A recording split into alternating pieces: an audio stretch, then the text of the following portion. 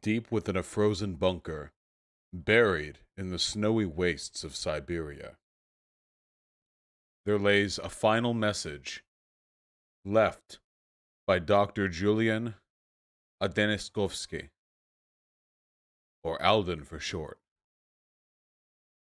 And the message says, don't overuse the joke or it'll get old really, really fast and you guys will have to find another joke to overuse. Hello. How y'all doing? Memes are eternal? That's not true, actually. Some memes age terribly. Vosh, give us new jokes. I tell at least 3 jokes every single stream. At least 3 jokes every stream. I give you a plethora of jokes, a bountiful harvest. Okay? You give us maybe 1 good joke a month. Okay, all right, we're being mean today, are we? I see how it is. All right, fine. You know what? That's fine. That's okay. I'm here for a chill day, you know? I'm not fucking around with that, people. Every time we do the video game streams now, something happens, we argue with somebody. But you know what? Maybe we'll have a debate or two, okay? But leaving that aside, that's a car alarm. I think it's time that we buckle the fuck up and we play some goddamn Bloodborne. How does that sound? With maybe a debate at 8:30. How does that sound? Biden Town Hall? Nope, we're playing Bloodborne. Fuck you. We got a lot of shit coming up.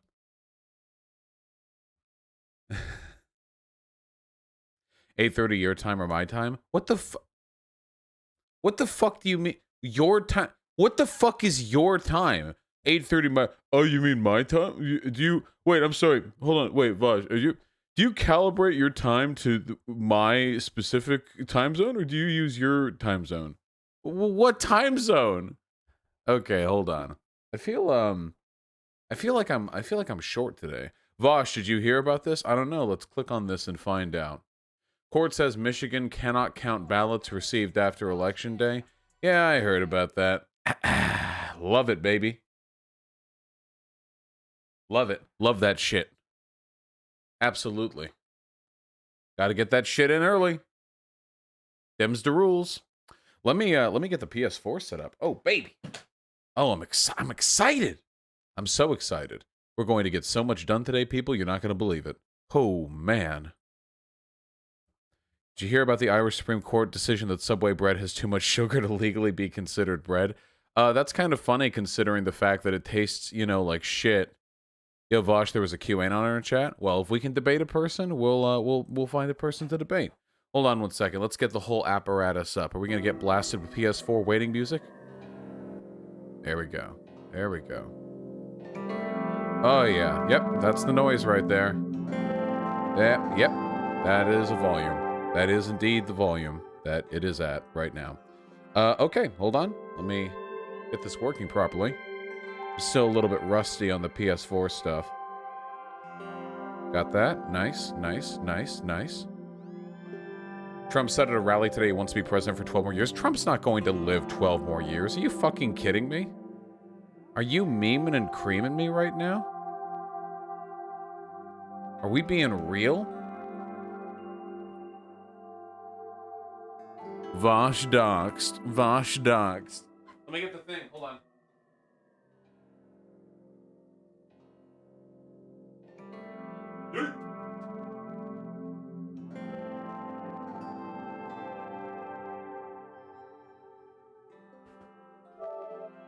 Okay, is the battery? Yes, the battery's full. We had enough time. Get it in. Just like I did to your mom last night. Is there a reason there wasn't a Discord notification? Yeah, there was. Or there should have been. I thought it was Vosh your hands. Well, I've been on the run for a while now. So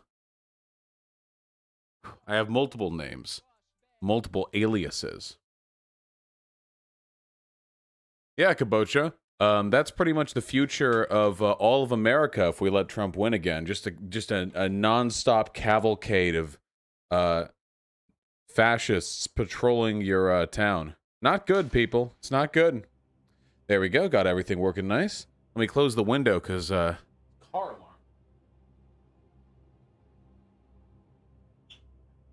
Jill. Oh. I don't want those people in Toronto. They're scary, lol. Yeah. Why do they call you Yorhans anyway? Did they just make shit up to have an entry? It's it's an old joke. It's an old joke. Don't worry about it, okay? There we go. Oh, I'm so ready. Oh, I miss the good old days.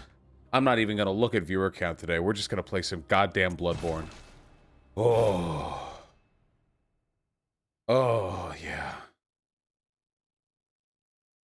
Oh, yeah. Get that eyelash out of my eye. Yep, there we go. Nicely done. We might get a debate later with a conservative. There's this guy who emailed me. Do you think Trump actually had COVID or was he faking? Well, keeping in time with Herman Cain's death timer, it's still entirely possible that Trump is going to die of COVID, though admittedly unlikely. But I don't think there's enough evidence to indicate he was lying. There's a QAnoner who wants to debate you right now. Who?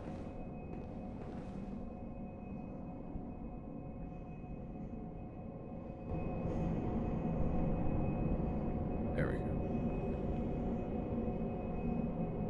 Their name is Awoken in the Discord. Are you memeing me right now? Hello there, sleepyhead. Hey. Huh? I remember when I got up out of bed and I said, "Okay, I have to stream." That was that was the alert. Did I announce? On YouTube. I'm streaming right now. Yes, I know. Wait, was there no Discord announcement? No. Somebody was complaining about that. Yeah. Well, I can do. There you go. Okay, if there's some QAnoner who wants to debate, tell them to tell them to DM me on Discord. I would love to debate a QAnoner, okay? All right. What do? We killed the blood-starved beast, so now it's time for us to... Which door did we unlock? Which one was the unlocked one? This one. We got the elevator.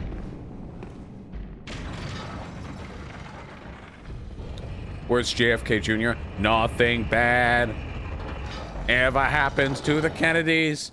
Vitiate with the $10. Wouldn't have much to debate about, but it'd be down to talk about something that came up last night, homeschooling and such.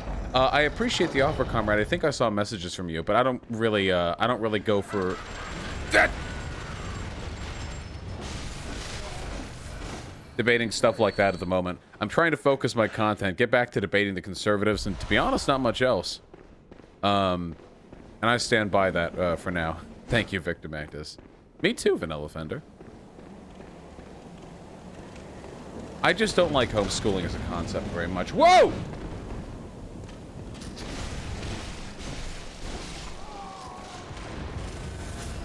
What about a debate on the ethics of necrophilia? That's okay. Whoa! Ooh! Hey, chill. This is a fucking sword game, not a gun game. Hey, no. This is a sword game, not a cleaver game.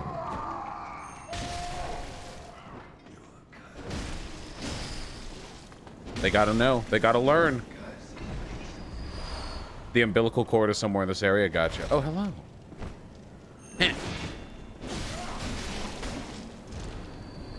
How will you stream the election when the votes won't be coming in fully for a while? I'll just be here the whole goddamn time.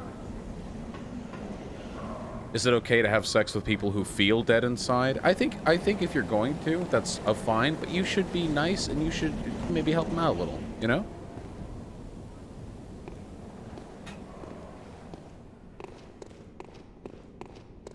How am I feeling today? I'm feeling good.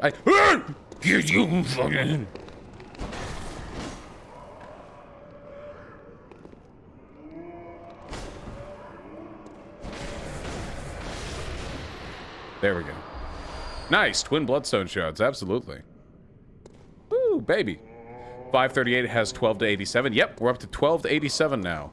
12 being Trump's chance and 87 being Bidens. Happy birthday, infamous wench. Also, how is the lighting for everybody? Do you want me to turn up the gamma? Oh god, I remember this part. I saw another person do this part.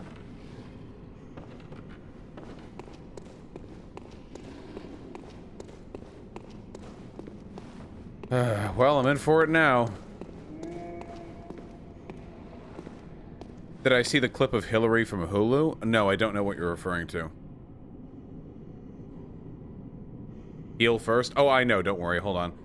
Things are a bit dark on my end. I'm going to up the brightness of my monitor, which is at 0. That's interesting. How did that happen? Probably all the headaches I get, you know? No, dude, chill. There we go. The CIA headache gun coming in hot. Have you ever seen snow? I mean, I live at the northern border of the United States, so... Probably? Yeah, the Hulu clip is back from the primary. Okay, hold on. I'm gonna get that. Okay. It's just the one item. Okay. Alright. The secret is that it's really tempting to roll all around the place during this section, but you don't want to. You want to fucking chill, okay? Chill, walk off, okay? You want to hashtag walk away, just like blacks are doing to the Democratic Party. That's what you want to do.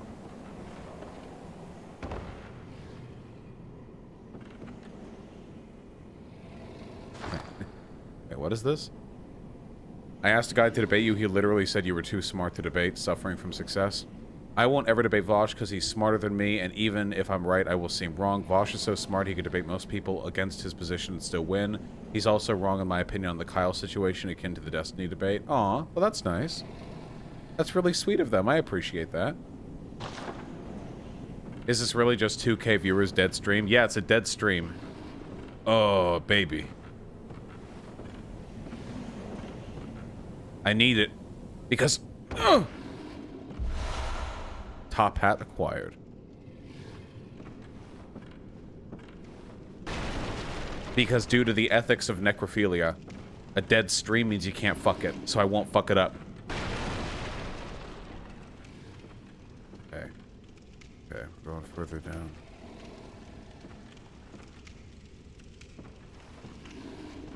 Yeah, the stream might die, but I won't.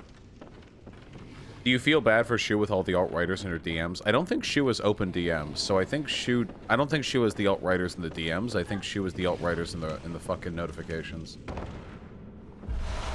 Okay, okay, we're doing it. We're doing it. It's darker from here, though. Don't worry about your view count. Guys, holy shit, I'm not worried about the view count. It's just a video game. Chill. It's okay. Don't worry. It's cool. Oh, no. Fuck! Yep. Okay, that time we should have rolled. That time we should have rolled. There go the no deaths. Hey, listen, as long as everyone just chills out for a second and forgets that happened, it's still a no death stream. This game is boring. You people have no taste. Holy shit. Oh, speaking of taste, I finished the first season of Golden Kamuy. I know it's not Kamui. Kamui, I think? And what a bop, dude. That was a 9 out of 10 for me. Like, that was a huge bop for me. I recommend that heavily.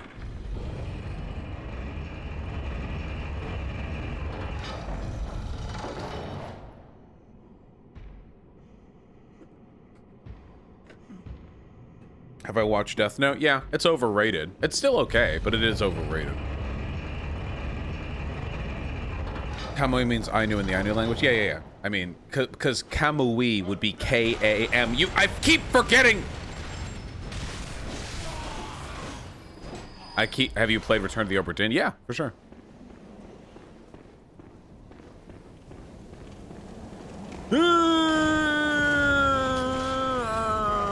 I should probably check out what's going on over here, by the way. Like, upstairs? I should probably see, like, what's going on over here. What's going on over here? How are you doing? Nah, we're just gonna... No, oh, well, okay, well, hold on.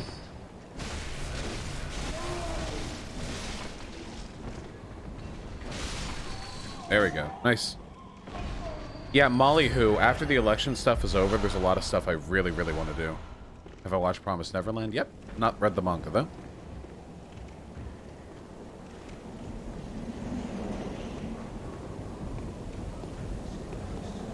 Jay Trey, thanks to $2, comrade. He's gonna get me! Chill. Goodbye. Sayonara. Are we gonna go in a lefty arc? How the fuck did this guy even get up here? That wasn't the right time. That was better. You're gonna go in a lefty arc? Why the fuck would I go? No, no, no. Not a lefty arc. At this point, my disdain for Chapo and Bernier Busters is pretty well known. I don't feel like I need to really harp on that too much, but, you know.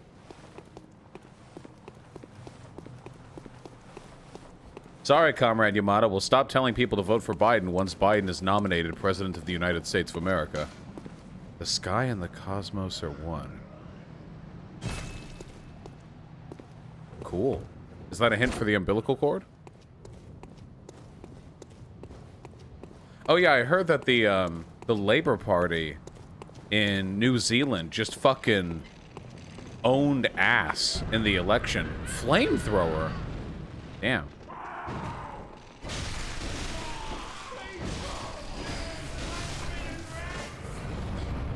What will you do in case of botched election? I don't know. Keep doing what I'm doing, probably. Will I talk about the Thailand protests? Don't know much about them, to be honest with you. I'm on the side of whoever the good guys are, okay? Just figure that out.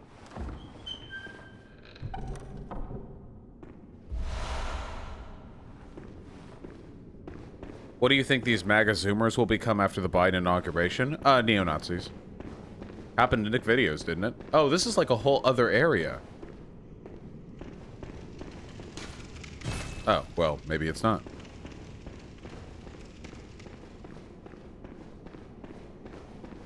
Is the Nick Videos debate still on? Yeah, he just kind of sort of pussied out, but like not officially. He like says he's gonna, but I don't know. Sake Tanuki with the $10. Can't wait until November 4th when you reveal after the Biden blowout that Bernie or bust was the correct position all along. Got him? True! Wait for that turnaround. Have you seen the TV show Plot Against America? No. Let's go back down and try some more hopscotch. Where's the... Was it a ladder? Or how do we go down? How many times have I died? I haven't died yet. Gotcha, Fizz and Fuse. Criminal Scum. I have not played or watched Code Chaos, so I'm afraid I can't say. My favorite anime is Fooly Cooly, though. You look away from the screen for 1 second to check chat and nearly walk off the goddamn... The QAnoner is awoken and you told them to DM me? Oh, so they've DM'd me?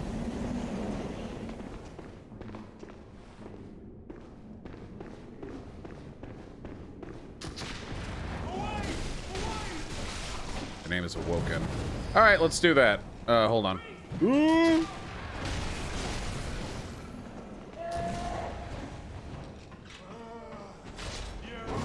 Chill! Fuck! They got me there. Everyone look away. Away! Look away! Away! I think they're a troll, not gonna lie, so tread cautiously. Gotcha, gotcha. Okay, so let's get this over with then. It is Budhara. Yeah, everyone blink, okay?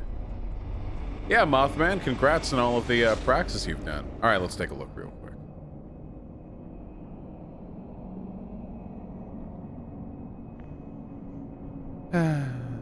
Image select.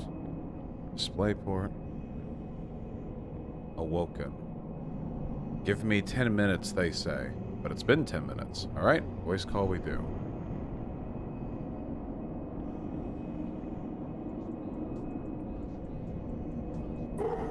What's poppin', my man? Howdy. Oh my god, it's Vosh. It's crazy. It's crazy. Yeah, that's the rumor. What's up? Say hi to your dog for me, okay? Yeah, man, definitely. All right. So you ready for this? Yeah, I'm ready for it. Hit me up.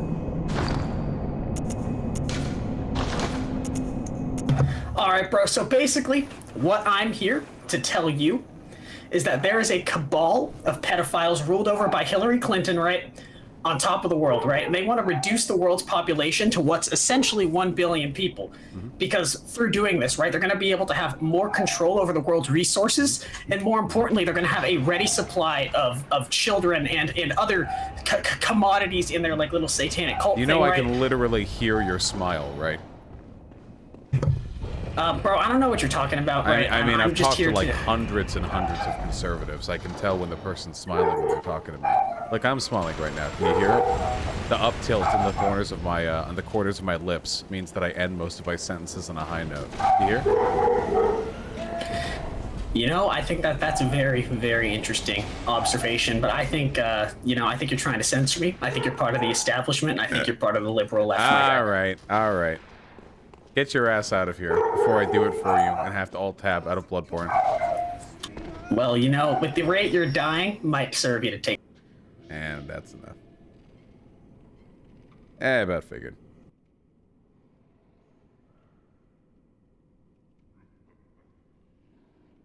These memers. This is why we don't get the random wacky conservative debates anymore, by the way, just so you guys know. This is why we don't get to do them anymore.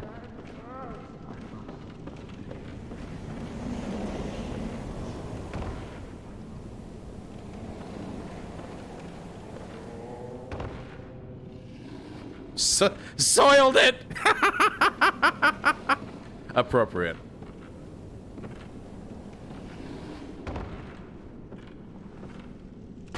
No, it's because they pussy out. Well, actually, the pussying out thing is actually the lesser of the two problems. The bigger issue is that because there are so many fans who want to talk to me, and because it's kind of like an in-joke for all you guys to try to get me to bring you on call as a fake conservative, that I could probably find a crazy conservative on any given stream, but I'm going to get so many false positives, it's not worth the effort.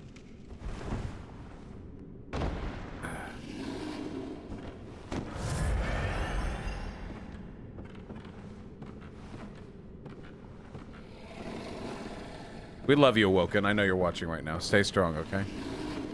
You're still banned. Fuck you. There's a secret door in this room. I know there's a secret fucking monster to pile drive me. How can I bread pill my coworkers? Hey there, grinning. Honestly, in my experience, the first step to bread pilling your coworkers is to talk with them about your wages. That's usually step one. People get real fucking... If you can, mind you. I mean... What's up, dude? Why can't I lock on?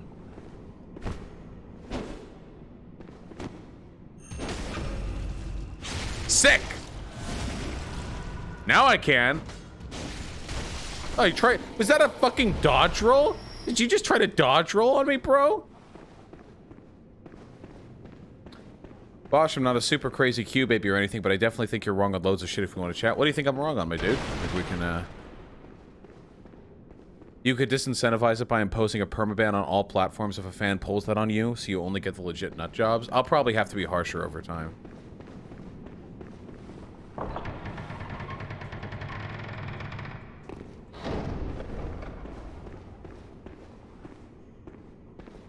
No target means not hostile. Oh wait, shit, was that thing like a good guy? The biggest problem with finding actual QAnoners that their ideas are so crazy it sounds like trolling. Okay, so here's a hot secret, if you guys are interested in it, okay?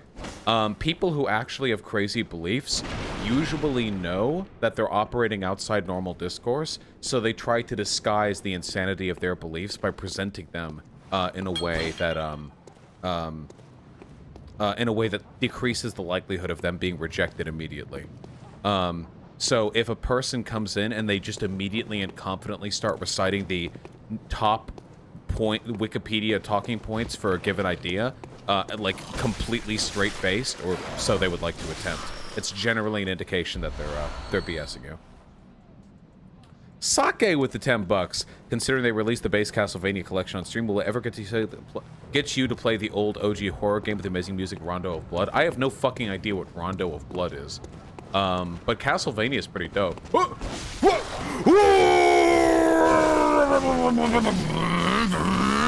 Okay. Sorry, just winning. You know how it is. Wait, who was the person who disagreed with me? What do they want to talk about? Oh, my God. Dude, they have physics in this game?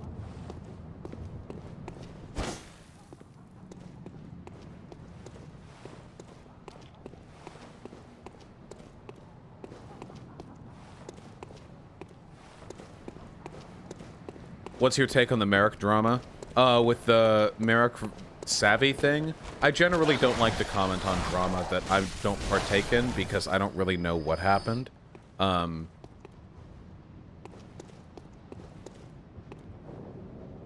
Sabacha, I want to talk to Calvin Guerra.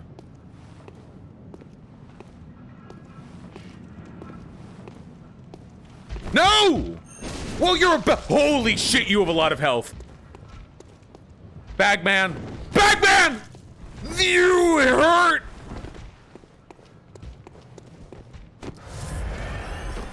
Let him kill me? Cool, nice. Alternative plan. What if we killed him? Oh, hello. Wait, what does it mean?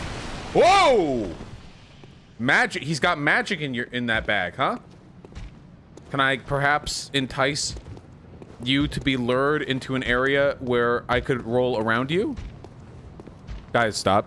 Backseat gaming and chat. I love you. I love you guys. I want to kill him.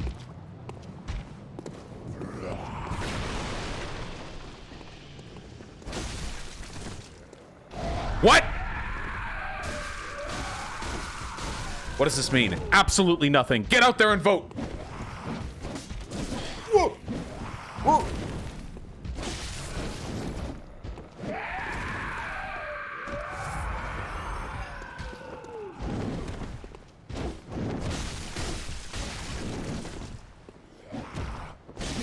Oh, oh, oh, oh. Fuck. Oh. Oh. Damn, he swung it. All right, you dipshits, we did it. We got imprisoned. Like your French wants to debate voting for Biden. Oh, I love talking about voting for Biden. Yeah, if you can get in the Discord and you can DM me, yeah, we can talk. Oh, he had that spoiled? I've had this whole game spoiled for me just like 5 years ago. But when chat's saying, dude, that's the bad guy. Dude, you have to get killed by that guy. Like, I'm instantly gonna remember, you know?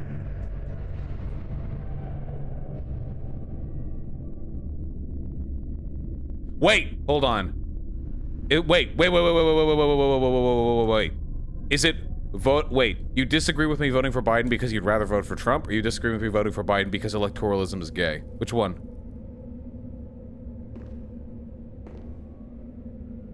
Check Discord name. AKT with gummy bear profile picking a conservative teen who wants to debate. I don't see anyone with a gummy bear profile pic. Somnio Static with the 25 bucks, my man! Oh, hey, I had to look away for a sec. Still 0 deaths by my count. Don't listen to the fake news. Guys, there are a lot of people in chat who are falling for fake news media right now. There have been no deaths thus far this stream, okay? I need you guys to chill. I need you guys to put a lid in it, okay? There have been no deaths. Chill the fuck out. Just an awesome prison to be put in, dude. Like, they don't lock the door.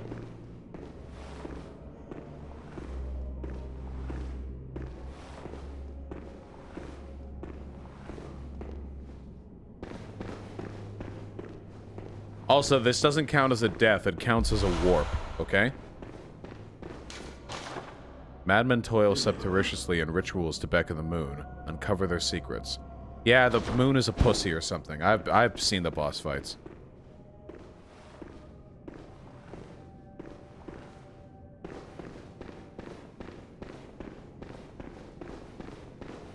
Gonna get Ludwig's Holy Blade? I don't know. I don't know. He's saying you should vote independent? Ah, okay, no. I don't want to do the Bernier bus shit.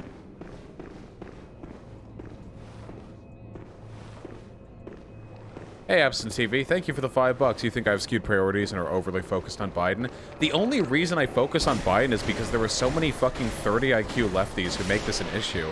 In any previous election, like in any, before Bernie Sanders, basically, before 2016, the left in America, this wouldn't have even been a discussion. It would have just been you voted for the least right-leaning candidate and then you just keep going back to what you're doing. The only reason it's turned into a gigantic fucking problem this time is because there are so many leftists who think that allowing fascism to happen is activism, and I'm not stupid. Do you care for debates about abortion? No, God, no. Abortion debates are terrible. How many floors are there? What the fuck? Okay, hold on.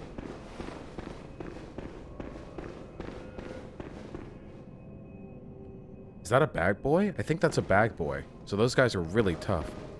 Terrible, like boring? Yeah, it's useless. It doesn't actually do anything. Has anyone ever been convinced? I mean, I guess, but the people who watch me are all already pro-choice, and people who are conservative aren't going to be moved over because they hear a lefty argue effectively that bodily autonomy supersedes pro-life arguments.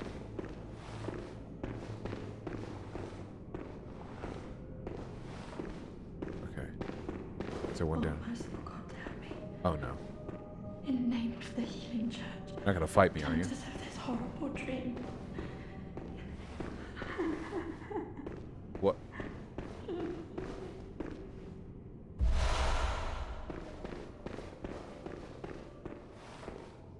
We good? Oh, please leave me be.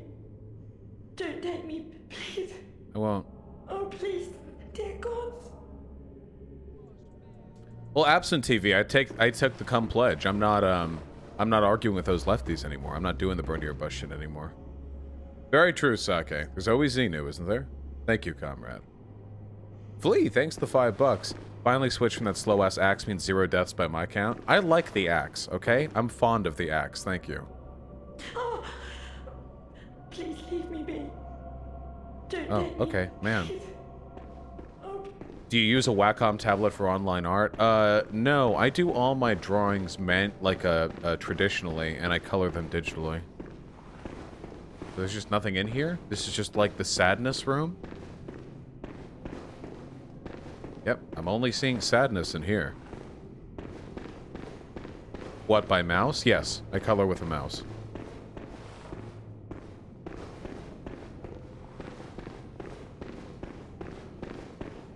I imagine many of you have sadness rooms back at home. Send on your thumbs, Imperial General. I'm sorry, Sneaky. That shit does happen. Okay, I guess we're going up then. How do you scan your drawings to draw them digitally?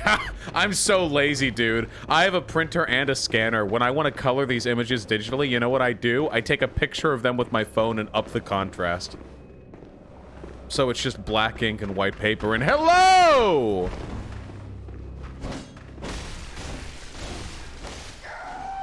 That's bad practice, by the way. Don't do that. No! I knew it! I remembered this part from a Let's Play. Well, yep.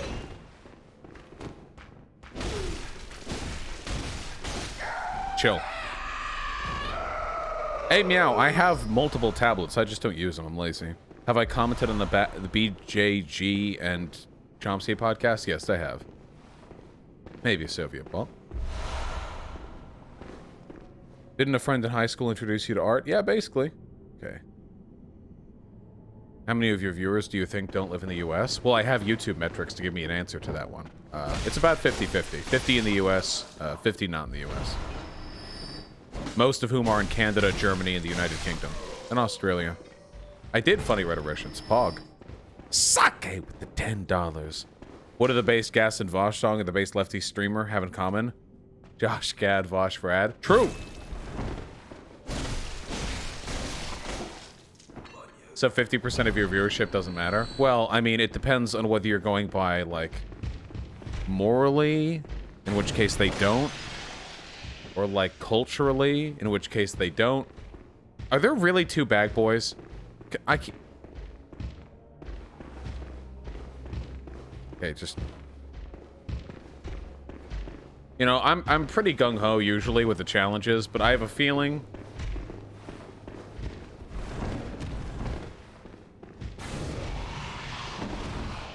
we don't want to fight those. Did we just... Are we just here?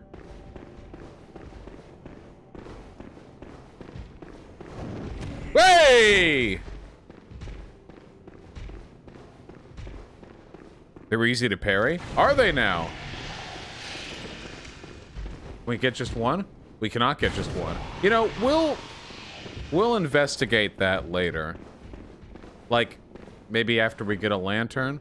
Wait, this is one way. Wait, this is one way. Wait, that's clearly some kind of boss enemy.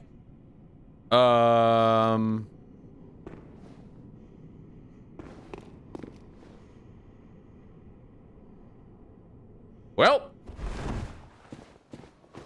Mama did. No, I don't want to raise!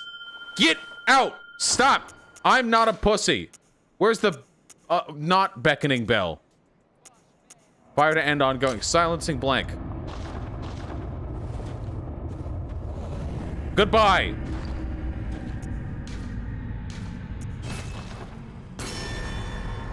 Fuck off.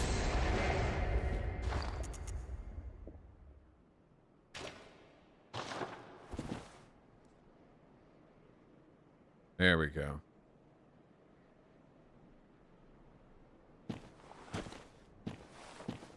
Wait, hold on. It reminds me of when women call a Vosh called women femoids sarcastically. The community ran with it, and then they just started being sexist. It's the same with Brit Bongar. It's pretty funny when Vosh does it, but some people are legit just being racist. But haha, it's okay because they're white, right?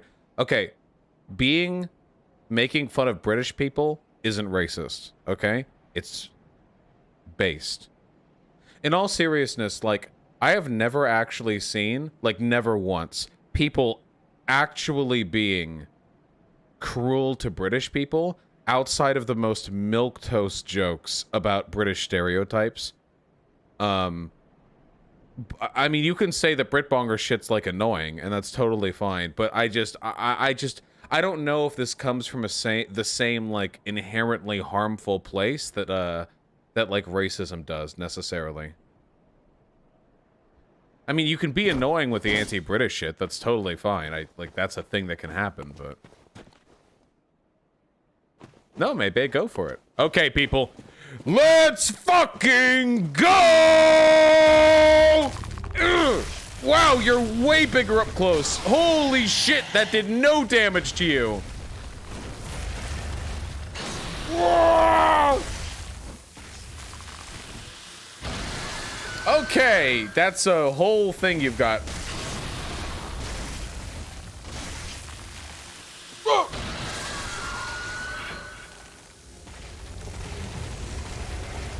Yeah, okay. So, some sort of lightning attack. Yeah, almost got him that time.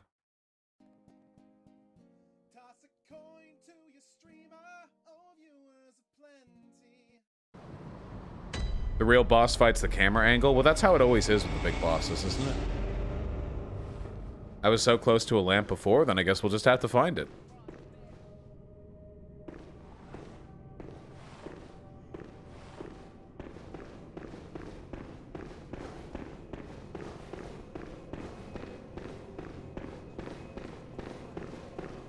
I supported Pete Buttigieg, now I'm kind of enthusiastic about Biden. What's your case for being further left? I'd be interested in debating if that's necessary. That'd be more of a pleasant conversation than a debate. I don't know about that, but in terms of moving further left, like, this country fucking sucks. Pete Buttigieg is... I can't lie and say he's great. Look, Democratic leadership is certainly preferable to Republican leadership, but... I mean, if you actually look at this country's history and all the harm it does, the people in and out of its own borders, you gotta realize the Democratic agenda is not one which meaningfully changes the relationship this country has to its problems.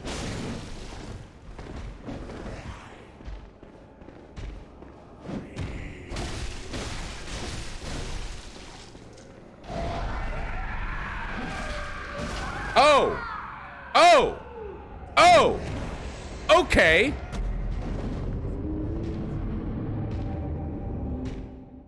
Somniostatic with a 25. Thank you, my man. What are you gonna share the lore with us? Look, I'll work on it, okay? I gotta rewatch my Vati video to make sure I'm brushed up. It's been a little while. The Dark Souls lore resonates with me a little bit better. I don't understand this game. Sure, so Bloodborne's a pretty simple game. All From Software games are pretty simple in a fundamental way. It's a third-person action RPG where fights are dictated in large part by dodge, rolling, parrying, and stamina management. Pretty much every action you can do costs stamina, and that stamina regeneration and limitation dictates the pace of the fight. Enemies function similarly. Attacks are very deliberate and take a long time to time out, meaning that you have to be very thoughtful with how you approach fights, though probably less so in Bloodborne than in other FromSoft games, because this game's way the fuck faster.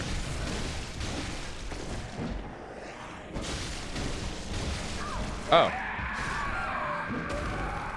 Well. True. How'd I get good at speaking? I like doing it. You get good at things you like doing if you approach them in the right way.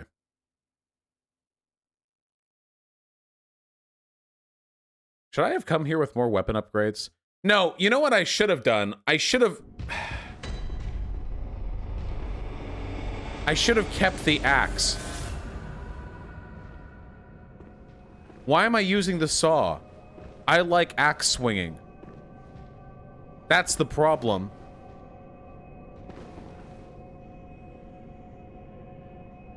I'm going back to the axe. What's your most upgraded weapon? It's +3, I think. Why people with dreads, how do you feel? Do what you want to do. It's fine. Does Vosh have the Kirk hammer? No, I have to buy it. Do I have contacts? You can see me wearing glasses right now, can't you? Wait.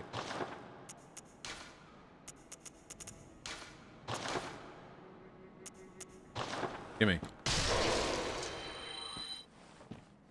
Can't you carry all weapons in your inventory once? Yeah, but I have to upgrade it for it to be good. Okay, guys. Is the Kirk hammer cringe or based? I don't want any liars.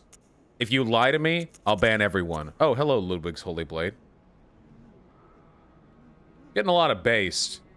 Scale's good with strength. I don't have the attributes necessary to wield it right now, though. Like, at all, actually.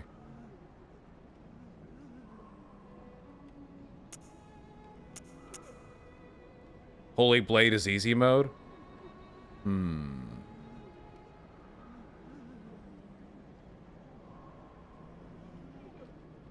The Kirk hammer I like. I like the idea of the Kirk hammer. You know, the concept of the Kirk hammer, it resonates with me.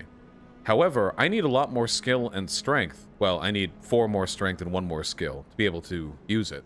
You know what? We're going to make that our goal. Let's do some really quick farming. And we're going to get the blood echoes necessary to get that, huh? How does that sound, huh?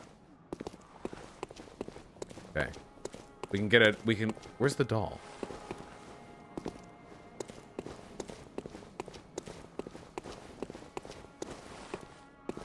Well, Einit, the problem with liberals...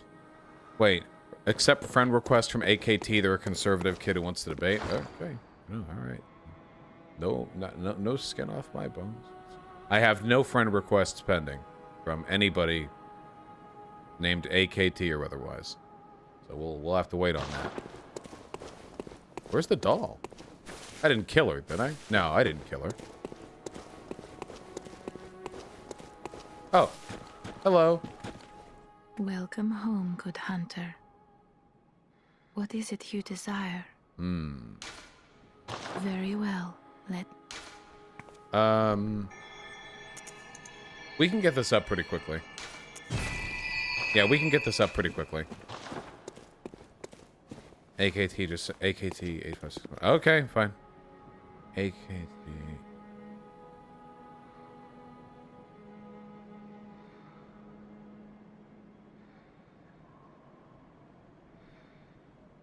They said their request failed. Maybe I have, like, too many friends or something.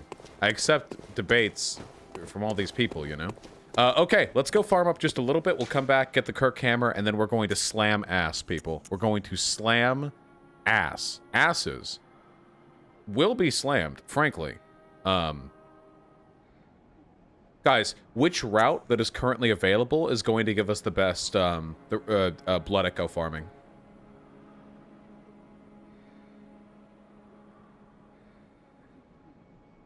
What is this, bro gamer? Anarcho-capitalist imagine.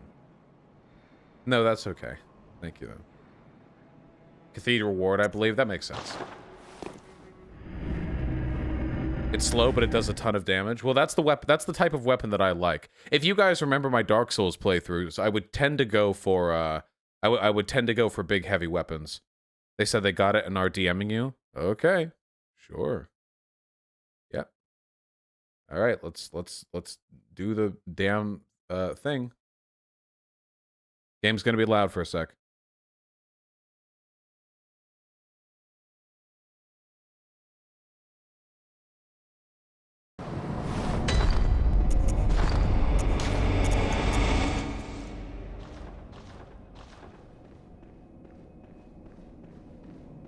You survived that. Hello. Howdy.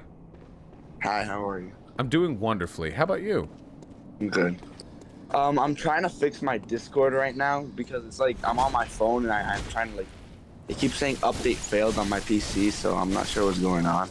Must be big liberal tech trying to censor you. Yeah, probably. You know what I mean? Yeah. Well, that's okay. I could wait. I'm real patient. All right, so I'm gonna end it right now, and then because I'm on my phone and it's like not really good, so I'm gonna try to do it on my PC. So I'll be right back. Okay. Talk to you in a sec.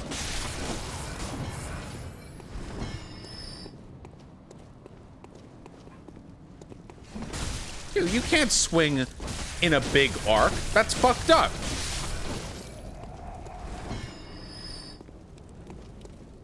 Can you debate my 85-year-old grandma? I know you're kidding, but a lot of people do email me saying, like, can I debate your dad? And it's like, no, dude, my whole channel is about teaching you what you need to know so you can debate your dad. I'm not gonna debate your fucking dad for you.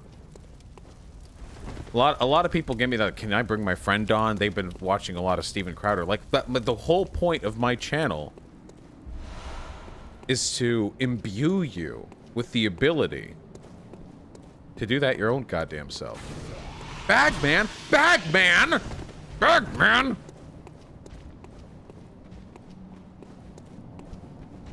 So, I don't think this is the optimal way to go. Probably going this way? Do you enjoy debating constantly? Yes, I do. Maybe not that way? Oh, I should probably check Discord.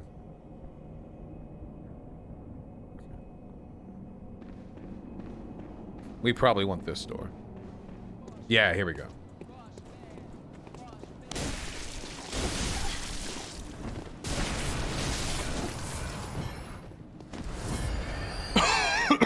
Kill me.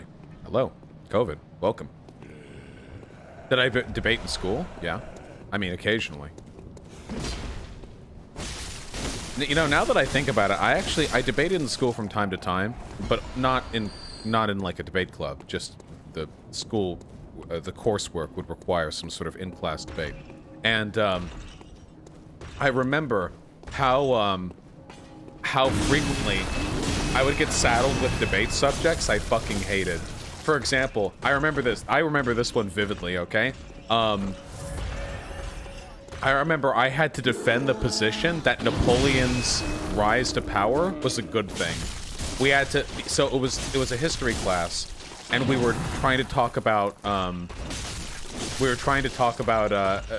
you know, like what impacts Napoleon's empire had on history in the world. And like, Napoleon did a lot of bad shit. I know we kind of joke about it because we're all Americans, so it's like, well, haha, Napoleon, you know, it's like a joke. Napoleon was actually like a terrible, terrible person. Did a lot of really bad shit.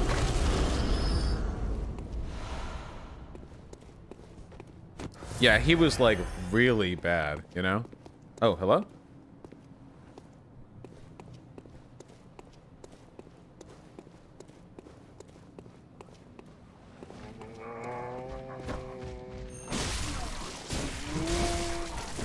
AKT, if you're talking, I can't hear you, but you know, I can hear you in spirit, and you sound beautiful. Chill! That wasn't chill at all.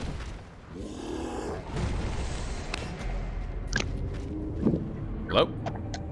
Oh, hello. Can you hear me? Yep. What's up? What's up?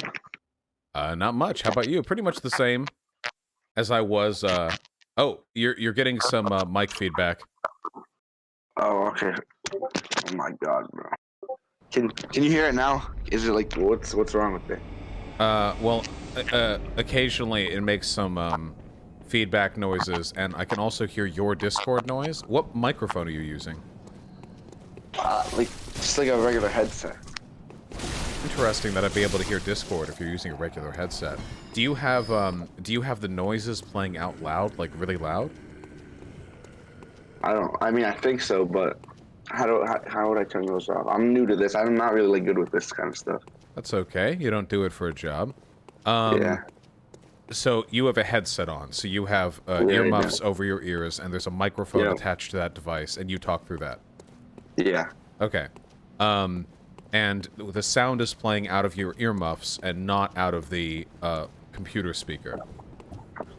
Yes. Okay, interesting. I don't know how I would have been able to hear your Discord beep beep. You know? Yeah. But okay. All right. We'll talk, and if it's too bad, then that's life. What's up, my friend? What's your contention? What political disagreements do you think we have? Well, I think we disagree. Most likely, I mean, I've listened to you before. Like, I'm not 100% sure like where you stand, but like I know you're liberal, right? So I'm like, I think we have different views on BLM. What else? I mean, we could start with. Or are you pro-choice or? I am pro-choice. Yeah. All right, so yeah, we have a disagreement on that too. Yeah.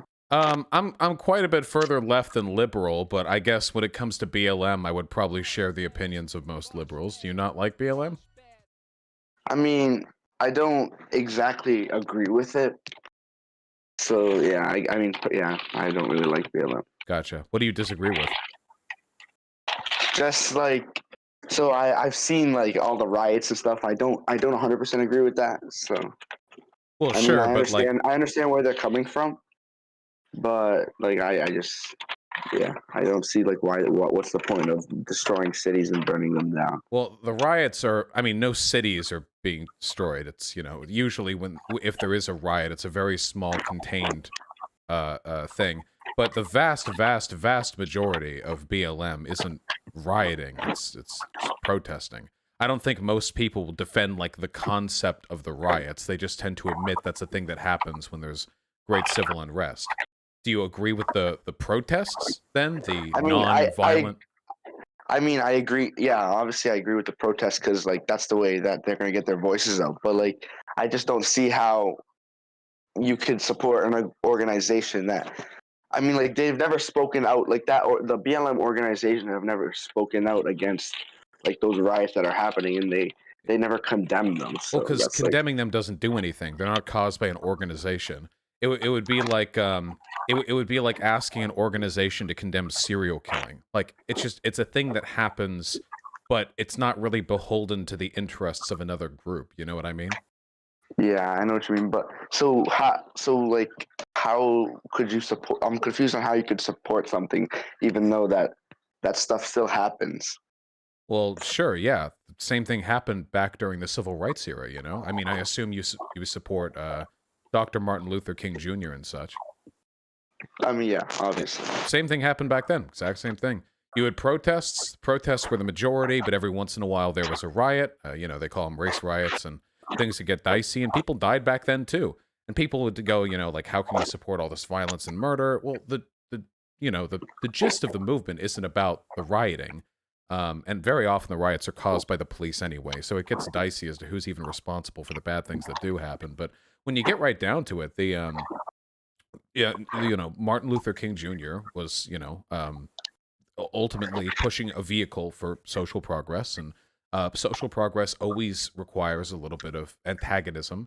with the society you live in. Sometimes that takes the forms of riots. But look, here we are 50, 60 years later, and I think most people would agree it was a good thing. They'll say the same thing about BLM, given enough time.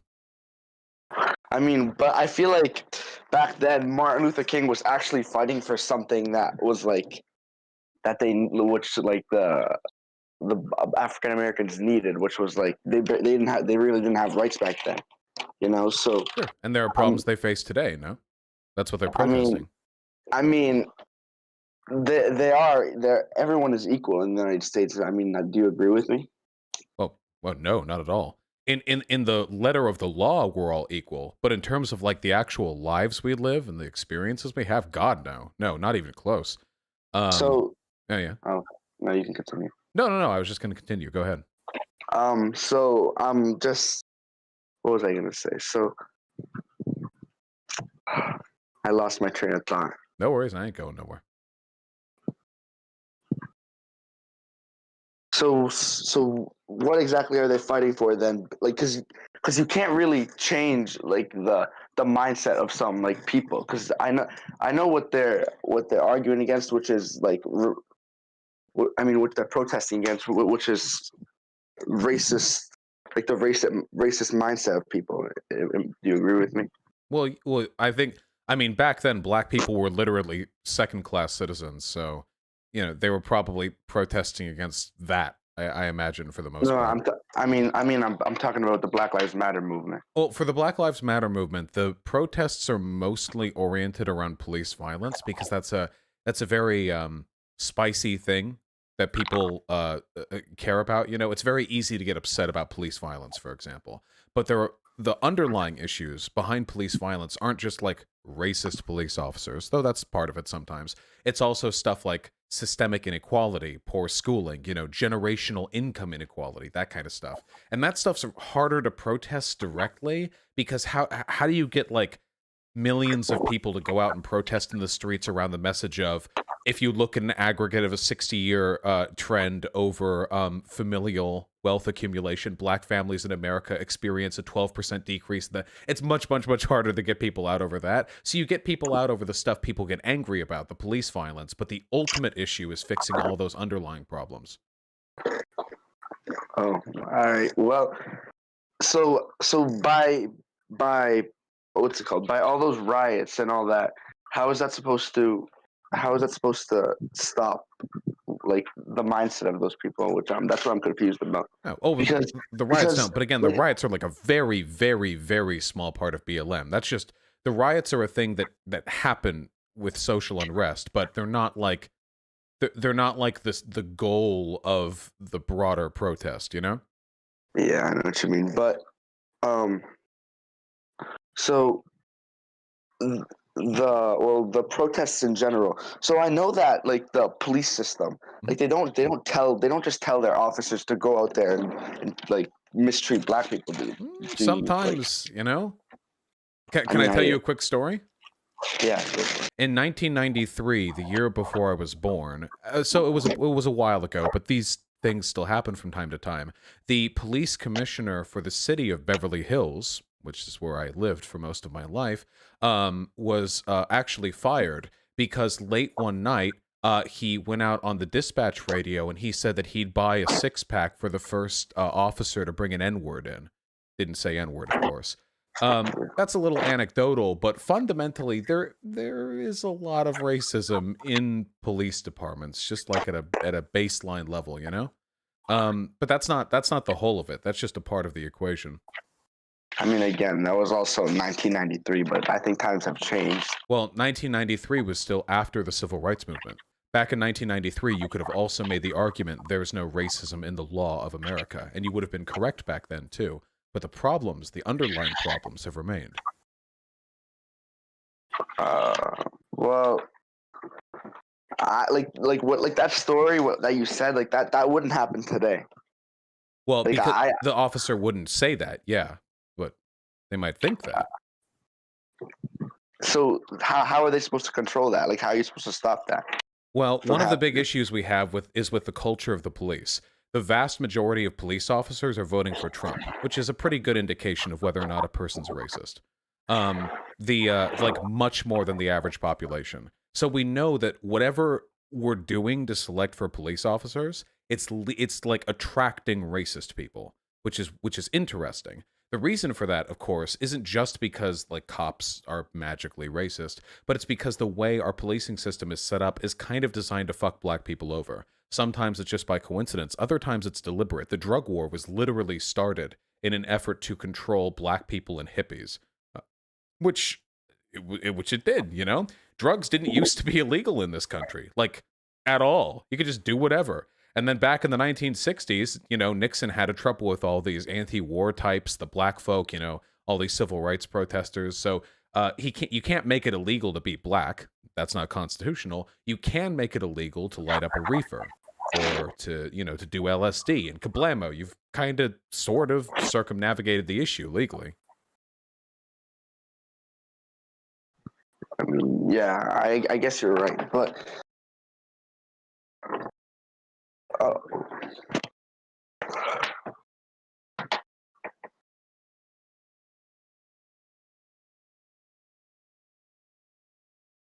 so if you know how they say defund the police? Mm-hmm. How is that like what they riot against? Like, so what do you think they're like? At the end of the day, what do they want to happen? Because like you can't really just disband the police and expect and like rebuild it from the bottom. Because I mean, I'm just not sure. I don't know. What they want to happen. Do you think we can? So probably not. Oh, what makes you think we can't? Building it back up from the bottom. Well, what people want kind of depends on how radical they are. There are BLM types who just want better police. In fact, most black people in the country want police. In fact, they want more funding to go to the police so they can get better training and the like. Which, I mean, that would be better than what we have now. It's about where the money actually goes. That's kind of the issue. But when it comes to more radical propositions like defunding the police, and this is something that I would advocate for, it really comes down to how police function and how necessary they are in today's society. Most of what police do isn't responding to violent crime, after all. Most of what they do is checking up on people, patrolling, responding to welfare checks, inspecting property damage, being called to this, that, or the other. A lot of what police do could be done by people who ain't police, maybe people better trained for non-violent situations. And as for the violent bits they do, cops don't really prevent crime. They just sort of respond to it after it's already happened. And you've got to wonder at a point, especially when you see evidence from places like New York, where crime wasn't that affected by all the police taking a strike, how much do we really need to preserve this big, bulky institution? Like, is it really as necessary as they make us think it is? And I think the answer is no. I think we should explore alternative policing models. Start it in smaller cities, maybe, not New York City, but I think that given some time, maybe we can try community policing or redistributing police budgets to social workers, or maybe we can try investing in communities so there are less criminals to begin with. Over time, we'll find, I think, there are better solutions than the 1990s Bloomberg-esque law and order approach where you're just like, fuck it, get all those criminals back in prison, you know? I don't know if that's the best solution. So you said you support defunding the police. Yeah, though with the caveat meaning defunding the police means disempowering the police as an institution, not like literally day one just delete the police, see what happens. But with that caveat that yeah. So you think that money should be reallocated from the police to some other things? Mm-hmm. Yeah, there are a bunch of other institutions. So, and you also agree in police like being trained more, right? Like better training for them. For the police that remain, I think that there needs to be a more stringent training process. Absolutely, yeah. So how is that supposed to work out if you're taking because you know training costs money, right? Mm-hmm. So how if you reallocate the funds, how is that supposed to work out? I don't think we need as many police, being one of the issues. I also think that our need for police will decrease. It depends on the community, by the way. This is very much a community-by-community issue, which is why police laws are dictated by cities and counties, not by the federal government. But I think we'll find that one of the main reasons we need police take Los Angeles for example. You know, Los Angeles has a massive police department. Billions are put into it. Where do they spend their time? Like, really? LA cops spend their time in the poorest areas of the city. Most of the time.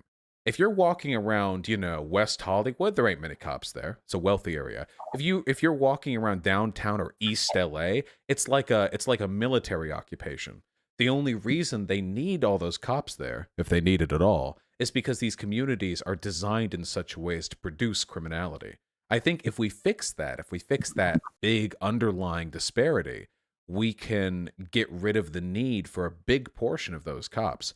I tell you, Beverly Hills, where I grew up, there aren't any quote-unquote bad parts of Beverly Hills. The cops in Beverly Hills just sit around waiting for people to do rolling stops. Like, that's what the cops in Beverly Hills do. They're not responding to violent crime or anything like that. So you think that we should reduce the number of police, right? For the most part, I would like to see a transition towards that, yeah. So what about all those like jobs that these people have and like their lives are invested into it? You think they can just like throw it away, or like how is that supposed to work out? I don't think that we should be weighing the possibility for a massive improvement to society based on the relatively meager worth of the jobs of police. Police are generally held in high respect in this country. I'm sure that given the right opportunities, they will be able to find other, employment. There are plenty of people in this country who have been laid off because their jobs were no longer necessary. I see no reason to keep the police around just because they're so special.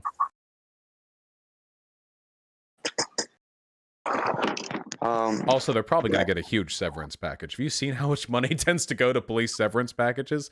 Police are the best treated layoffs in the fucking country. You get laid off from a retail job, you're shit out of luck. You rape some girl at a traffic stop as a cop, they'll keep you on paid leave for 18 months during the investigation, transfer you to another department, wait for you to rape another one, then quietly fire you with a big severance package. We are real goddamn nice to cops when it comes to letting them off their jobs, you know?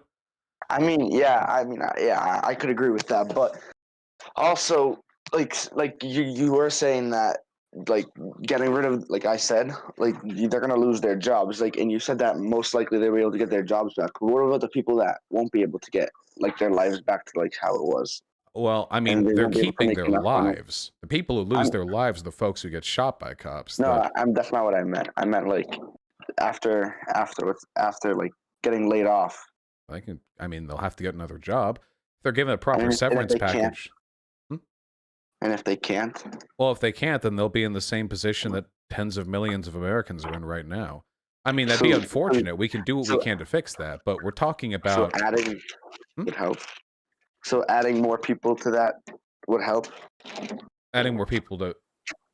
the amount of Americans that are jobless. You have to understand, we're talking about a change in the way this country functions that I believe, and I could make arguments for this, would markedly improve everything about this country, from saving trillions of dollars over the course of 10 years that is no longer being kept towards policing and all the economic damage that we suffer due to impoverished communities, from lessening criminality to fewer prisons. We're talking about a huge upheaval of our society. I don't think that we can keep this from happening because, like, some cops might still not be able to find work even after the severance pay that they'd be given.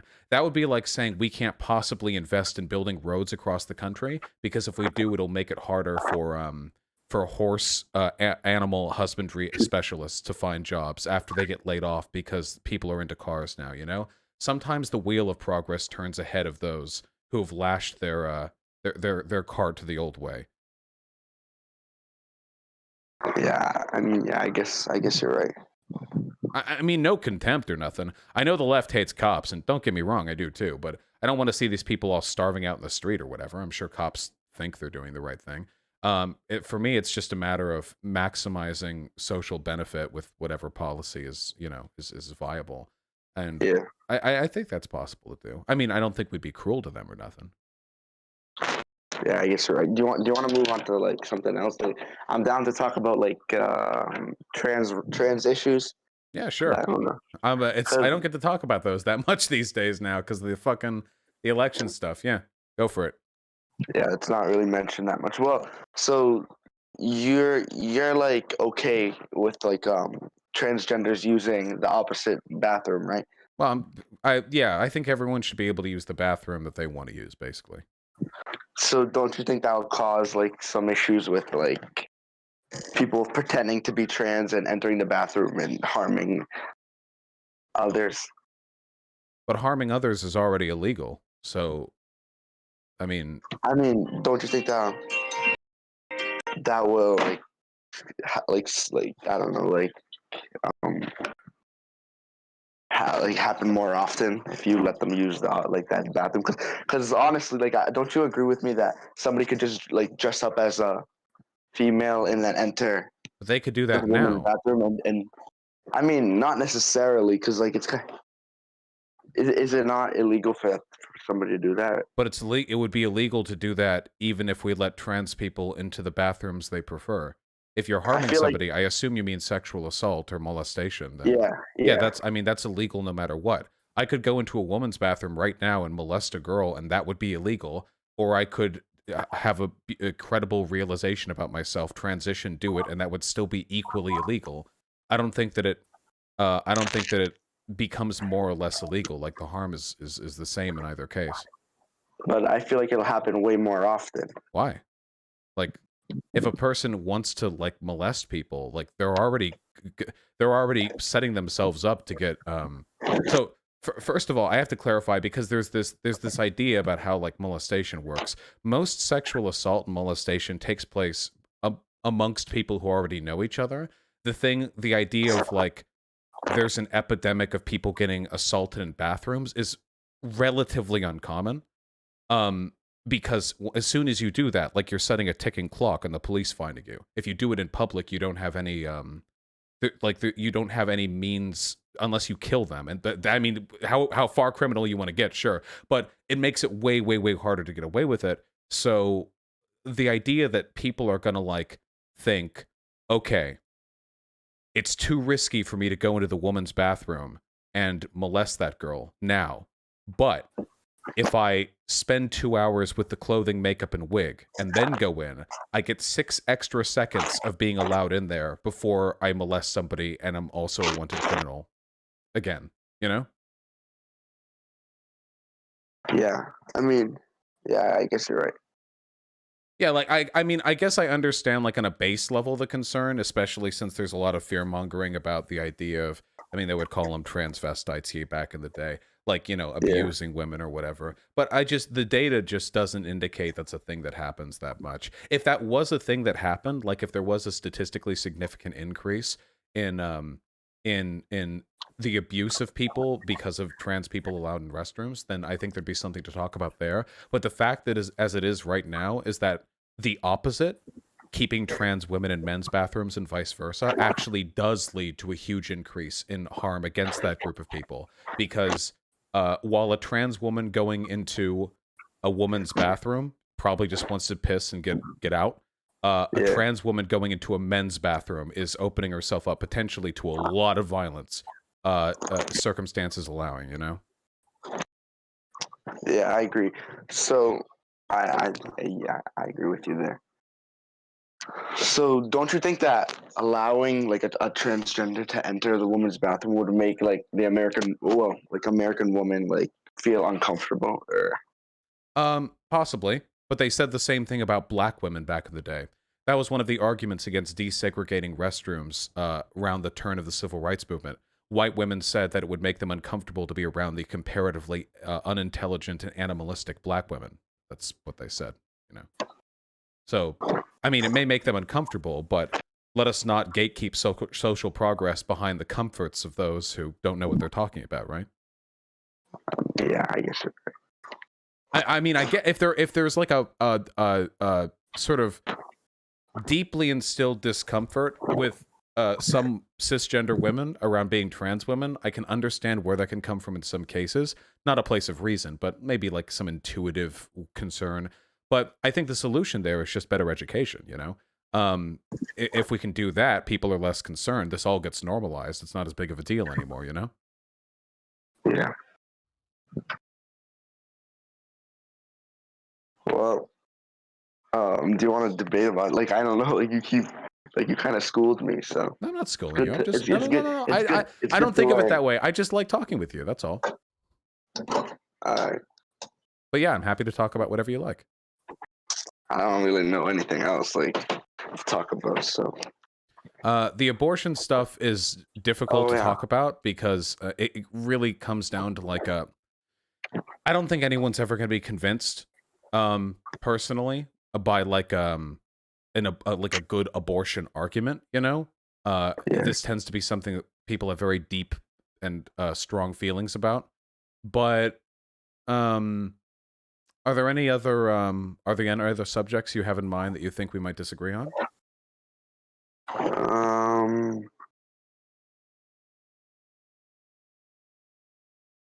Yeah, I mean, what else? Maybe one day you can call back in. I can socialism pill you.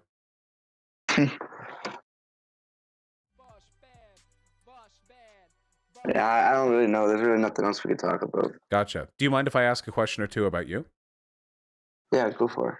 Are you of age to vote? Do you plan on voting? Are you in No, America? I don't even know. I am an American. I'm an American immigrant, so I came to America from Greece, and I'm not. Oh, I'm only 14, so Ah, gotcha. Nice. What got you interested in politics? I don't know. I just find it interesting. Like I'm not like it's not something I do a lot of. Like I mean I like I mean I try to like you know what I'm talking about. Like I try to like stay like like educated about politics, like so I know what's going on. But yeah, I'm not like it's not something I spend a lot of time on. So Gotcha. Was there like how do I say it the right term? An impetus, like something in particular that got you into it? I was into politics back when I was 14. I think what got me into it was I didn't really get into it until I was 17. I had an AP comparative government class my senior year of high school, and I had that really got me into it. But before that, I think it was I actually can't remember. It must have been some YouTuber, but like way back in the day, you know. But do you know what would have gotten you there? oh I used to watch that guy Hunter Avalon like a lot, like in 2016. Like Oh, you know, that's what I'm got- friends with him. Are you? I Yeah, used to watch actually. that guy so much. But I know he switched that like he switched from the right to the left now, right? Something like I've heard that. rumors about that. Yeah. Yeah. Yeah. I guess a lot of people are moving over and stuff like that. Yeah. Nowadays, whatever the case may be, I don't want to drag you on or anything. I really appreciate you talking to me. All right. Well, yeah. Thank you. Of course. Have a good one. Nico sent me. Nico Sam sent me. By the way. Oh, did they tell you to say that? Yeah. All right. Okay. Fair. Your pact is complete. Well done. Thank you, Nico Sam, Bye. for allowing this to happen. All right. Take care. There we go. Nice. Dude, that was sick as hell. That was super nice. Call Silent Majo, they're a racist. Nice. Tag me into this debate so I can give you actual arguments. Fuck yeah, Silent. Hey, wait. He seems so nervous. I mean, yeah, dude's young. Give me a hot second. I'll give me a hot second. Let me read a couple of donos, then we'll talk to Silent Majo, okay? Maho? Silent Maho? Also, this Kirk hammer feels incredible to use, by the way. Holy shit. Yeah. Anyway, by the way, conservative no, 14, nothing but respect for people who get into this stuff when they're young. It's important for people to be invested in the wealth of their, not wealth, the well-being of their community. Methaldo, Dango Bangle, B-Star Music, thank you all so much for the gifted tier 1 subs. I love you all. I hope you know that by now. Nico Sam, thanks for the $2 and the good convo. Eleanor with the £2. Why isn't gun control harm reduction? It's a very complicated question, okay? Flea with the $5. Thank you very much, Sky Grace, the tier 1 sub. Love you. Insert coins to begin with a tier 3 sub. Please do a collab with Cult of Dusty. He runs an animal sanctuary and does not get enough love. I went on Cult of Dusty's program once. Unfortunately, afterwards, when I was canceled by the entire online left, Dusty joined in. And since then, we've been on icy terms. So we'll see. Tamerlane Soviet Ball, thank you very much. The $5, comrade. Might talk to Dylan Burns about that Soviet Ball. Jeremiah and Kabocha, thank you for the 5 and 227, respectively. Yeah, don't overuse a joke, guys. The Alden stuff has to be used delicately. The only reason Alden shit was so fucking funny back in that climate change debate is because it was a seasoning on top, okay? It got introduced towards the end, you know? Dinobot with a very kind 10 Canadian, thank you. How do you feel about libs and Democrats propping up Chomsky because he happens to agree with them in one thing while continuing to ignore the rest of his work? I imagine it is supremely frustrating. Unbelievably frustrating, but that's life, isn't it, right? Sometimes that's all you can really do. Daniel Lannister with the $5. Can you please explain what the fuck was that at the end of yesterday's stream, the debate? I was so confused. Nah, don't worry about it, comrade. Somnio with the very kind tier 4 sub. Thank you, comrade. I really, really appreciate that. Vushbad, Vaushbad, Voshbad, Vwashbad, Vawashbad, Vishbad. All of them true, all of them based, comrade. Thank you very, very much. I really appreciate that. True, Casper. Felix with the $5, I certainly have. J Trey with the $2. And also, Felix, I'd have to look back to remember what that one was. Achilles, thanks the tier 1 sub. Really appreciate that. Sugar Dust. I saw Hunter Avalon's video on Blair White. It is good stuff.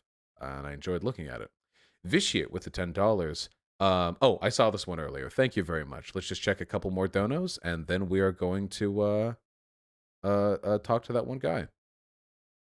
Mr. Exhaust Fosh's real name is a killing word. True. It is an unknown factor. Daniel Wozniak, happy to help you and anyone else out of the alt-right pipeline. Thank you very much, and happy to hear you enjoy the content now, comrade. Grinning. Oh, I did that one. Awesome gaming and reaction with the incredibly kind $30. Haha, imagine if I sent you a $30 donation and just wanted you to say hi again. Just call me Human Agenda from now on, lol. I'll try my best, comrade. I'll try to remember, but I do have not a great memory. Thank you very, very much for the very kind $30. I really appreciate that. My goodness. Danganronma with $2. Thank you very, very, very much. Much appreciated. Okay, did that one. Did that one. Helix Nebula and Kirk Caldwell. Thank you very much for the $5. Not a big fan of the Devil May Cry series. Sorry, Kirk. And Helix, I cannot promise a conversation, but I do promise you we'll be having plenty of talks about what to do after the election should the time come. We'll get there. Don't you worry. Stinky Puff, the $5. Thank you very, very much. I do want to talk more about non-American politics after the election's done. Plenty more donos to look at, folks, but I'm also excited to get to the conversation. Just a second. Silent Maho. Let's do it.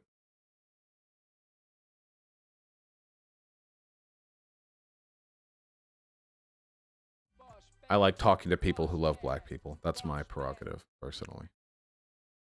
Okay, let's go back to actually doing... Oh, wait, we're going to upgrade this thing. Right. Silent Maho? Can you hear me? Oh, hello. Hello? Hello, howdy. Hey, how's it going? Doing great. Are you on push to talk or are you on voice detection? No, just voice detection. You want me on push? No, not at all. You sound fine. Just making sure everything's set up proper. All right, how you doing? Cool. I'm good. How are you? Pretty good. I'm I'm not gonna lie. Just had a really pleasant conversation with a based and red-pilled fellow, so I'm enthusiastic about life and the potential for us all to get along. Are you ready to ruin that for me? Okay. First of all, I'm a little nervous, so let me just get into my rhythm here. But wow, that guy was horrible. I mean, really? Geez. Yeah, I mean, he didn't know anything about what he was talking about, or he couldn't even make an argument. You'd just say something, and he'd be like, "Oh, yeah, okay." Well, I think that guy was of upstanding moral character, personally, which is the metric by which I tend to judge folk. Also, he was pretty young, no?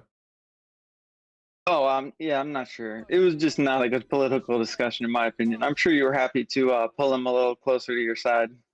Well, sure. I just like having friendly convos. At this point, I'm more or less convinced that 30% of the country just wants to have me killed. So any positive conversation I have with people who would otherwise disagree is pretty pretty heartwarming.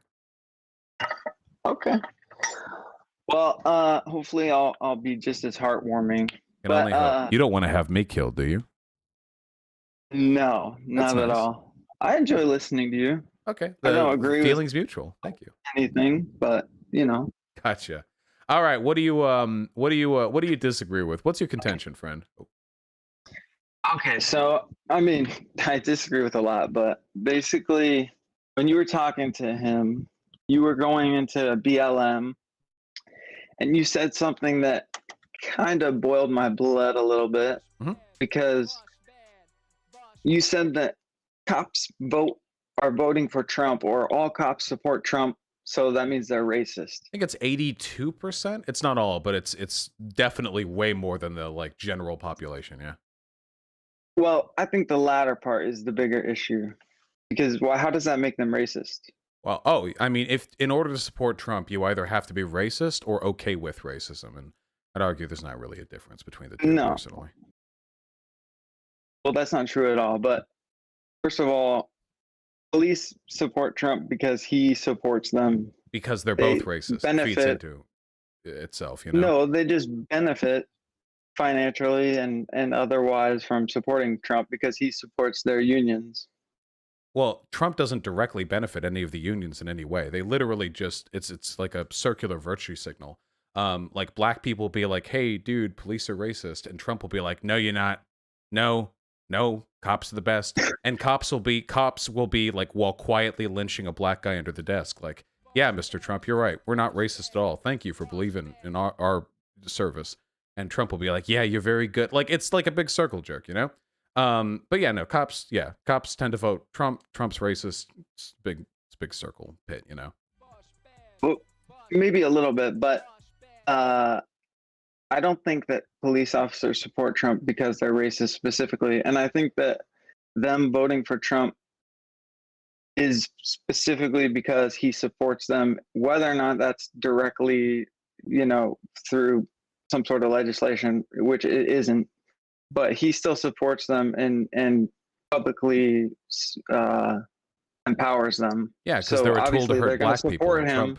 Trump doesn't love black people the way I do. So he, so I naturally. mean, he says he does. Why don't you think he does? Oh, well, I mean, I would just have to look at his entire record as a human being to sort of derive that. If you want to go back far enough, there are all the racial discrimination housing cases. There are all the testimonies from people who have worked with Trump saying that he's casually, flippantly, extremely fucking racist and anti-Semitic. And if you want to look just at his presidency, there's the fact that literally everything he has ever done has supported the interests of racist people. You know that old saying, what is it? Not all racists are No, wait, it's not all Republicans are racist, but all racists vote Republican. Right. Yeah, it's just all bullshit. But I don't know. It's pretty good. It's a pretty compelling argument. Okay, so let's go back to the police and being racist and such. So, are you aware that Barack Obama and Joe Biden were endorsed by the majority of police when they were running? Which year? I believe both times. I'm not 100% sure. That could be possible. I'm not actually familiar with that. But that could totally be possible. Yeah, well, maybe it's because maybe that's because he got Biden on. They were like, oh, the crime bill guy. Okay. Either way, my point is just that they support who benefits them, not because they're racist. Well, the reasons cops may vote for one candidate or another are definitely vary. It's not entirely a race thing, but I do think that a lot of cops are racist, and I do think people tend to vote for Trump for, if nothing else, racially motivated reasons. I mean, look at like right now oh wait, apparently cops voted 78% Romney in 2012. Never mind, that's almost as bad as the current divide. I don't know where you got your numbers from. Maybe you meant like union support? Yeah, I mean the unions. Well, I can't speak to the interest of the unions. I just mean the cops tend to vote Republican. Trump before, but Romney. Usually the police officers follow the unions, but I'm really surprised to hear that was 70% Romney. It could be because unions tend to support Democrats because Republicans hate working people as well. But yeah, if the police are generally in favor of voting Republican, you know why they voted Romney? Because they hate black people. It's true. I asked every one of them. Well, don't you think it's telling that previous endorsement of Democrats is now switched to Trump? with the police unions? I can't speak to the interest of the unions, but it makes sense to me. Now that the entire like electorate has completely consolidated around this whole law and order bullshit. Now, like it's the big narrative Trump's pushing is like he's pro cop and Democrats want to destroy all cops and so on and so forth. So it makes sense that even the police unions would be dipping into Trump. Personally, I consider being supported by the police or police unions to be a mark of shame. So I wouldn't be seriously. So I wouldn't be you know, like it's only a bad thing as far as I'm concerned if they choose to support a given candidate. Okay. Well, either way, we can move off of police. I don't like police that much, honestly, myself. But Hey, me too. I knew we agreed on I don't this. think they're all racist, though. No, It just bothers me but that you're like, oh, they're voting Trump, so they're racist. well, I mean, if you vote, if you vote, I will come down on that. Yeah, if you vote Trump, then you are absolutely either racist or okay with racism. Yeah, I'm okay, like standing on that hill, yeah. That seems just like such a huge, all-encompassing, horrible statement to me. It is horrible. Yeah, it sucks. I don't think that's true at all. I would say maybe like 15 or 10 to 15% of people who are voting for Trump are racist. But Trump, I mean, we can split hairs on the numbers here, but Trump is such an incredible animus for white supremacy. Like everything that he does is so. Well, he just said the other night. He just equivocally, immediately said, I disavow white supremacy. You mean the one where he then immediately started talking about Antifa? Well, either way, not either way. You can if you're at if there are like last time, if there are multiple. They were like, oh, he won't disavow them. Yeah, because he doesn't, because he's lying when he does. He couldn't even disavow QAnon, which is practically a Nazi cult. Come on. No, if you're asked, wait, hold on. Should have done that. Again, he also disavowed Nazis at Charlottesville after like 3 days of being asked to by the media. The issue isn't, have you ever said on paper, I disavow white supremacy? The issue is like when push comes to shove, who do you end up siding with? You know. And the fact of the matter is, unless he's facing extreme pressure, he really doesn't say anything negative about even the worst groups around, you know? Yeah, right. I'm just saying, before it was Trump won't disavow white supremacy. Now it's, okay, he disavowed it, but he also mentioned something else right after. The disavowal has to mean something. Like, if like you realize like at Charlottesville there are videos of neo-Nazis walking around saying they disavow racism, right? Like if a person is a neo-Nazi and they say I disavow racism and they like chuckle a bit at the end, would you point at that and go like, look, dude, they're clearly not okay with racism? It's pretty. You have to measure. That's not what he did. He didn't chuckle afterwards. Would you accept that? He sounded very serious about it. I accept that he's against. But would you accept the chuckle? Supremacy. Would you accept the chuckle disavowal? No. Okay, why? No. Well, because it's obviously backhanded. Well, why? Maybe they just laughed. What indicates to you that that's an insincere disavowal? Oh, okay. If there's nothing else to laugh at right after they say it, then clearly they're laughing at what they just said. Okay, but what's wrong with laughing? I mean, it's just like a symbol of, I didn't mean that. Okay, so do you think it also could be a symbol of I didn't mean that when you immediately pivot to start disavowing Antifa and the hateful BLM marches? It kind of makes it sound like you're playing both sides, like you can only disavow white supremacy if you're making sure everyone listening also makes sure you're not okay with those mean black people asking for their rights in the protests, you know?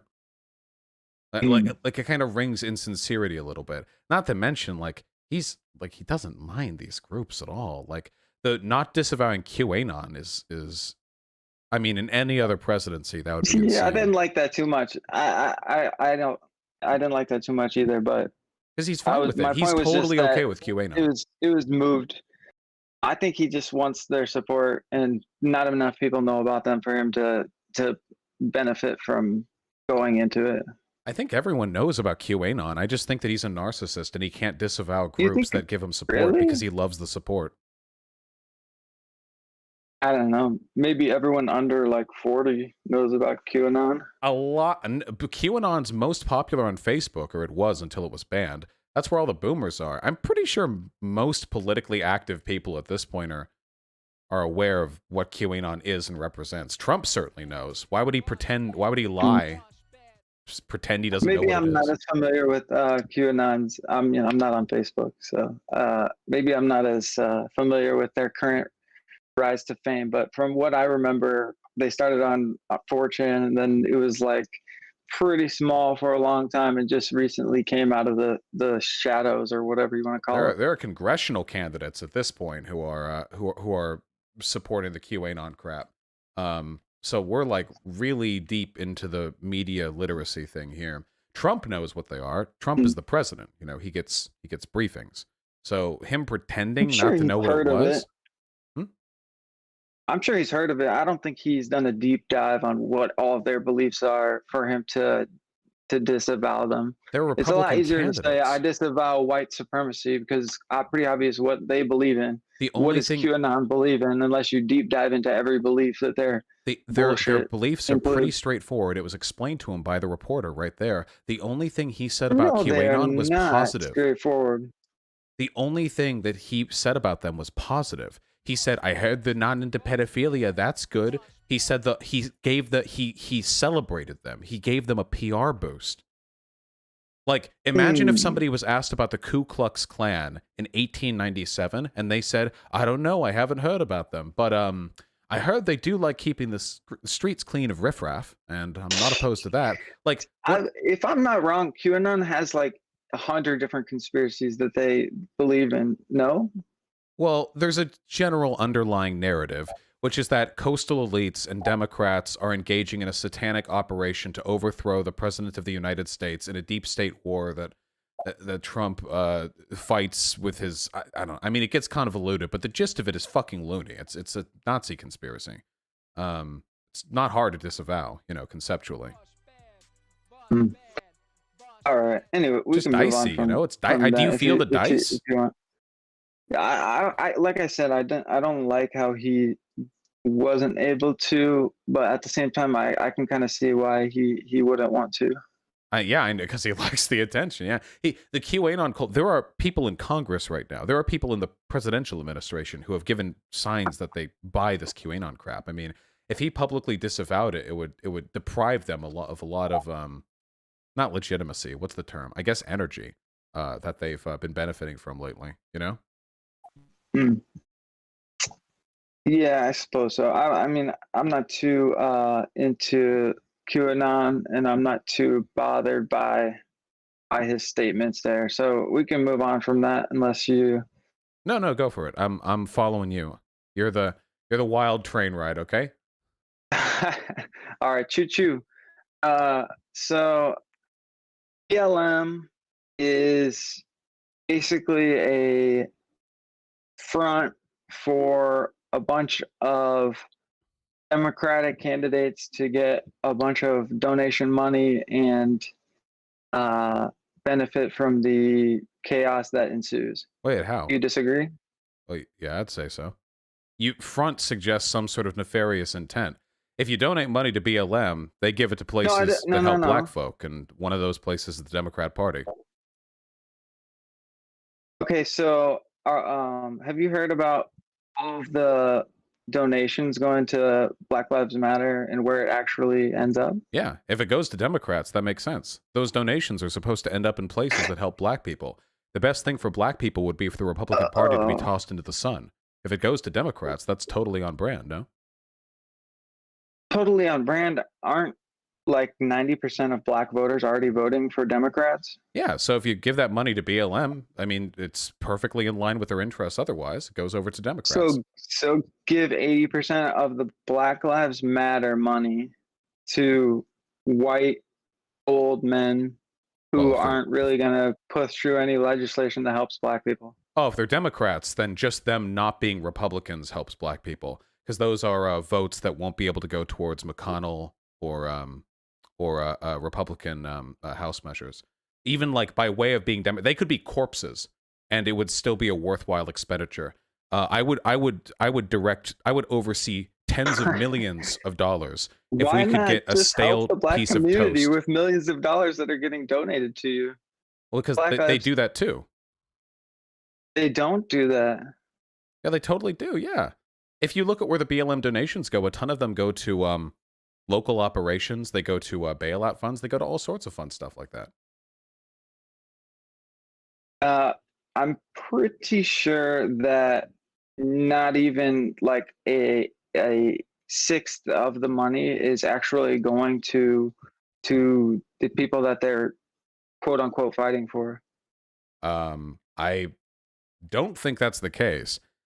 I mean, I guess I haven't studied these numbers too closely. Even if that was the case, it would still be a worthwhile expenditure of money. Yeah, I mean, I just went through. I mean, I'm not gonna be able to find the article right now because it was whatever. But essentially, yeah, if you're arguing that all of the money going to Democratic candidates because they're gonna help Black people in some way, I mean, when is the last big legislation that helped Black people get out of ghettos and not be in the situation that they're in? When did a Democrat do that? Well, that's pretty vague. Do you mean if we're talking about local levels, that stuff is happening all the time?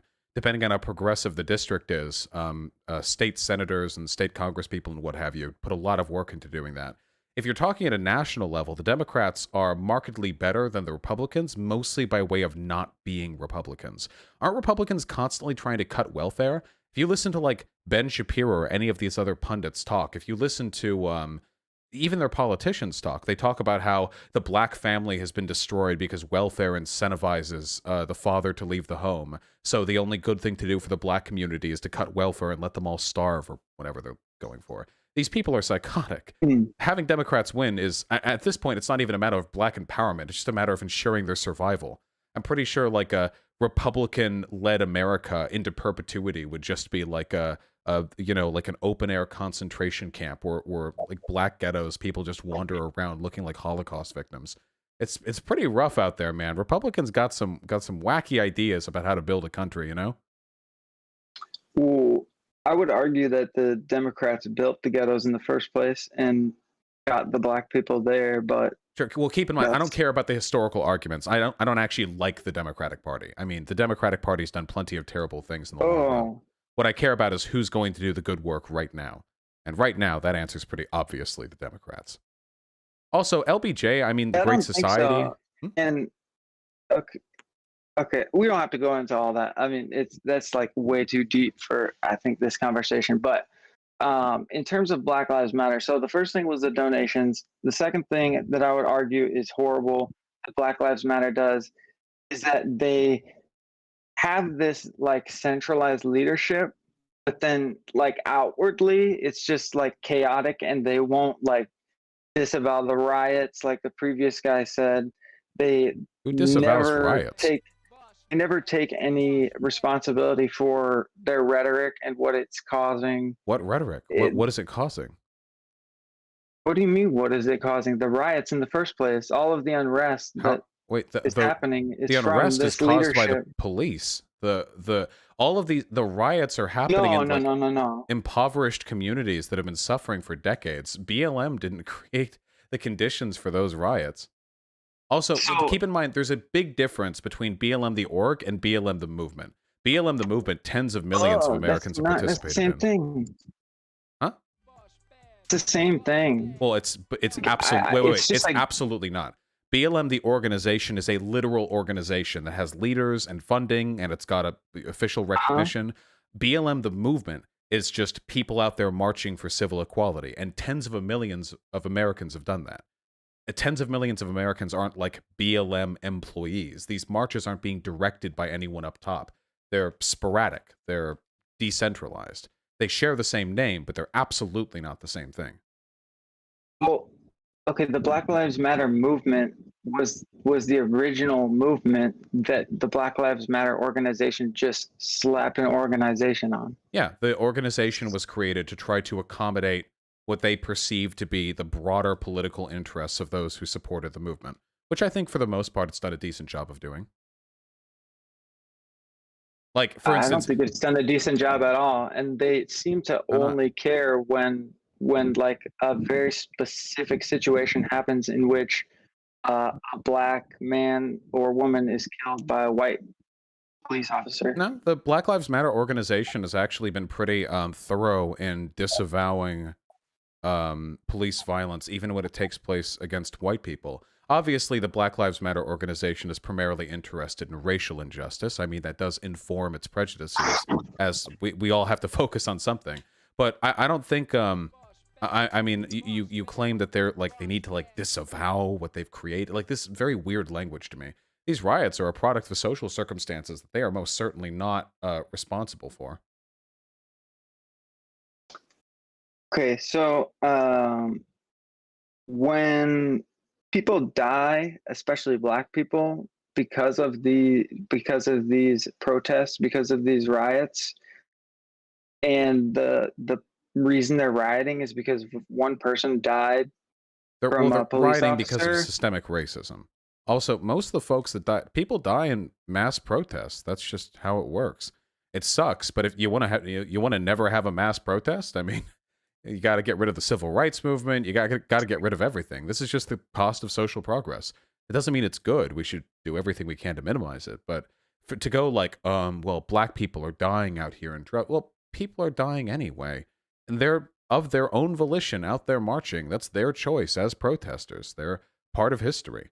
And I think that rather than using their deaths as a bludgeoning device to try and disavow the movement they died fighting for, we should probably not celebrate the death, but celebrate their courage in participating in that, even if it led to their untimely demise.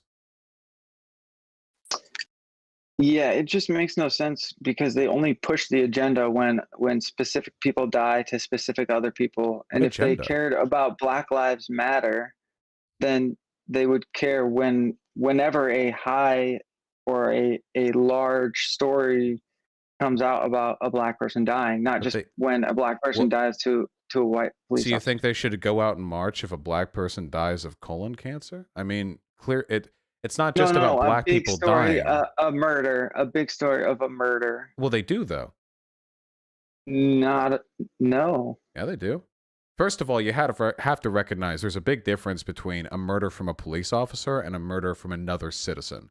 A police officer is an agent of the state. They're held to a higher standard of responsibility. If a police officer kills somebody and gets away with it, that's a big, big problem. If there's like a drive-by in an inner city, I mean, that is a big problem. But is that injustice in the same way a cop getting away with killing somebody is? What do you mean getting away with killing somebody? We don't just give cops a pass for killing people. Their lives get ruined. I'm just going to let that one hang. And especially in these times, like they're all over their ass when they kill someone. All right. I'll assume that was your attempt at humor. Cops absolutely get away with killing people. The amount of leniency we afford police officers is comical. When it comes to their discretionary exercise of force in certain situations, it's like unbelievable how much authority we give them to determine what is or is not an acceptable way to behave. It's not good. Okay, so here's my problem with that. A police officer is in a situation where at times they are going to have to kill people, right? Mm-hmm. So when that actually happens, they can't just automatically say you're in the wrong like a normal person. They don't. Who's like just. But no one's asking for that. What if we just have a trial? Often we don't even have trials. Well, if it's cut and dry that they weren't in the wrong, or they have specific evidence, or other people who have said, but that they don't. Often you know, there's incredibly shady situations where people will die and cops will just get away with it, like all the time. When cops kill a person, it's not shady. Well, sometimes when a cop kills a person, it's legitimate self-defense, and it's pretty evident. Like there's dash cam footage of a guy running at them with a gun or something like that. These people don't tend to get that upset about this shit. Fucking Breonna Taylor, this shit didn't even result in an investigation until after a massive amount of public outcry. Breonna Taylor, where they lied to get access to a warrant, then broke the terms of the warrant so that they could go to an apartment, killed an innocent person, and didn't even announce that they were cops. Like, and there wasn't even. That's a huge mischaracterization of what actually happened. What in do you that think case, happened? Though. So first of all, what do you mean by they broke the warrant? Is that what you said? Or they changed the warrant illegally? Yeah, they lied. They misrepresented the information they had in the case in order to get a no-knock warrant. The no-knock warrant was later changed to a knock and No, announce this warrant, case but they was didn't about announce. a dead body in the trunk of someone that was related to her, and that's why they were given this What? no-knock warrant, and then it was changed Wait, to wait, a, not a no-knock warrant, and then they did what? knock. They were trying to get information on her ex-boyfriend who was a drug dealer. Yeah, he was a drug dealer, but there was also a dead body involved in this. Have you never heard of this? I mean, considering the fact that I've looked over the court case and the deposition and the evidence provided to the grand jury, I think the fact that I haven't heard about this, apart from like, where did you get this from? A YouTube video? Yeah, no. Okay. Also, just because, wait, you do realize that just because a dead body is found somewhere in the she world, was related to it. She was related to it, and it wasn't just that he was her ex-boyfriend. She was still in direct contact with him, and I'm not arguing that they were in the right in the situation. wait, what evidence is there they were in direct contact? Wait, is this from the Brandon Tatum whatever? Is this from the fake report? What? It is, isn't it? This is from the Tatum report, isn't it? I've never read. Where did you get this information from? I think you've been fed fake news. I'll show you. Let me be your charcoal, okay? Like the charcoal the deer lick to get the poison out of their body, okay? Okay, please.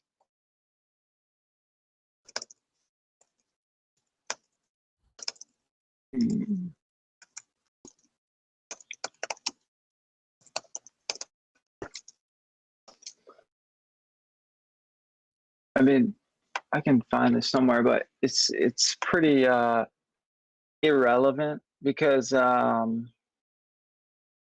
don't agree with what happened in the end. But it wasn't that they lied and they just showed up there and busted in, didn't say shit, and somebody fucked up, obviously. But it's not as cut and dry as you think. It's pretty bad what they did. Like pretty obviously bad what they did. What all of them did? What the cops did? Yes, what the cops did. Yes. All of the cops? All of the cops who participated in the Breonna Taylor case, yes. Hmm.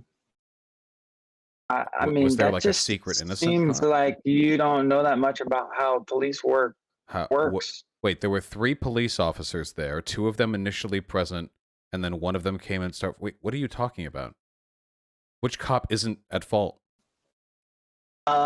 Well, the cop that shot first is the cop that's at fault, right? If the other 2 cops are just receiving fire from inside because one of the cops originally shot and then the guy shot back. The fuck up was that they didn't announce. They didn't announce they were police. They did announce. No, they didn't. There were testimonies taken from a fuck ton of witnesses around. All of them contradicted the police's report. They didn't announce. There's a call. There's a call. Wait. There's a call on record. Some people say they didn't. No. Everyone said every single report taken from the testimonies of those who were present disagreed with the self-report of the cops. Every single one. The cops lied to protect their own asses because they knew they fucked up. There is a call that you can listen to from Breonna Taylor's boyfriend who called the police to report that his girlfriend had been shot by home intruders. Even as he was reporting her dead body, he didn't know it was police who had entered his home. They didn't announce. I understand that he didn't hear them. No, well, nobody else did, so it sounds like the cops need to work in their voice training. But wasn't it the closest neighbor that said that they did actually knock? There was one person out of, I believe, 12 who claimed that they did announce, but they said they announced once. The police claimed they announced many times. Given how unreliable eyewitness testimony can be in many cases, and given the fact that there was no testimony which reaffirms the position of the police, my assessment is that whatever the police did, it was woefully inadequate to secure the requirements of an announcement for a warrant. You need to make sure the people inside know who you are. Oh, apparently that one person has changed their story and has said they did not announce, by the way. So no, every single individual who heard did not hear the cops announce. That was the fuck up. Okay, so here's the thing. I don't know if they announced personally because I didn't hear and I didn't see, and it's clearly not cut and dry. But I just don't understand how you can automatically blame every cop that was involved in that situation. They should have announced. Okay, what if one of them's job is to announce and go through the door, and the others are just following behind him? All of them. They each have like tasks that they do when they're making one of these no-knock warrants. All right? of them are responsible for ensuring the conditions to the warrant are secured. All of them are. I know enough about policing to know that for sure. So all of them need to make sure that the inhabitants of that house are indeed aware that they are being attacked, invaded, whatever, by cops. So they are all responsible for that, yes. The 2 cops who initially knocked are responsible. The 3rd cop who came in and just started fucking firing, that guy's responsible too. Keep in mind, you're already holding these cops to a way lower standard than you would, like, anybody else in the situation. Like... No, not anybody else in that situation. Like, if they were police officers in that situation, I would hold them to the exact same thing. They are... Wait, they are the police officers in that situation. The issue is... exactly. Right. Yeah, no, that's the so thing. They're different from everyone else. Yeah, they're different in that they should be held to a higher standard. You're suggesting they be held to a lower standard. We're like, oh, that one guy just came in and started shooting because he assumed his coworkers. Huh? A different standard, not a lower standard. They fucked up. It's I understand that someone fucked up, but it's not that simple. Who didn't fuck up? I don't know, because I haven't done the court case. Why are you claiming that one of them did? Why are you suggesting that, like, not all of them fucked up?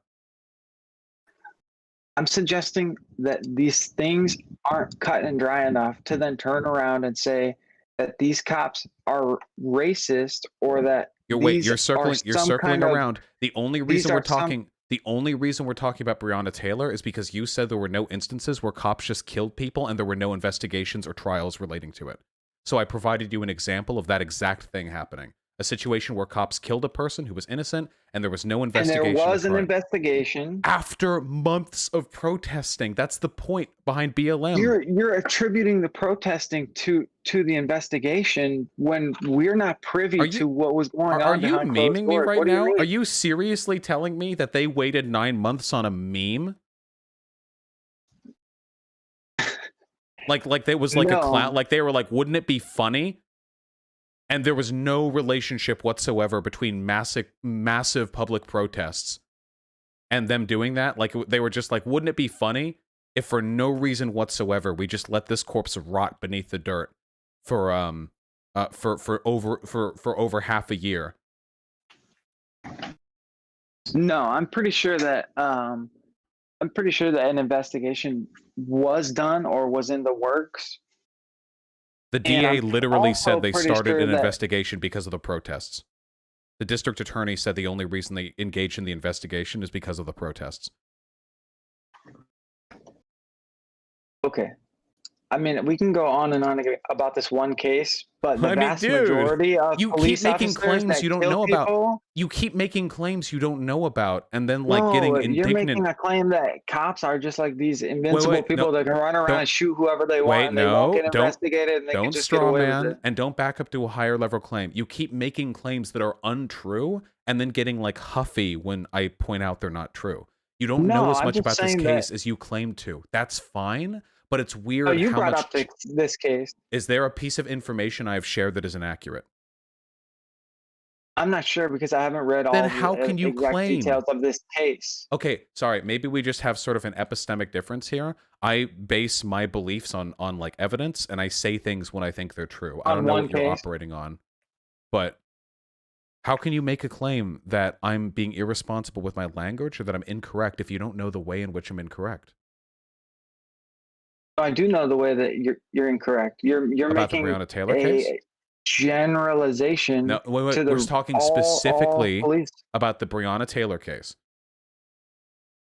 You're pointing specifically at the Breonna Taylor case to make a general point about all police officer shootings. I was providing an example about times that police officers can get away with murder without an investigation or a trial. This was that. And over the course of this example, which I have provided, you repeatedly insinuated and outright stated that I was engaging in misinformation or that I was wrong. And on every single individual instance, I was able to indicate you were wrong. But if you want to go Only back to on the that specific case, and I'm not even because sure. that's what we're talking about. Because I'm not looking it up as we speak. But the point that I'm trying to make is that police officers are held to certain standards, and if they kill people, they are investigated, and they were taken to We court just described if an they're in instance the where that wrong. didn't happen. That can't work every time because, unfortunately, due to the job and due to what happens, it's ambiguous at times at who is at fault and what happened. That's the point of an investigation. So the investigation only happened because of BLM. That's what we just indicated, that what you said isn't true. Cops will do bad things. They will do suspicious things. And the investigations and trials won't begin without a bunch of public pressure. That's what BLM does. So that's my argument. The way cops work right now, it's not good. It's bad. I would argue that they cherry pick specific cases that come out in the media that are highly publicized, and they basically force them into an investigation. What? In which I agree with. I think they should be investigated, and I think that's the right thing to do. But I think those other 90% of cases that are investigated right away when police officers shoot someone. Which 90% of cases do BLM fearmonger about when there's no reason to? No, I'm not saying they fearmonger about 90% of cases. I'm saying that 90% of police officer shootings are handled in the correct way. We aren't making any claims about the perceived success rate. As far as I'm concerned, a success rate below 100% is unacceptable. I don't think you have any data on 90%. Nobody's held to 100%. That's the point, is to do that. Yes. The point is when a person, you know what's held to 100%? A test you take in school. If you make one mistake, that mistake is dinged. You're punished for the mistakes that happen. And you still get an A if you get a 90. Sure, if we're talking about the broader police system, but when we're talking about specific instances where the police have fucked up, what you're essentially saying is we can't talk about cases where police fuck up because there are other times where they don't. No. I think that we should talk about cases where police fuck up. You clearly don't. But then when they turn around and fit that into a narrative about all police and what they get away with, like you said, police can just shoot people, get away with it, blah, blah, blah. But they do. It's just not true. That happens. It is true. It can happen, yes. It happens rarely. Do you have any data on that? It's not correct. Do you have any data on that? Yeah, I rarely ever hear about it. That's not You can literally. No, I'm not talking about data. I'm talking about this is how I know it. It's because BLM shouts from the rooftops when something like Breonna Taylor happens, and they should. But if they did that more often, and I would say, okay, here's all these cases, but here's one case. What are you arguing against right now? Wait, so you're fine with the cases they focus on? Cops can just run around and shoot people and get away with it. Cops have the ability to do that, so we should hold them to account when they do that. Yes. What are you even arguing against right now? And we do hold them to account. No, we don't. No, the majority of the time. The majority. I can't. These are such nebulous numbers that you're making up off the top of your head. What do you even have a problem with? Breonna Taylor, name 10 more. I'm not going to name 10 more. There's thousands. I'm not going to name. Wait. So hold on. Wait. So first of all, if I were to take 3 seconds to open up a Google list or or even look at my chat right now, it would take me an infinitesimally small length of time to find 10. But then you'd ask for 20, and in any case, I would be kowtowing to a bad faith argument. Engaging in right now, where you're arguing that I have to be able to hold off a fucking wiki list of black people who have been executed by the state with no account. Hold on. Executed by the state with no accountability, and all you have to do is vaguely gesture at the existence of some narrative you have provided no argument for whatsoever. The narrative the narrative underlying BLM, the one that there is a problem with police in this country with regards to racial treatments, is a correct narrative.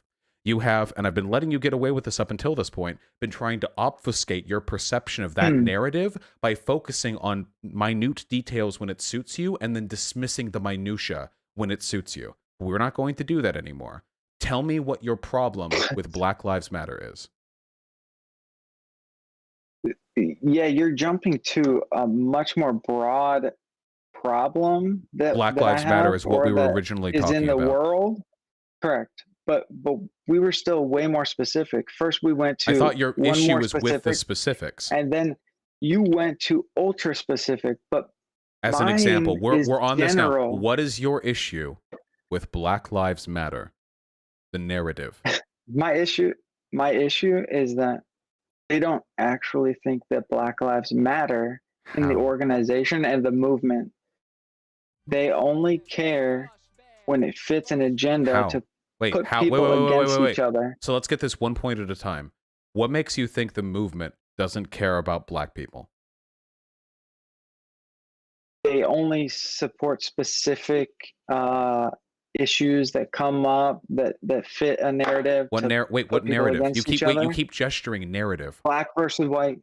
No, wait, no. Nothing about BLM is black versus white. If you look at It both the is. move, nope. If you look at both the protests and the organization, they have absolutely not adopted any anti-white sentiment at any point. Black and white people are both marching together for BLM. They condemn black and white cops. The Black Lives Matter organization has condemned acts of police violence against white people they felt were unjustified. This is not a race war narrative. White people are not being victimized. That is not true. It is. Wait, at everything. all. Wait, hold on. You do not hear about any white people that were wronged I by can't police officers entertain. in BLM. What is it with And I don't think conservatives in the they victim should. narrative? Why Well, I do don't you why do think you they feel like such a should. victim? You're saying that they do. Do what? You're saying that they're up in arms for people wronged by police officers that are white also, Yes. and they're holding these people to just as high standards. No, you only It is hear primarily. these specific It names. is. Wait, hold on. It is primarily a movement about racial injustice against black people. But at no point have they adopted a black versus white mentality. There have been instances where they have supported white people's civil rights against the police. There have been instances where they have defended black and white people against black people, usually black cops, because that's how the movement tends to go. The idea that this is some us versus them. Wait, hold on.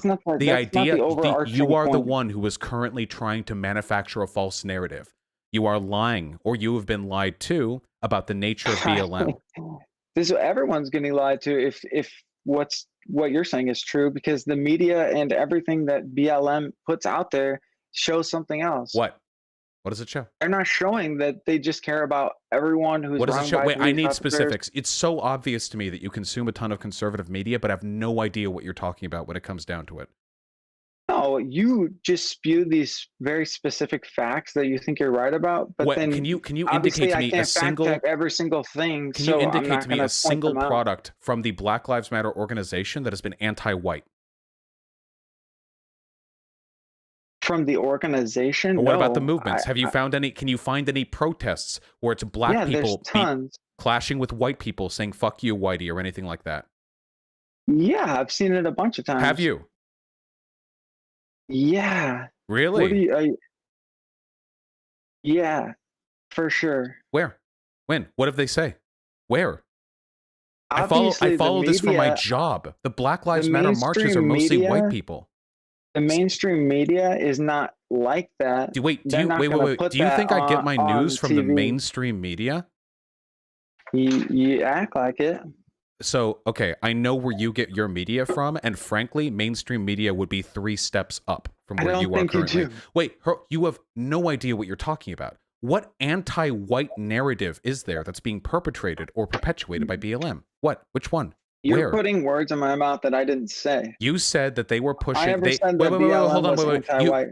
The reason I'm putting words in your mouth is because you've said nothing, because you're a spineless coward who hides behind your narrative. Okay, so you have made the claim that BLM doesn't. Wait. You're just. You have made the claim. You have made the claim. You have made. Shh, it's okay. You have made the claim that BLM doesn't care about black lives, but also that they don't like white people. Can you support this with any actual evidence? Okay. First of all, wait, yes or no? Not another point. Yes or no? My point wasn't that they don't care about black people. You said they don't care about black lives. What they do in their actions. In their actions, they do nothing for black people. You directly said they don't care about black lives. You literally said that with your own words. We can find the clip if we really need to, but I know you said that, so let's not waste time. It doesn't matter, though. That's semantics. You're It trying is. to. I mean, it's the you're words trying that came out. to It's put not me semantics. in Wait, the- wait, in wait, the wait. racist Semantics is the box meaning of words. when I'm just not telling you saying what the that. words were. I mean, that's just specific things that you're pointing to try to derail my argument. Your no, no, no. My Your argument words. is pointing to something different. I'm pointing to your words. You can't. Why are you acting like your own words that you spoke of your own volition are sneaky tactics I'm pulling out? Because you're hyper focused on this one thing that I'm saying. No, I know. I'm just saying that's what you said. Is saying something else. I'm just saying that you. Yeah, I understand that. Okay. But my specific word choice in one situation isn't indicative of my entire. So what is your argument. actual position? What's your issue with BLM if you actually think they okay with black people and they care about black lives?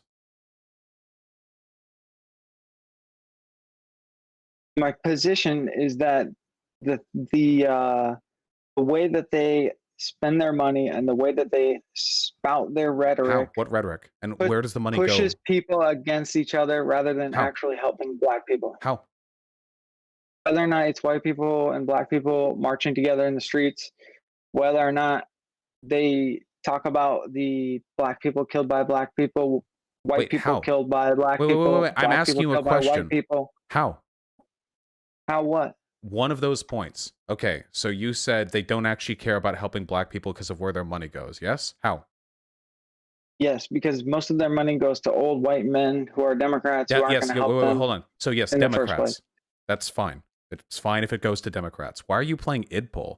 Like money can't help black people because it goes to white people? You're the one trying to divide us. No. I'm saying yes, that yes, it is. You're disingenuous. Wait, it's so obvious where you've gotten your talk. I can actually hear it. Where did you get it from? Sargon, Paul Joseph Watson? Actually, if you look at where the money goes, you say that rather than helping black people, they're helping old white men. I can hear the YouTube video in your history. I've never listened to them. Why don't you? Just wrong. Okay, so there's nothing wrong with an organization dedicated to helping black people giving money to the Democratic Party. That makes perfect sense. That doesn't make perfect sense. I can't help you with this point to all black people only being Democrats, and I don't think all black it's people not. are the same Wait. exact Hold person. on. You said something dumb again. It's not pointing to all black people being Democrats. That's not true. There are some Republicans. Or those supporting Democrats. Those ones are just wrong. And that if you want to help black people, Democrats are the way to go. The ones who support Republicans hurt black people. It's that simple. You might think that, but I don't think all black people would agree that. I don't care. If you that's want to not help how black people, you vote Democrat. How do you form your arguments? I don't care if all black people agree with something that I say. I care if what I say is true. It's not true. Okay. So your issue with BLM is that it supports Democrats, something nobody who supports BLM has a problem with. You realize everyone marching for BLM is already a Democrat, right? Like, nobody who donates to BLM is going to be mad that their money is going to a Democrat. Nobody. You think there were Republicans donating to BLM going like, yeah, defund the police, fuck systemic racism. And then they see the money's going to go to a Democrat and they're like, oh my God, those commies? You think there's anybody like that? This is perfectly fine and in line with the organization's goals. Next point.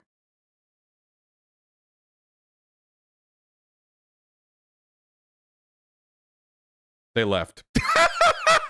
They left the call. No way. What a coward. Ah, dude, I feel so bad for that guy. That guy is steeped in talking points. Holy shit, that guy is like, his brain is like a tea, it's like a tea bag in like the, or no wait, in the tea bag the tea goes from the bag to the whatever. He's in the, it's in the tea, okay? There you go. I don't know how the tea works. I have two more lined up. 1141 is some dumbass libertarian and Bernie Reed. Oh shit, gotcha. Apparently we're getting a lot of debates tonight. Gotcha. Okay. Yeah, okay. Okay. Gotcha. Yeah, anyway, that guy was like super steeped in narratives. The issue is that initially I felt like that conversation could be productive, but when that guy felt comfortable lying about like every single thing that he could think of about the Breonna Taylor case and then backing off of it and then pretending I was the one who was getting into semantics by pointing out he was lying, that guy was 100% bad faith the entire time. especially since he opened his message was, tag me into this debate so I can give you actual arguments. And his actual argument is, BLM doesn't care about black people because they donate to old white men. All right. Nice meme. Yeah, I know how T works. You were kind of insufferable in that one. You really didn't let him form more than 2 sentences. What are you, a fucking liberal? I reject this myth that a proper debate is one in which you let a person ramble bullshit uninterrupted, and then you have to respond to their 87 points. You're on my channel, motherfucker. 1 point at a time. If you're making 1 point, a single point, you can talk for as long as you want. You can support it with as many suppositional arguments as you want to. That's fantastic.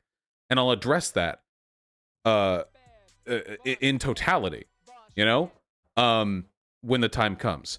But if you're just like meandering between a bunch of points, no, of course I'm not going to let you go on. You have any idea how long these debates would go on if I let people do that every single time? Jesus. The guy was exactly the same as my friend. He did the same thing to me when we argued last, ended up blocking me after lying about the hypocrite bullshit thing. Yeah, of course. These people don't actually give a fuck about like the honest presentation of information. They have a broader agenda. Okay, where's this other person?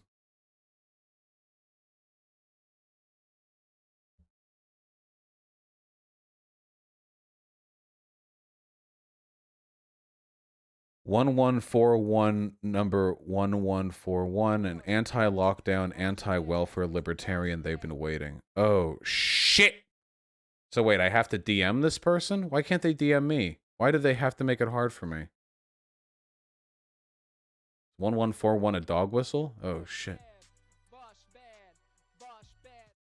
While we're waiting on that friend request to go through, oh, it went through in 1 nanosecond. Okay, yep, sure.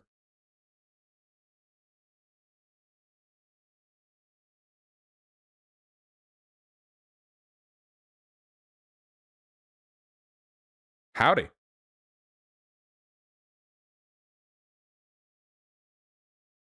Howdy, howdy.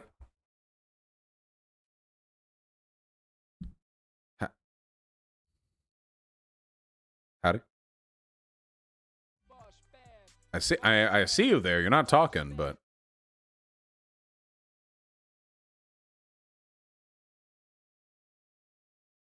oh, they left. They're probably figuring out mic stuff. Guys, is it just me, or is this area kind of hard? What were those 2 hunters that I was fighting at the end there? Those 2 were really tough. How come I'm not talking? 1141. Hello. Hello. There you are. Oh, there I am? Okay. There you go. What do you want to talk about first? I don't know. That's totally up to you, friend. What about my position on welfare reform? Welfare reform. Well, so to speak, welfare reform, yes. I'm a big fan of welfare reform. I just have a feeling we're going to go in opposite directions. yes, we are. Yeah, okay. Yeah. Hit me up. What about I guess we'll go with increasing the rate of like privatization in like medical care, sort of. Where you increase the rate, like the ratio between private and public healthcare, so that you could that generally leads to a lower price rate on average. Like from historical examples, I remember from like comparing to 1988, I think we had far more private healthcare, but we had a lot lower prices within the private healthcare. Couldn't that be correlative? Like what? Oh, first of all, I don't think that's correlative. We don't have a public. Causal. We don't have a public healthcare option in this country unless you're old or poor. No. We do have a public healthcare option. It's just not. I don't think it's. We have both private and public, but I don't think the public is free. What is the public option we have? We don't have like a public option, but we have more like public Oh, I'm talking about more public hospitals. We Oh, I focus thought you more were on- talking about insurance. Okay, yeah. Yeah, I'm not talking about insurance. Wait, so you want more private we hospitals? we need more private hospitals, basically. And private hospitals cost less than public hospitals? Generally they're getting their prices are increasing slower than private ones. What factors do you think would make that the case, assuming it's true? I don't know. Maybe it's due to the fact that public hospitals don't work within like profit margins and don't have the same pressures within them. But if they don't operate within profit margins, wouldn't that mean they'd be charging people less? I mean, if you're making less money, that has to be coming from somewhere. Oh, maybe it's because that we have more employees, but we have far less nurses than we do before. And there would be more desperation for nurses within private healthcare, sort of. I don't know why the ratio of doctors to nurses would be different between. No, not doctors to nurses. People working. People, in like customers versus the amount of nurses, because the nurse rate has declined due to the fact that the sort of, I think, Theodore Roosevelt reforms within the wages of these nurses, sort of. I just don't. I'm not entirely sure if I understand if that's, even if that is the case. And again, this isn't something that I have information on just off the top of my head. But if that is the case, I don't know if that would be a product of it being private or public, and would probably rather be a product of whatever market incentives private hospitals are held to relative to the policies public hospitals are held to. But if that's the case, I would rather just have the public hospitals held to a better set of policies. There's nothing inherent, after all, about a public hospital that necessarily makes it more expensive or less efficient than a private hospital. Private hospitals actually have a lot of inherent inefficiencies, certainly with regards to, you know, their actual treatment of patients, maybe not so much with regards to how much they make money.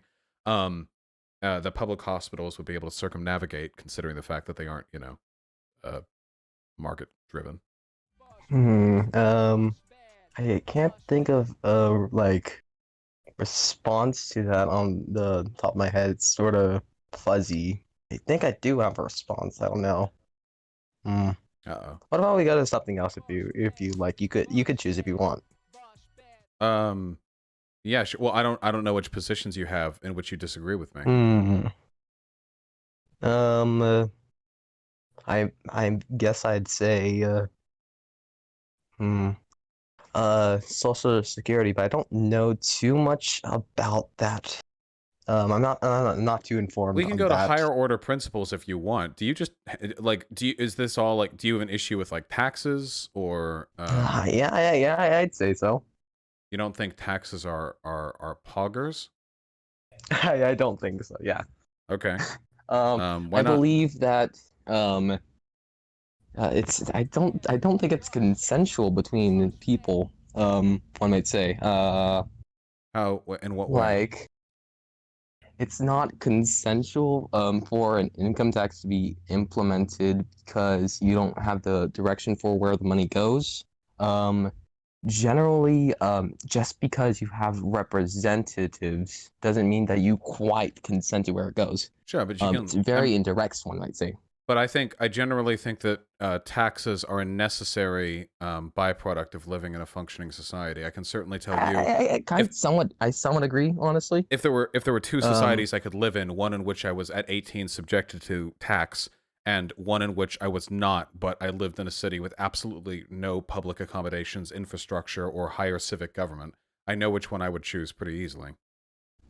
Well, here's the thing. It should be a lot more consensual by implementing a sales and property tax, because a higher rate of sales and property tax are more consensual, as you could buy, as you have to opt into it, as well as payroll tax to an extent, if you have like a sort of optional payroll tax. Well, nobody really opts into a sales tax. You can't not buy things. Well, no, that's not necessarily true. You do opt in, like, theoretically.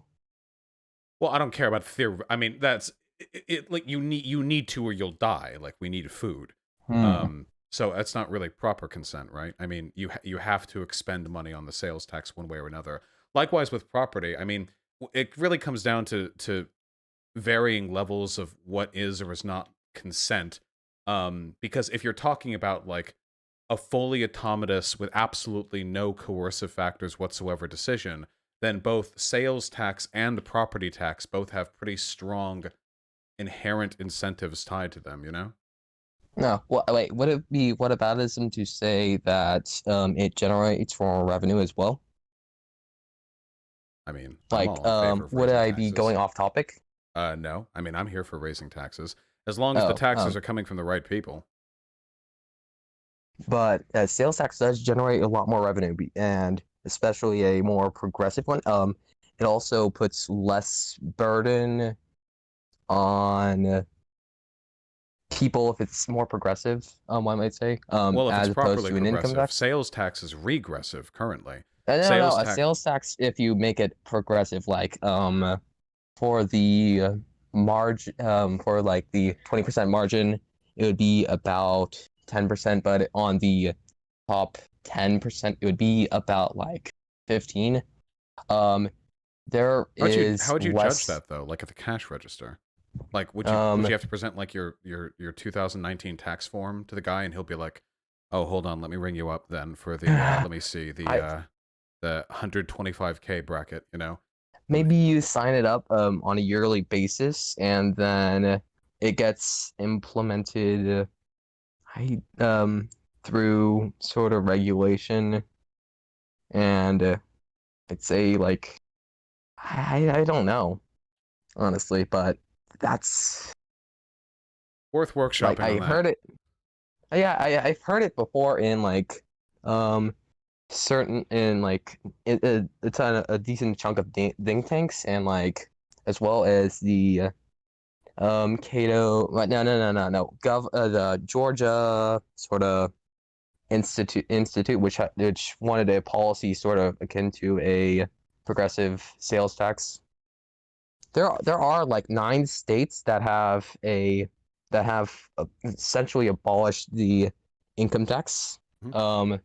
Such as Texas and Massachusetts, and they have a higher rate of class mobility, is it? Yeah. And they're actually far more equal than states that have really, really high income taxes. So generally when I debate people, I prefer to debate people on broad ideological differences rather than nuance. If your argument is that rearranging our tax, welfare, and our healthcare systems would beget better outcomes, and not because of the magic of the free market, but actually because you can extract more wealth from society by changing the way in which we do it, I'm not going to disagree with you on that at all. In fact, I mean, I would be willing to agree with you. I'm all for unconventional approaches to the welfare state, because I think that it's really not been tried in that many interesting ways. We don't really have any countries that have tried, for example, a robust UBI in the way that some people have envisioned it. We don't really have any countries that are functional right now on Earth that have meaningfully tried alternatives to the sort of standard European social welfare model. So I'm totally fine with that. UBI, I'd say UBI is a pretty debatable thing. I just think that we should sort of cut down on spending in order to not like rack up billions of dollars of debt. No, trillions. What is it, like $22 trillion worth of debt? That's more than 100% of our GDP, I think. Sure, our debt, not our deficit, which is what counts relative to our GDP. Well, we have we're getting like $900 billion of deficit each year, and it's gonna be even worse this year because we're spending trillions of what are these things called? They're on the tip of my tongue. Dollars? No, not dollars. Sort of these bailouts. I don't know what they're.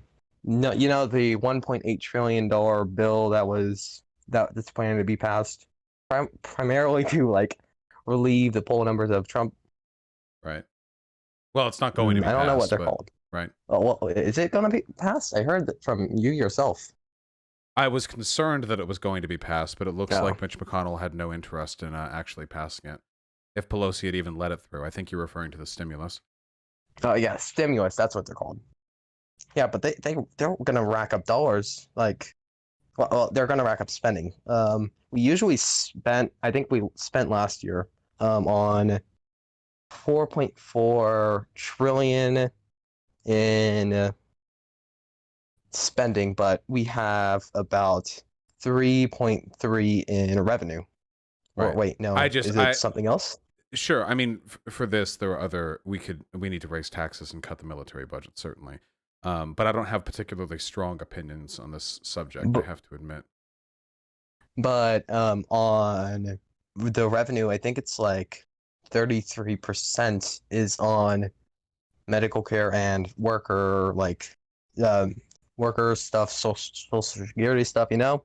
Sure. Well, we need Social Security. The old people are all going. Yeah, to yeah. starve. But there is a more effective way. I'm not too informed on this. It's the 6-2 plan. I feel like you came here to red pill me on some very specific financial issues, rather than a broad disagreement on how society should be arranged. Yeah, I like more nuanced specifics, I guess. Well, it's not a matter of nuance. It's a matter of this can't be sussed out in a conversation or a debate.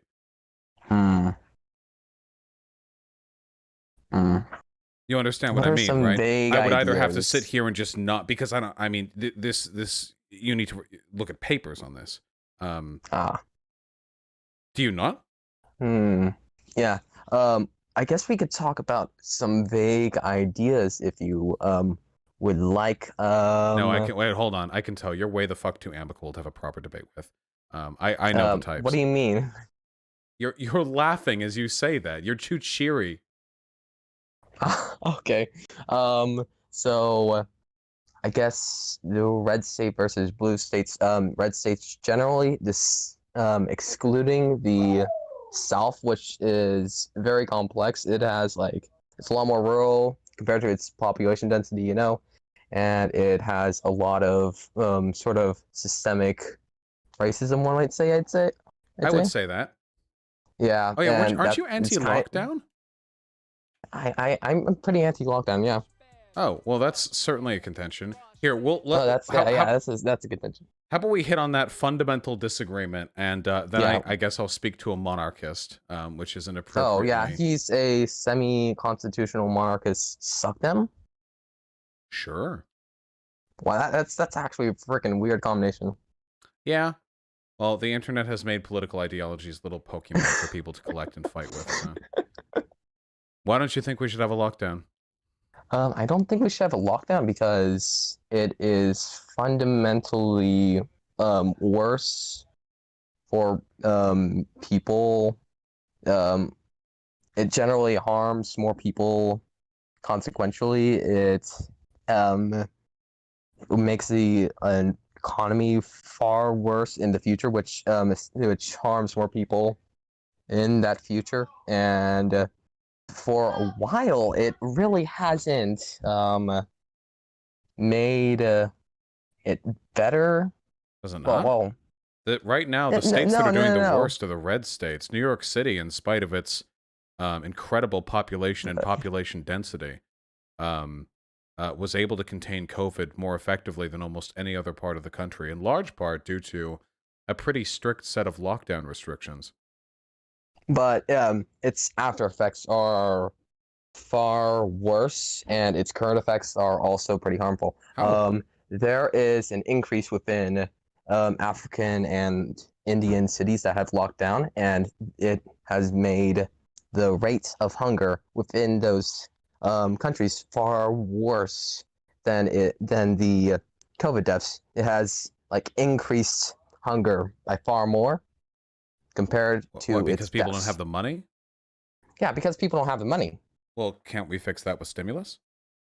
Well, you can't fix that with stimulus because there's an after effect, you know, and especially for What's the rent freeze, after effect? there would also be for rent freeze, for example. Oh wait, going off topic. Oh, we're on the stimulus. Okay, What's the after effect? the after effect is basically debt, like future debt. Oh, come on. Okay, I can't take the libertarian pill in this one. Debt does not matter. It means absolutely nothing. Debt doesn't matter. What do you mean? It doesn't. No, debt doesn't matter. I don't. Debt No. means There's absolutely a certain nothing. amount of money that we need to like request from certain places. Do you know about Greece? Where I mean, we're not so. I mean, there is a couple differences, but we're not so far off of them. Yeah, because well, we absolutely are. The reason that Greece had those issues was in large part because they didn't have the economic leverage necessary to keep all the countries that it was in debt to waiting on it. Nobody can do shit about us. We're the fucking United States of America. We can't. If we defaulted on our debt, the rest of the planet would collapse. Everyone waits on us hand and feet. They're licking our toes right now. We're in a uniquely privileged position. We can spend as much money as we want. The other countries are happy for it because it means there's greater reciprocal interest in national unity. Every time we build up debt, when we spend money to like China or whatever, we spend that in American dollars. You can make $1 into however many Chinese currency, but the fact remains those dollars go over to China. The more dollars China has, the more China is invested in the economic well-being of this country. International debt is one of the ways we've been able to prevent war over the past century. Because if you declare war on a country or go to war with a country, you're basically confessing that you're defaulting on that debt. And right now, that would be incredibly destructive to all the countries we owe money to. So in a way, the debt is actually kind of a shield because it prevents those countries from ever being able to meaningfully tackle us. If they attack us, it destroys our economy. We can't pay back those debts. They end up essentially getting defaulted on. A bunch of bankers get angry. It doesn't work, you know? What about the 150 trillion dollars worth of unpaid welfare benefits? Well, that's obviously not good. We gotta pay that. Paid like later on. Wait, I'm sorry. Wait. When will we pay these? I missed that number. 150 trillion? We don't own any. 150 trillion, I think. I think 150 trillion. I heard. I don't think we owe 150 trillion in welfare benefits. No, unpaid. Like soon to be paid unpaid welfare benefits. Is this one of those like over the next 100 years sort of things? I don't think so. I think it's just unpaid. I think 150 trillion dollars exceeds the total wealth capacity of the entire planet over the past century. Like, or like it's some insane. I don't know if we owe that to anyone. Okay. That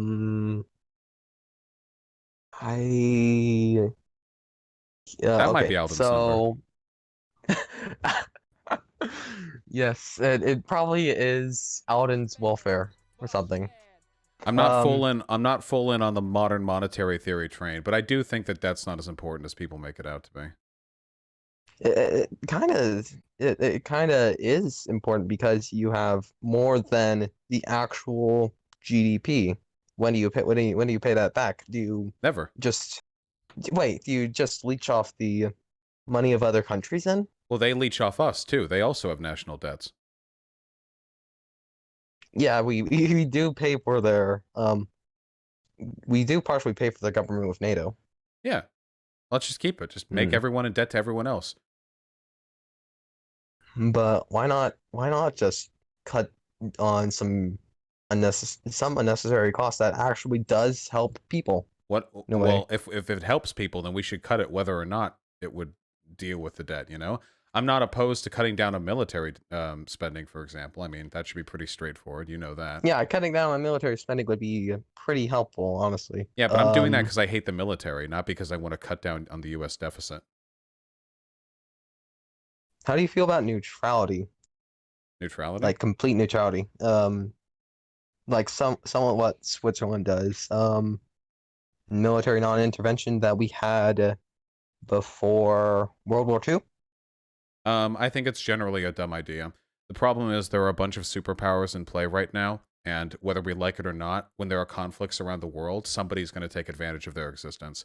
If it's not us, somebody else is. What I would like to do is find a way for America to humanely intervene in these conflicts, because if we don't, Russia or China will. One of the biggest problems that we have right now is that Russia and China have both taken advantage of terrible post 9/11 U.S. foreign policy to massively increase their influence in Southeast Asia and in the Middle East. And the issue with that is that these countries have a capacity to be far worse to these areas than we do, because they aren't even proper functioning.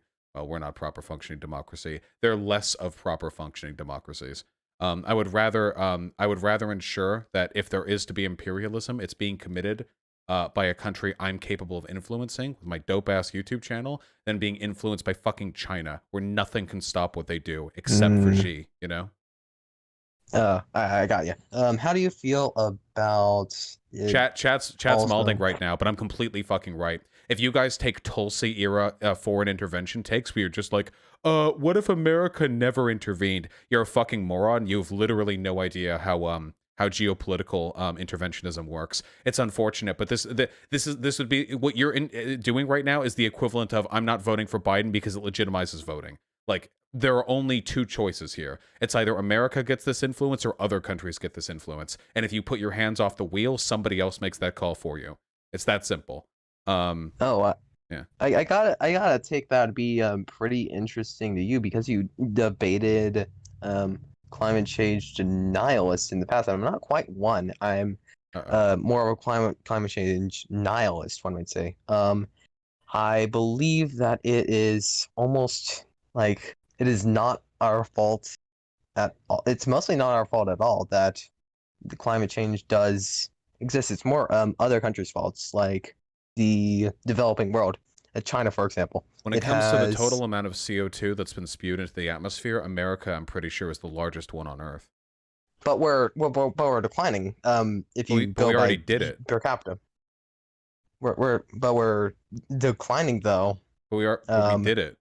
Like that would be like if the police were investigating a gang rape, and like, you're like, officer, over there, it's those guys, and they're gang raping somebody, and you're like pulling your pants off, like trying to stuff your dick back into your pants, and the cop gives you the side eye, and you're like, I'm done. Like, you did it though. In fact, you did it the worst. America did it the worst.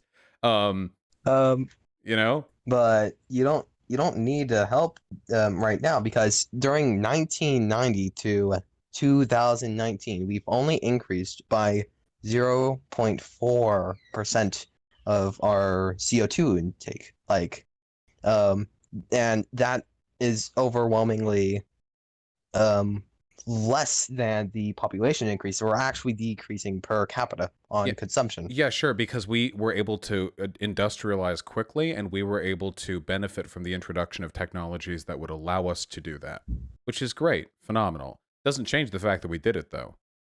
But China also, it may be declining, but per capita emissions, America is still very high up there, and in total emissions, I'm pretty sure America is still the highest up there. Yeah, we're still high in like total emissions, but then, China is like going back up. Like, it's going super high. Yeah, because they're industrializing, and their population is they're industrializing, like but we should at least help them. Well, we should help them. We should be paying money out the ass to subsidize the development of green energy in these countries. Yeah, for sure. But it wouldn't be our fault, and it wouldn't be on the fault of us as a result. But we already did it though. Like, we already did the bad thing. But why should we care if we aren't really if we're slowly declining in CO2 because already? We did it. Because we did the thing. We already did it. The CO2 we spewed into the atmosphere is still there. Like, the problem with greenhouse gas is that it stays there. Like, our contributions are eternal. Whether it happened a century ago or whether it happens a century from now, what we did will always have had its consequences. Not to mention, between dropping out of the Paris Climate Accord and all the other dumb shit America does with regards to climate change, all the Murdoch-run media spinning the tail to convince the population that climate change isn't even real, like, we're probably responsible not only for our own emissions, but also for, like, the global climate change denier movement. Or at least Murdoch is, but, you know. But we should still, like, We could do some stuff about it, but we should keep it where it is. We're still slowly declining, and especially due to our population, like our rate of We should population decline going down. faster. We are going to slowly decline faster over time. We should do it faster than that. Like, Wait, like why should we do it faster? Because the scientists it's are not our telling fault us anymore. it does. Well, it is currently our fault. We still have incredibly high emissions, and it doesn't But matter. it won't be our fault in the future. This is, I think, the libertarianism is coming out here. This is like child logic to me. Like, well, it's not us. It's this our planet. I live here. Like, we're the greatest country on earth, at least when it comes to mobilizing economic production. That's undeniable. We are very powerful in that respect. This isn't some like we don't get to poke holes in this and throw it off to somebody else. The planet's sinking. We need to like this needs to be done. It won't do that within the next years. This is based off like a digitally produced graph. Digital shit probably is happen sick. eventually. Digital No, sick. it'll probably happen eventually. We're talking digital. But what do you mean it won't happen next year? I will live to see the climate refugees from Southeast Asia flood north. I will live to see that. But like in 1980, was it? They predicted that in the next 30 years the Maldives would be gone, and they're still here. Our ability to chart this has certainly gotten better with time. I don't think it's appropriate to use failed predictions in the past to impugn the legitimacy of predictions that are currently functioning. The models that we've been using since the early 2000s are currently perfectly predictive in how the sea levels have risen since, and how the global climate has increased in temperature. These numbers are pretty easy to track now. We have much better equipment now than we did then. And looking at it, it looks like we're pretty fucked. So, like, we need to do something about this. The United States has plenty of money, or at least it would if we stopped spending it all in the fucking military. We need to be incentivizing other countries to get on board with green energy. I could agree with that, but we still shouldn't indebt ourselves to stop climate change, because it hasn't been our fault for a while. It's equally our fault. No, it is our fault, but we shouldn't. But it hasn't been increasing significantly. So you do think that think the officer shouldn't arrest you because you finished the rape before he got there? Like, we still did it. No. If we it would be a better example if you time traveled backward to the point where you didn't. No. But no, the CO2 is still in the atmosphere. You can't unrape the chick, and you can't un-CO2 emission the planet. It already happened. We already did it. The CO2 is still there. The climate is still choked with the product of our industry. But we're not emitting as much anymore. We still did it. You're not raping the girl as much anymore when the officer gets there. This is a perfectly cogent comparison. You still did it. Okay, but why?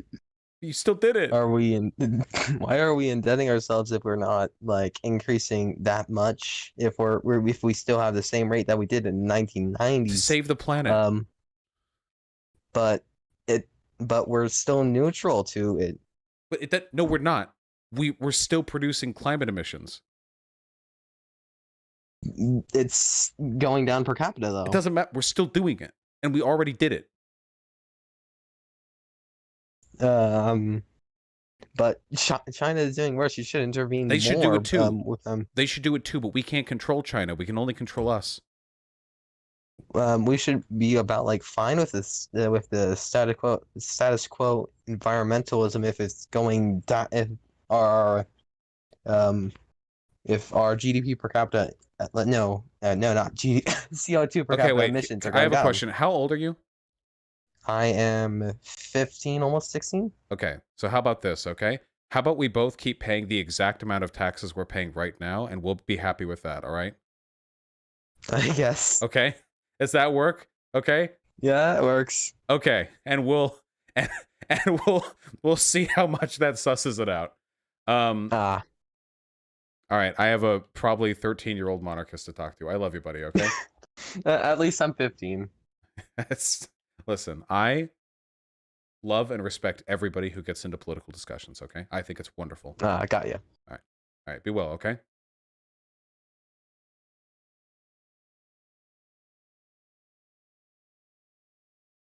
Okay. last one, and then we're getting the chill stream that I lied about when I said was going to happen. No, he was a nice dude. He to the end there, he was clearly like fucking around a little bit, but yeah.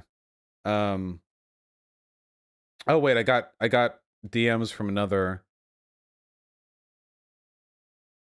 person. Try looking into this and tell me how America can afford socialism. Dude, socialism's cheap. Socialism's so cheap. Do you have any idea how much money there is stocked away in the Panama Papers? The fucking Panama, whatever the fuck those papers, wherever that uncovered? Like, all we have to do, if we just tactically deploy some guillotines, we can get a lot of wealth back, like, really, really quickly. All right, so what are you guys going to do when America collapses under the weight of bad policy? If you had your way, America would be bankrupt in less than a decade because the required interest payments go up, up, up. You tax the billionaires too much, they leave them out corporate exodus. No. The billionaires, the billionaires don't make the money.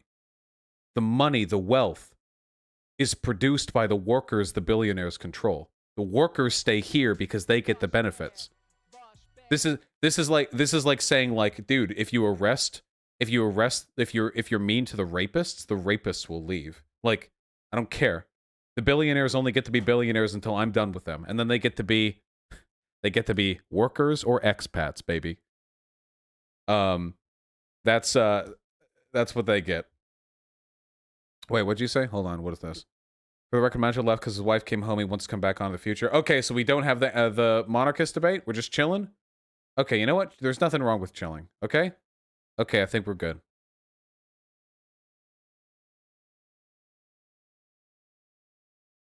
Wait, no? Wait, there is a monarchist. Wait, there is? No, the dude who left? Call Bernie. Wait, who left because of their wife? Wait, are you saying the person who left during the BLM debate was what left because their wife came home? They didn't say anything?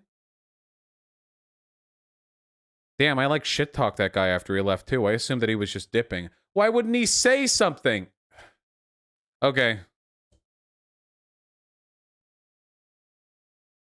All right, let's do it. What's up? Hi, Rob. Hello. Hello? I'm so sorry. No worries. Let me help you fix your mic. Click on the user settings in the bottom left, then go to voice and video, then click on push to talk, and then I want you to turn off the automatically determine input sensitivity and drag that slider all the way over to the left, and then you'll sound much better.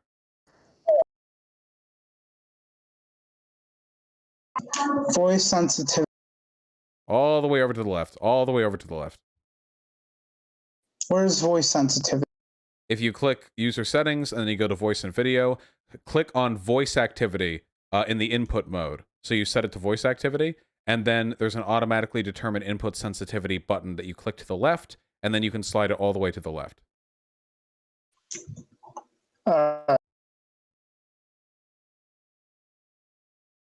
Is this better? I think so. Say something. Hello, how are you? Okay, that does sound better. Oh, the guy in chat, the place is called Truffle Queen, if you want the truffle salt. It's pricey, but you can get it online. All right, what's up, Bernie Ree? How you doing? So basically, how do I start this off? First, I have a question for you, because I've always wanted an answer from a sociologist. So with BLM, like rates of police brutality, right? They're relatively consistent with. I heard someone say rates of police brutality are relatively, like for Black people, are relatively consistent for Black people, given how much crime they do. Is that that sounded really false to me, and I don't really know anything about sociology. So, what would your take on that be?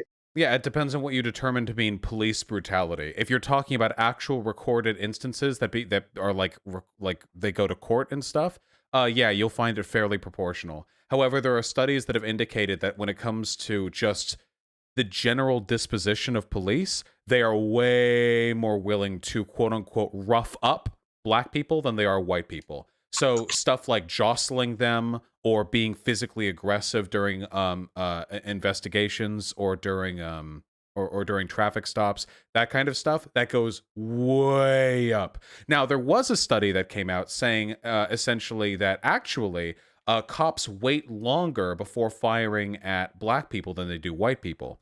The methodology of that study, however, seems to have not been that good, and it's since been discredited by other criminologists who have looked at it.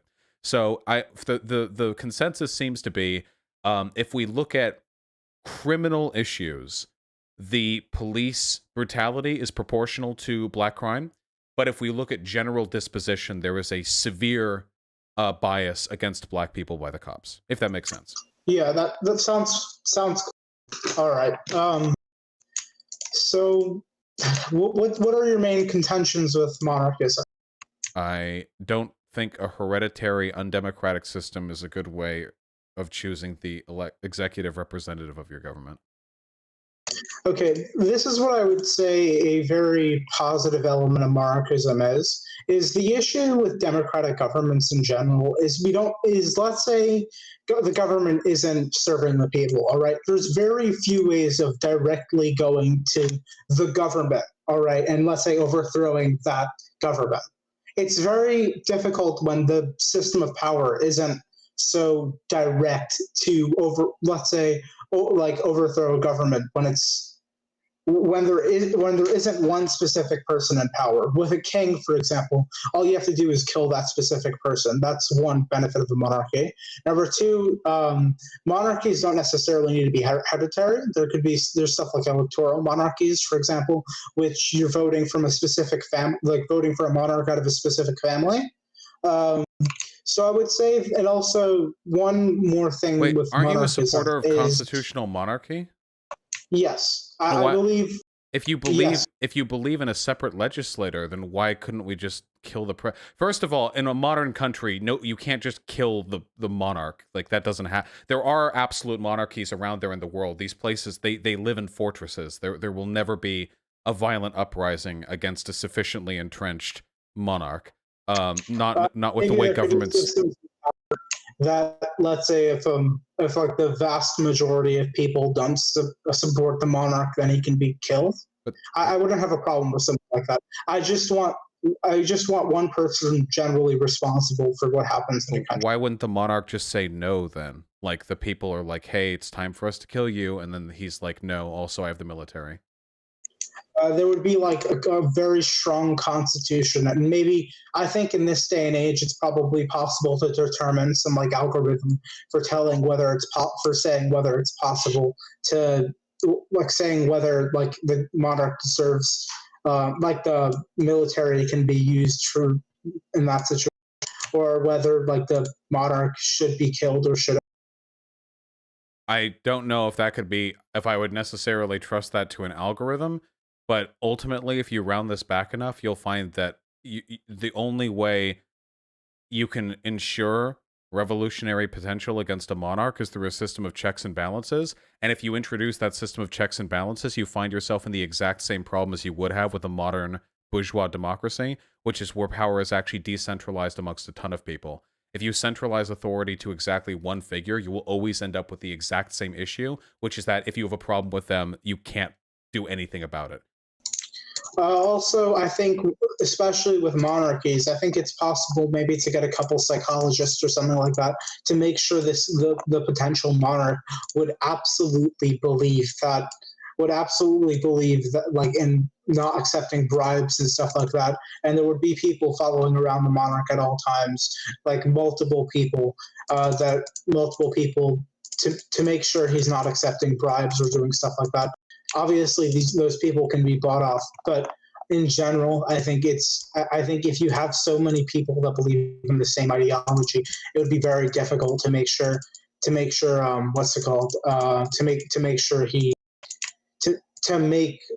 bribe the person. Also, I would make a culture of fear around rich people in terms of giving bribes. Like, for example, publicly executing people that give bribes to the monarch. That attempt to give bribes to the monarch. Who would publicly execute them? Obviously, some government or some executioner. What if the monarch doesn't want them executed? I mean, then the monarch, that if the monarch tries to go against the Constitution, they get killed. But what if they say no? I just won't get killed. Actually, So the computer algorithm would say no, or it would just say that's not a valid reason to use in the military. I'm not entirely sure if this would be a functioning government. What's Why wrong? not? Well, I guess for if you can imagine every reason, that would be my answer. It would be for every reason. I'm trying to think if I can distill it down further than that, but I think that might actually be the only thing I'm capable of saying. Why not just have a democracy? I would say I said my issue with democracy before, but in general, I would say that I don't think people are very capable to know about the nuances of government. And I'm not, that's not me being a narcissist or anything like that. I just typically, when you look at studies of the American people or any people in general, they typically know absolutely nothing about politics. And I think monarchy is a way to ensure that in general people are knowledge, that in general the people in power know what they're doing. But because then they're historically, that's never been the education. case, like ever. Not really. I mean, typically, I wouldn't say there's many examples of monarchies in a time where stuff like geopolitics and, let's say, military history and stuff were seriously studied. For example, like when they became sciences, for example. In general, at the time of monarchism, there really wasn't. These sciences weren't really established. Yeah, but we have monarchies today. We had monarchies fairly recently. We have absolute dictatorships today as well. You're talking about Saudi Arabia? Like, which specific monarchies are you talking about? We could talk about Saudi Arabia. We could talk about Turkmenistan. We could talk about North Korea. We could also talk about authoritarian governments that don't have a hereditary component. We could talk about China. China's doing, honestly, say what you want about China, and I'm going to agree that they're doing some messed up stuff to Uyghurs, even though that's not completely substantiated. But I think China is working fully functionally. And also, if you want to give the example of Saudi Arabia. The issue is I'm a socialist, and I want people to generally be happy. I would say people are generally, I wouldn't say there's, for Saudi Arabia, for example, Saudi Arabia, honestly, besides for the messed up things it's doing to its own people, which 100% I think are disgusting, Saudi Arabia is a very competent government. And honestly, I would say that what's happening in Saudi Arabia is more of an example of like stuff like just Arab culture when it comes to government, rather than just Saudi Arabia bad. It's just that's how countries. How is it? What do you mean? What do you mean by competent? I mean, let's say, take, for example, what's happening with Saudi Arabia's president and what happened with Russia a while ago. For example, like they geopolitically just messed up Russia so badly just through like lowering the price of oil a while ago. That's an example of competent government, knowing how this stuff works and acting accordingly. What I mean is just the issue with democracy, it just puts on competent people like Trump in power rather than having people that actually know what they're doing. And I would say monarchy is a better system of finding those people. First of all, for monarchies, the people who make decisions aren't the actual monarchs. Monarchs are just powerful figureheads around which power and wealth coalesces. Decisions are usually made by cabinets appointed by monarchs, because if you actually speak to any monarch in any era in all of humanity, they're fucking idiots. The idea of a philosopher king has never been a real one. It's always been a way the powerful people use to self-justify their own interests. You appoint cabinet members, they do the real work. So if there's any semblance of competence in Saudi Arabia, then it would be from them. Likewise, everything that America has done, because America has continued to run under Trump, all of that good can be attributed to the thousands and thousands of decentralized agencies we have that participate in the systems of checks and balances. If our country was entirely hinged upon the competence of our president, we would be a dumpster fire now. The issue is with a monarchy where the monarch actually makes the decisions, that is exactly what happens. If they're bad, the country dies.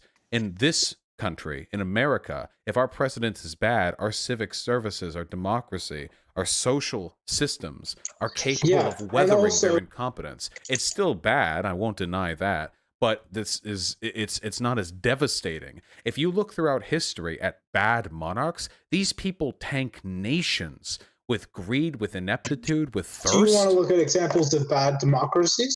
We can certainly look at examples of bad democracies, but it would not, those Anyways, problems, what, can okay. you think of a democracy where the problems with it were caused by the concept of democracy and not through some, Yes, what?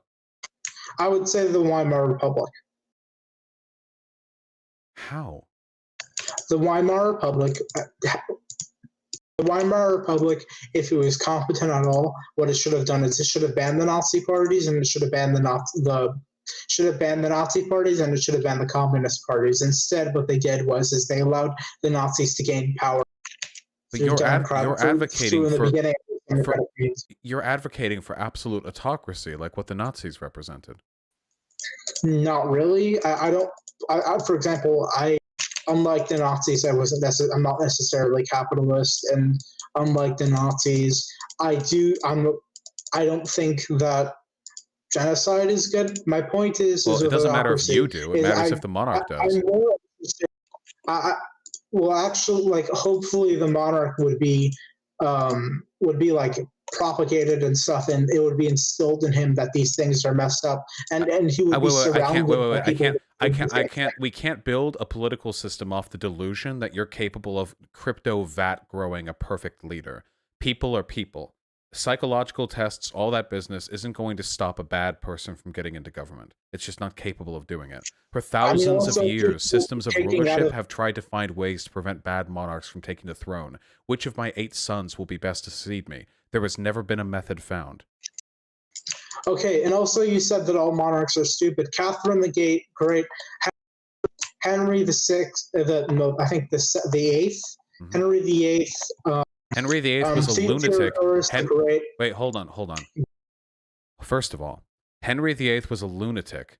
Catherine, if I recall correctly, had a perfectly functioning legislature in addition to a cabinet, and it was through them and that they were able to. Yeah, and I don't believe in absolute monarchy. I believe in some legislative body and stuff like that. Wait. So do you realize my argument isn't that every monarch will be bad? It's that if one monarch is bad enough, it can ruin everything. Yeah, but if the same amount of people believe in so many stupid things, then things will happen badly in a democracy. For example, the Weimar Republic, or to some degree the United States. Yeah, but it better because at least you're beholden to the will of the people. At least in a democracy, what even is the will of the people? What does that mean? There isn't no people. It's not this magical thing. No, but you have elected representatives who are meant to, at least in theory, represent the electoral interest. Yeah, and we would have representatives that, are at least in theory, would be to represent the interests. Okay, the interests of, because they would be more competent and they would be knowledgeable in this stuff instead of just having idiots be in government. Wait. You can't just say monarchy is good because in my monarchy all the monarchs would be smart. You can't, like, that's not solving. No, it's not because it would be it wouldn't be just because they're smart. It'd be because they're educated on this stuff. That's essentially synonymous concepts. There's absolutely no reason to believe that monarchs would be any more educated than your average representative government official. Not really, because they would be from birth educated in, like, so what if they're just a little shit? In political science and stuff like this. Dude, we've been doing this for thousands of years. You can educate a shit kid all you want. Because they would be picked out of a large group of people. They'd be picked out of an entire family. Then it's not. So what if the whole family's shit? I mean, this has happened historically. This is not like a small chance. I mean, also there would be psychologists around them, and they would have, like, literally the scientifically best upbringing possible. There's no such thing as the scientifically best upbringing for a monarch is not something which is determined. I'm pretty sure there can be studies on that, and it can be figured no, out. you can't. No, It you can be possibly couldn't, because the characteristics necessary to determine success would hinge upon the performance of these monarchs over the course of their entire lives. You cannot psychology your way into maximizing one person's usefulness and guarantee that they don't turn out to be some sort of psychopath. One of the reasons monarchies tend to turn out so badly is because it turns out if you tell a person there's something magical about their blood, that means they get to lead a country in spite of nobody wanting them to. They turn into terrible people. That's not what I want. I don't want them to be educated and told stuff like, but that's the truth. You're saying that it's magic because they're of a given bloodline. They've been arbitrarily designated as the future hope of this nation. That's going to fuck people's brains up. I mean, not if we have people that are like CEOs of large companies and stuff like that. And they're psychopaths. And leaders, yeah, in general, typically, but there's also examples of this not being the case. And if there is an entire, like, hopefully there's an entire science. You're telling about this is the most. You do realize this is insane, right? Like we should return to an outdated form of government where a completely non-representative system of how is scientists, democracy representative? Honestly, if you want to say it's more representative than a monarchy. Yeah, 80%. Okay, look, 80% of people in the United States. So I think I forgot the exact specific number. Support free healthcare for all. Where's the free healthcare? Wait. I'm sorry. So you're saying if there was a monarchy, it's more likely they would do it? Look at Bismarck. Look at Bismarck and stuff like that. What about him? Look at modern day Sweden. Wait. You can't. Yeah. Look at modern day Sweden. What is your point? There are democracies that also do social programs. Yeah, I think. But here's the thing: modern day Sweden isn't an example of regular countries. It's just too small. Neither was Bismarck. Bismarck was. You know why you know about Bismarck? Because he was exceptional. Most monarchs are fail sons. They were lived and died doing nothing but impregnating mistresses and having better decisions fed into them by their council, who were probably present at their birth. Like, the reason you know about Bismarck is because he was exceptional. Monarchies are not good systems. Okay, number one, someone in chat said Prussia was also small. In general, I'm pretty sure Prussia was a pretty large country. I forget the exact specific population things for, but Prussia was a relatively large country. Wait, guys, the people in chat are saying Bismarck wasn't a monarch. Shut the fuck up. We're talking about elected versus unelected representatives. Was Bismarck elected? I don't believe he was. Also, but we were talking, and Bismarck was like a staunch monarchist himself. But I'm talking about more about Bismarck, the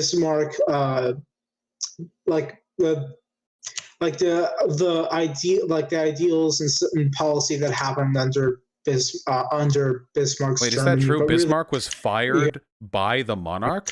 Wait, you're saying the monarch actually fired the person responsible for the greatness of that country? Oh, damn. Monarchs are fucking stupid. Bismarck was actually like a really good leader. Damn. Monarch probably had some wench to fuck, maybe got annoyed one time. Bismarck ended up blueballing him or something. Probably monarchs. If you look historically at what monarchs are up to, almost if you look back at all the wars in Europe. Wait a second. Did you say Henry VIII was a good Wasn't Henry VIII the person who created the Church of England and ended up creating a religious schism that started a 100-year war? Wait, I'm sorry. The totality of this conversation is taking so long to catch up to me. I need to take a second to just reflect on everything we've been through. Yeah. Okay. I forgot exactly which king I was referencing.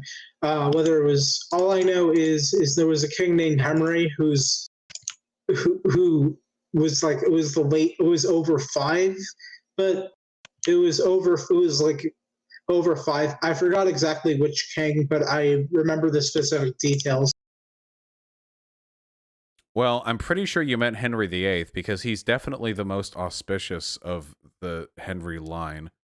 But anyway, that guy started a lot of war. Impressive. Huh? An Irishman knows of British history. Impressive. I mean, I'm American. But also Henry VIII's legendary fuck up caused so many people to die. I'm pretty sure they teach like Japanese school children about it. But I mean, Okay. that's what you get. That's what you get when you have a monarch. You know, they can just create an entire new religion because they want to get a divorce. All It's right. the Do you wacky want to shit. talk about anarchism? Because I don't think we have a lot of time, but I want to get to anarchism. We can do- 5 minutes. 5 minutes. I have to kill Ludwig. All right. The thing. What do you mean 5 minutes? 5 minutes to talk about anarchism, or 5 minutes then we can do? 5 minutes to hit me with your best anarchism meme. All right. I don't get anarchism. I just don't understand what's stopping people from just making some sort of state to oppress people. Once we get rid of making guns are extremely easy. What's stopping people from just getting a bunch of guns and making a state and like oppressing people?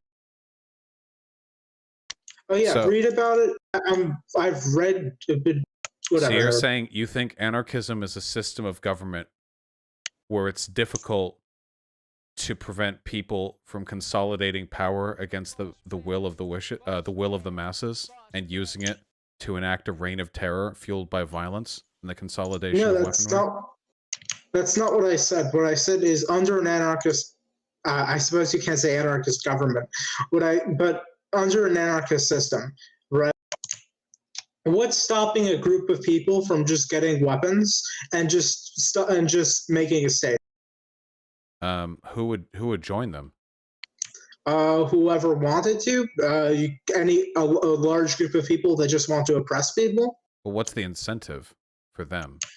to steal their stuff. What stuff would they be stealing?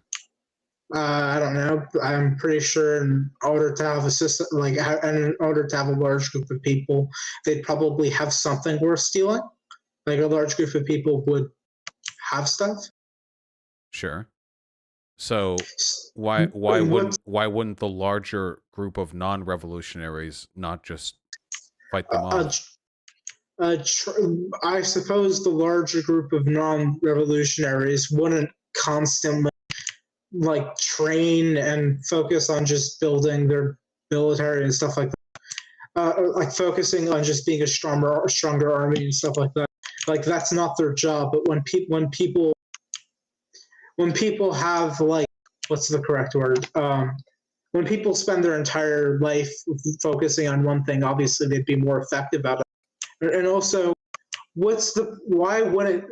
And also, centralized armies are typically more effective than non-centralized ones. Sure, but there's no centralized army. They don't have a way of centralizing at all. You can just get a group of people, a group of young men. They get really bored. Let's make an army and let's make a state. The issue is, historically speaking, coups and revolutions typically take place by exploiting a pre-existing power structure. So very rarely is it just people who are well accounted for and well taken care of with no power over any other man just get together and start, training for a revolution. Usually it's they're able to do this by working under the shelter of, or working alongside, or bribing officials who have some sort of vested monetary or social interest in supporting this revolution or coup. Most coups only take place with the permission of the government. Of the permission of the military, after all. There usually has to be a power system to be exploited. All right, so how about this? Why wouldn't the old state that used to be in power, which probably would still have supporters, just focus on getting support of the military and stuff like that, and just create a state? Sure. Well, when it comes to dealing with counter-revolutionary intent like that, that's the reason why I advocate for a transitionary state. It's possible to immediately get a functioning anarchist society from certain conditions, Rojava being a pretty good one, but for the United States of America, there are like 1 billion overlapping political, economic, financial, and military interests that intersect in such a way as to ensure that if anarchism were done with a snap of the fingers, there would still be enough power and enough wealth in the right places to ensure this would immediately fragment and break apart, the old power structures reasserting themselves until eventually you've created a worse version of the previous society. The goal of a transitionary state would be to build, say, a socialist government, which would... Wait, wouldn't that not make you an anarchist? That would make you a Marxist? I mean, I've always been a Marxist. I don't find the two as contradictory as some seem to claim. I mean, they're two different ideologies. I mean, obviously, What is the anarchism difference usually. between the two? It's I can't phrase this correctly, but how do I phrase this? Anarchism is just more specifically believing in like the abolition of the state and stuff like that. Marxism, I'm pretty sure they don't necessarily want an like abolition of this. Like No, Marxism isn't necessarily. Marx specifically said he wanted the state abolished. Okay, I don't know very specific. I don't know specifics of Marxist ideology, so I'm not going to talk about it. But I'm pretty sure there is a difference. Well, they have different priorities, different definitions, and they're championed by different people. But you can be an anarchist and subscribe to essentially every precept of Marxist thought, and you can be a Marxist and agree with almost everything an anarchist believes in. There are Marxists who believe in a stateless society. Marx did, of course. And there are Marxists who believe vanguard parties are an ineffective way of securing a revolution. There are anarchists who believe in transitionary states. In spite of the internet's belief that is not the case, I've looked it up. There are absolutely anarchists who believe that. It is true. So yeah, I think there's a very strong overlap between these two ideas. Yeah. Well, anyway, Vosh, I'm going to say is I'm a pretty big fan. I think you do. I think you're just very... I think you know how to speak very well. What was that? I'm so sorry. Prejudiced against monarchy? No. I don't. You have your beliefs, and that's okay. I just think that you're a really good political commentator. Oh, well, I appreciate that. Thank you.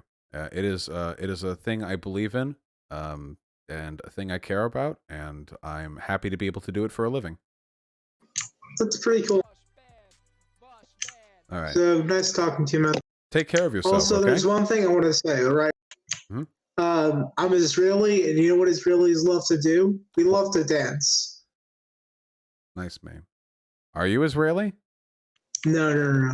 But okay. We love to dance. All right. Google dancing Israelis for cool videos. Were you just a Nazi the whole time? No. I mean, that would explain this entire conversation. Yeah, pretty much. Okay. So you actually a fan of mine? I think you can like talk very well, and that's a good skill, I guess. But a lot of times, I feel like you're a very dishonest political commentator because you'll start saying things like the right doesn't have good ideas and stuff like that. It's just annoying. What good ideas do you guys have? I mean, you just kind of just say all of our ideas are BS. I mean, it's not an argument. I keep talking. Well, it's not an argument. It's just an accurate description of reality. But it's not an argument. I could support it with arguments. I mean, I disagree with that, and that just kind of you give people a very simplistic view on politics. Like what? Like that left good, right bad, and you're just so stringent on that. Well, it's true. I mean, you realize you just bookmarked our conversation with the Nazi dog whistle. Do you think you're the good guy? No, I'm not really. I don't think there's any good guy or bad guys in this conversation. That's typically the perspective adopted by bad people because it helps them sleep at night. So I can understand why you would need to believe that. Well, as a person who believes very strongly in the good he does, I do think that there's actually surprisingly little moral ambiguity when it comes to who's in the right and who's in the wrong between, well, the left and the right. Sometimes we get sussed up on the details, but on the whole, I'd say it's a pretty easy equation, you know? I mean, that's kind of a very simplistic view then. Well, it can be correct, though. Like, I could say, for example, that, like, I am taller than X person, and I could just sort of say that with, like, a stern look on my face. And it would be simplistic, but it would still be true. I mean, assuming I'm taller than that person. The thing is, though, is when you do stuff like that, it just all it kind of does is it just makes it for people just very difficult to engage in like fair political discussion. No, it doesn't. You're bad people. It's important to know that when discussing that with you. I think that's perfect. I don't think that like shorts people's intellectual or social or moral understanding of the issue. I just think it's the world that we live in, you know? Yeah. You could be a better person if you would like. Do you sincerely believe, for example, that Jews did 9/11? Yes. But why, man? I mean, You don't have to I believe that. would like to have a debate with you, but I would only want to do that in text chat because I'm not very rhetorically competent. Well, that's okay. But you do realize there's no I mean, I've seen like the evidence. I mean, I know the arguments. Why? Oh God. Do you ever wonder? And I'm really not trying to be patronizing here, and I understand people typically say that before being patronizing, but nonetheless, I feel I need to ask. Do you ever wonder that maybe your obsession with the idea of a Jewish plot might be a way of distracting yourself from other issues you feel more uncomfortable dealing with? Whether that be the inherent moral ambiguity of the things you believe in, or the fact that you're not a victim of a grand conspiracy and are rather just a single person making bad decision after bad decision? I mean, that's not a very good description of my life or anything like that. No, I'm just asking. No, and I don't think that's an accurate description of what's going on. Okay. So you arrived at these positions purely through a rational analysis of the evidence available to you. As rational as I physically can, I suppose. Okay. You know, I won't lie. I do wish you'd rather open with this. The monarchism thing's a little wonky, but I'm always down to debate the JQ. I think there's somebody else who wants to, actually. Fair enough. All right. Normally I would say be well, but considering you're an advocate for genocide, I'm not entirely sure if that's a responsible thing for me to wish on you. I hope whatever end you meet is painless when it comes. What? Was that not mean enough? Too mean? Where would you like me to move? How about I hope that your boot will be on my face until I die. Have a good one. All right. Bring me the JQ. Where? We're on a whole fucking bent today. Remember when I said today would just be about Bloodborne? I didn't expect there to be 6 people in a row available to debate. It's been 6. Can you believe that? It's been 6. Wait, has it been 6? It's been 6, I'm pretty sure. Where does it all come from? Ray Palmer, 47. DM the name? Yes, so I see. This guy Gish Galps like a motherfucker? Good. That guy was a little slow-paced. For my preference, Ray Palmer, 4702. Hey, if this person's currently in the arena, why not just drag him in? Bosch voice, that's me. Where are they? Let me find them. Thanks, Polar Prince. Where are they? Where are they? Where's the arena? I need to use my own Discord more often. Where is it? Ray Palmer. Has Ray Palmer been informed they're about to be moved? Or join the arena? Oh, I could just join the arena. That's true. No, wait, it's full. Can I join it when I'm the admin of the server, even if it's full? Wait, I'm kind of curious. I want you to click. There's going to be it's going to be me, and I post a little name right there. It'll be at Vosh. You can click on it. No, you don't need to. Howdy. Oh shit. How y'all doing? I'm doing all right. Great. Ray Palmer, you there? Yeah, I am. Sick. Mind if I take mind if I take your hand and join you in this dance? Yeah, sure. Let's go for it. Sick. What do you got, my friend? What wacky ideas do you have? But I don't know what you mean. I didn't come in here saying I have wacky ideas. Typically, people with wacky ideas don't. One of your like moderators or whatever type people pulled me into a private chat after I was just talking in your general chat.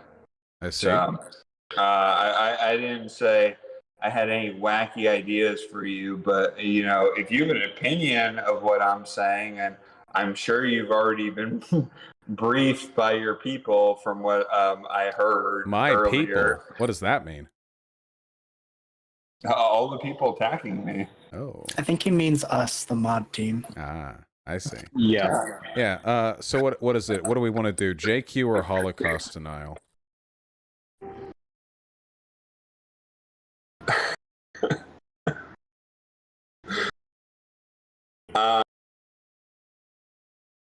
I mean, the whole reason I got pulled in was because I was asking, what is the JQ? What is the JQ defined by leftists? But if we want to get into Holocaust denialism, I don't really consider myself a denialist, and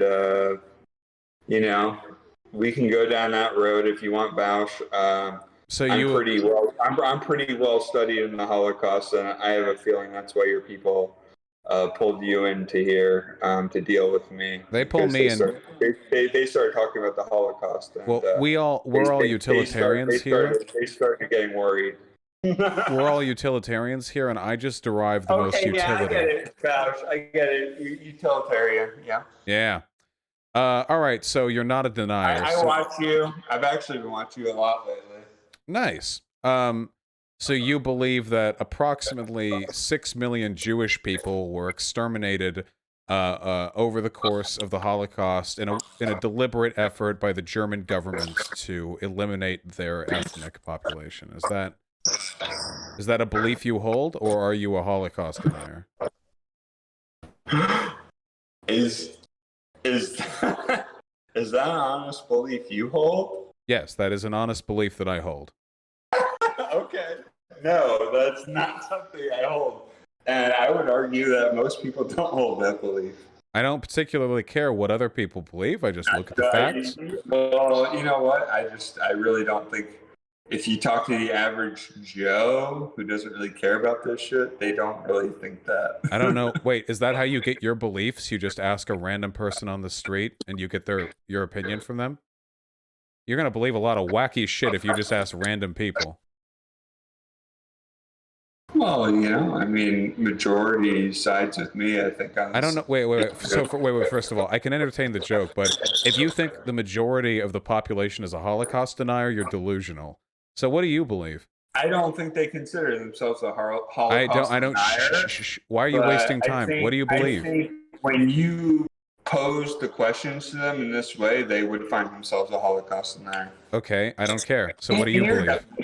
In your definition. I'm asking you what you believe. And by the way you would classify me as a Holocaust denier is not the same way that a lot of these European countries would. I'm asking. So, what do you believe? A little bit stricter than some of them. So, what do you believe?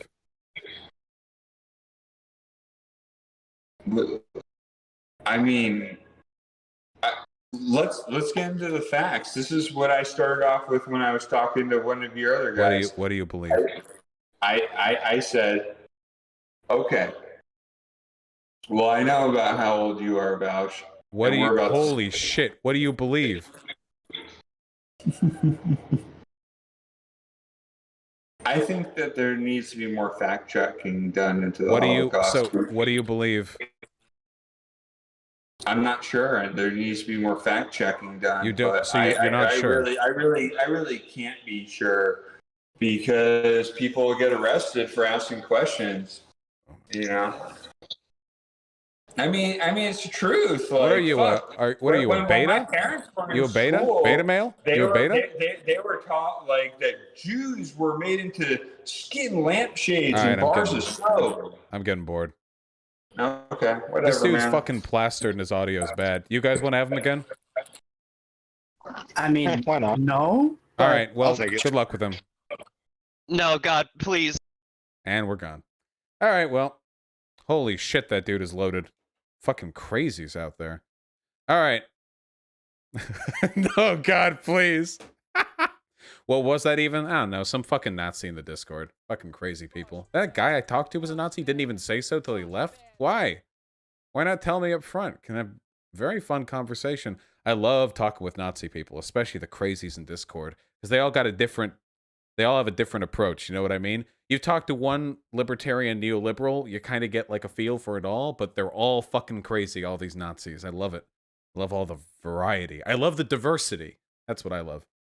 You gotta upload that as a segment. You mean that 3-minute nothing? Some of these will be segments. Hold on, folks. Let me read out some donos, huh? And then, God willing, can we do Bloodborne? Oh, God. Daniel Schmidt, Brandon Butterfield, and Panda Atlas. Thank you all so much for the $5. I really, really, really appreciate it. I'll do a gun stream eventually. And yeah, that kid was good. The first kid we talked to, I really appreciated that conversation. I'm glad we opened with a positive note.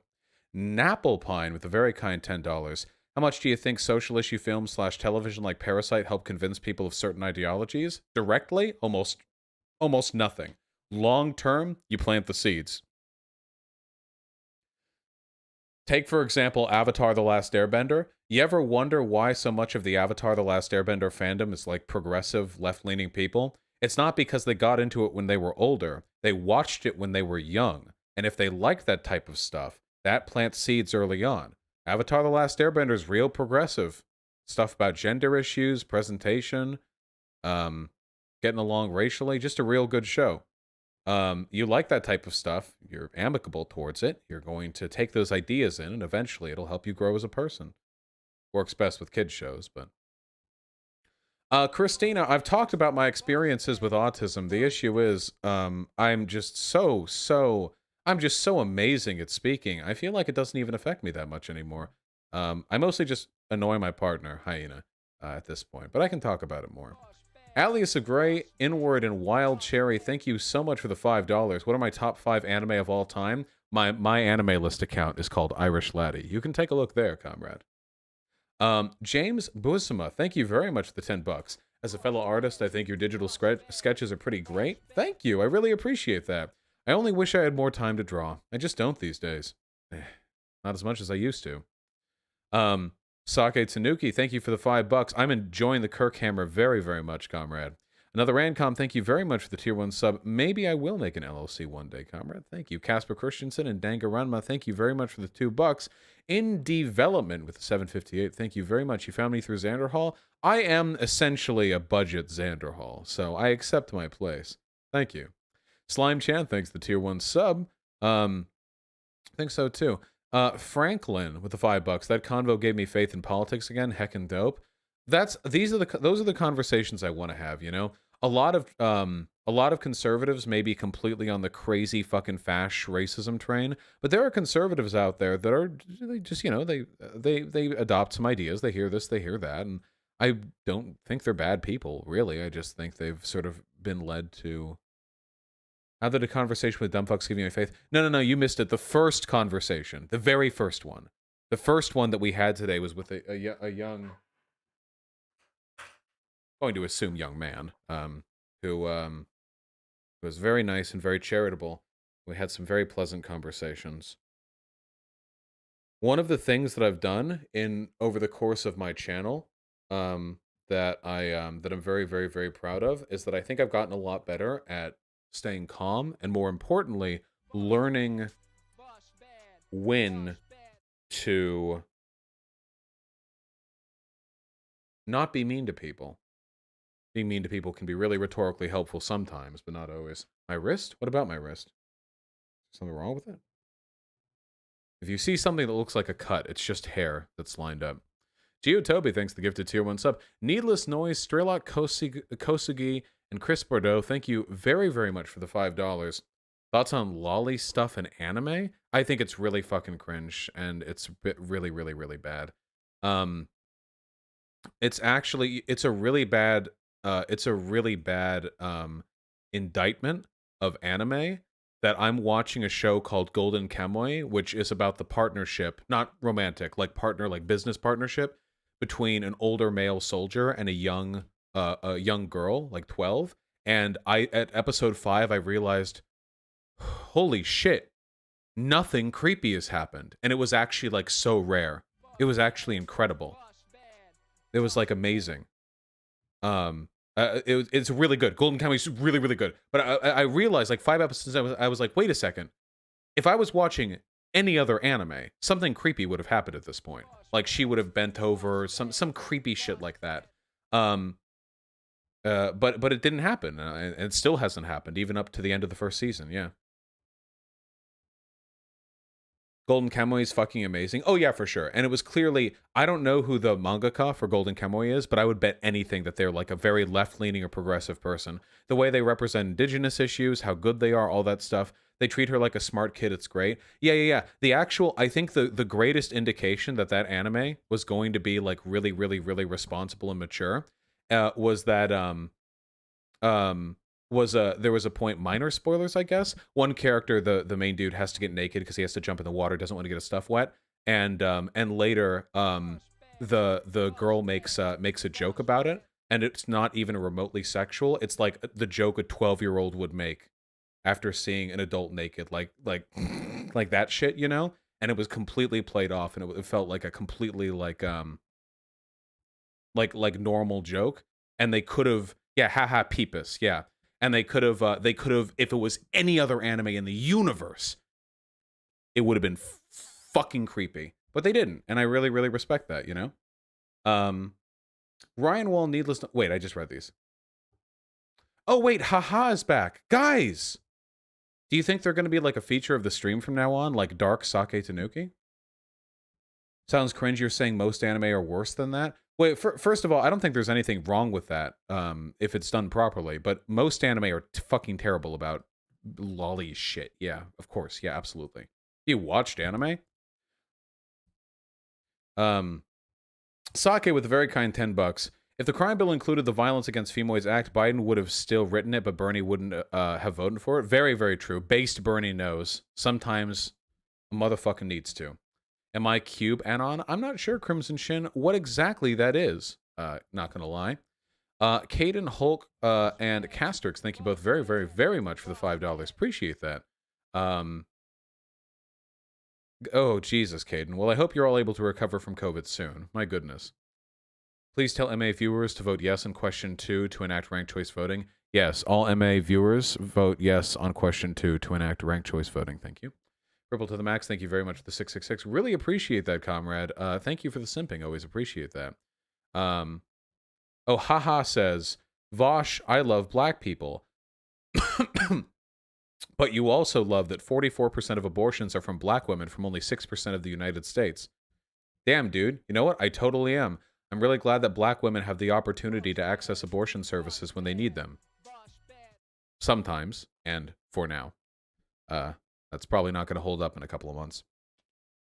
Yee. Carl Sagan Deluxe, can't promise I'll play any of those games, comrade. Sorry.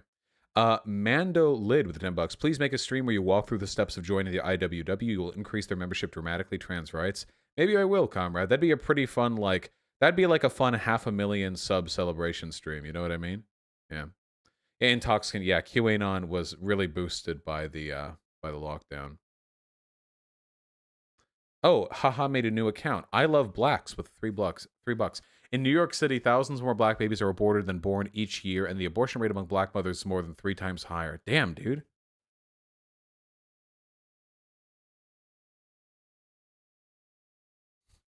Bosh, you told some pro-lifer they could come on tonight? Oh my fucking god, I did. There was another fucking thing. There was another goddamn person that I had scheduled. I completely forgot. Holy shit. I had them scheduled as the one person who was going to come on. Should I tell them to wait? Nope. I'm gonna have to stream on Sunday just to get the just to get the fucking Bloodborne gameplay I expected. My god. All right. Where they at? What's their name? What's their name? Where are they at? Give them to me, Hyena. Where? While you're giving them to me, I'll continue reading.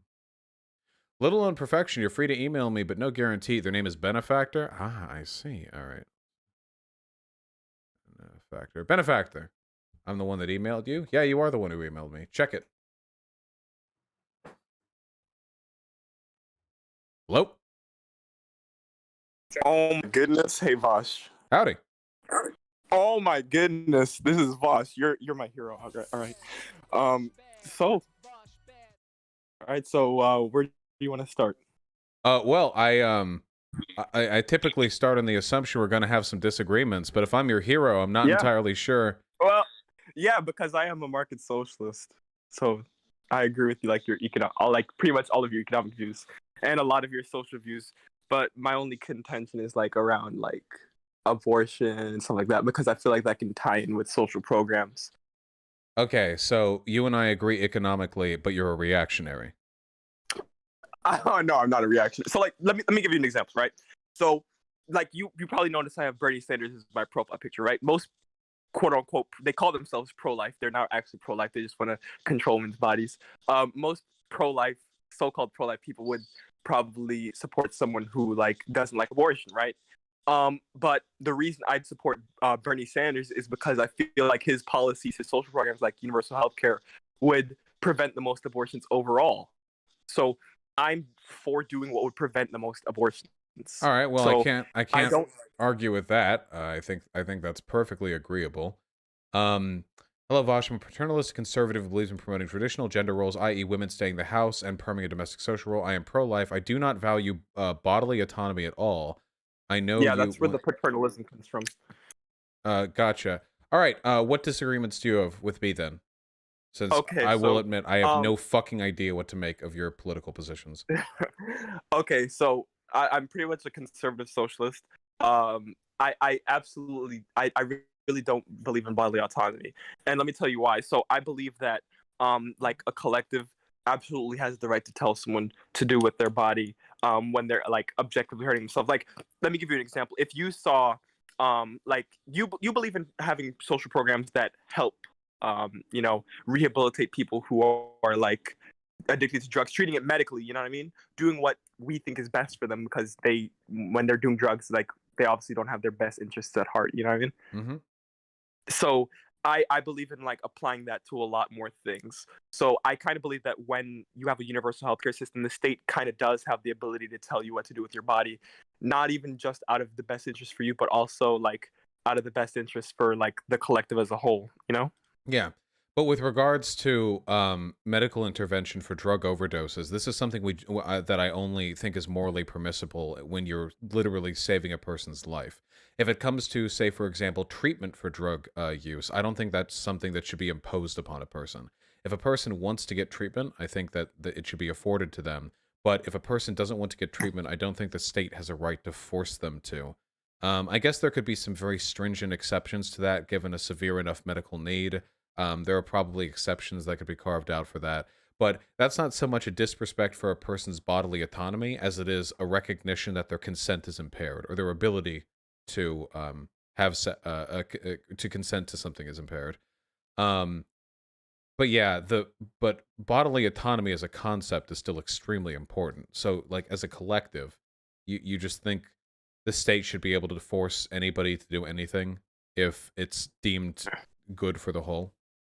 Well, kind of. No, not just good for the whole, but also good for themselves. So, like, obviously, I wouldn't promote like slavery because, sure, it might be good for a collective, but obviously, that's violating that person's rights. So, like, let me give you an example, right?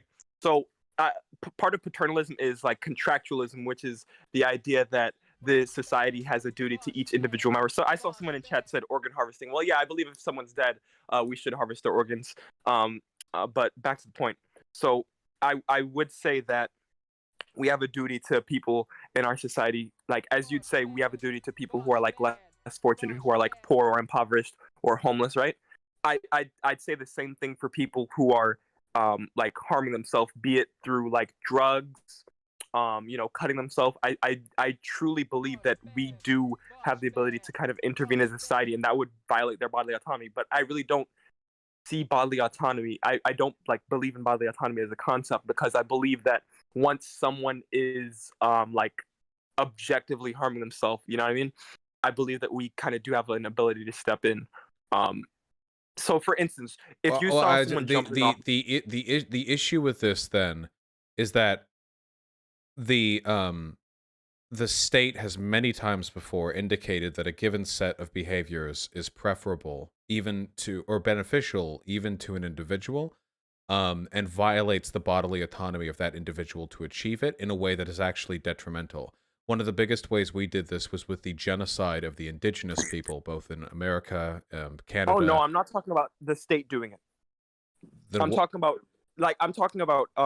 people who actually know what they're doing, like medical professionals. So for instance, well, right? but that would be educational professionals. So here's an example.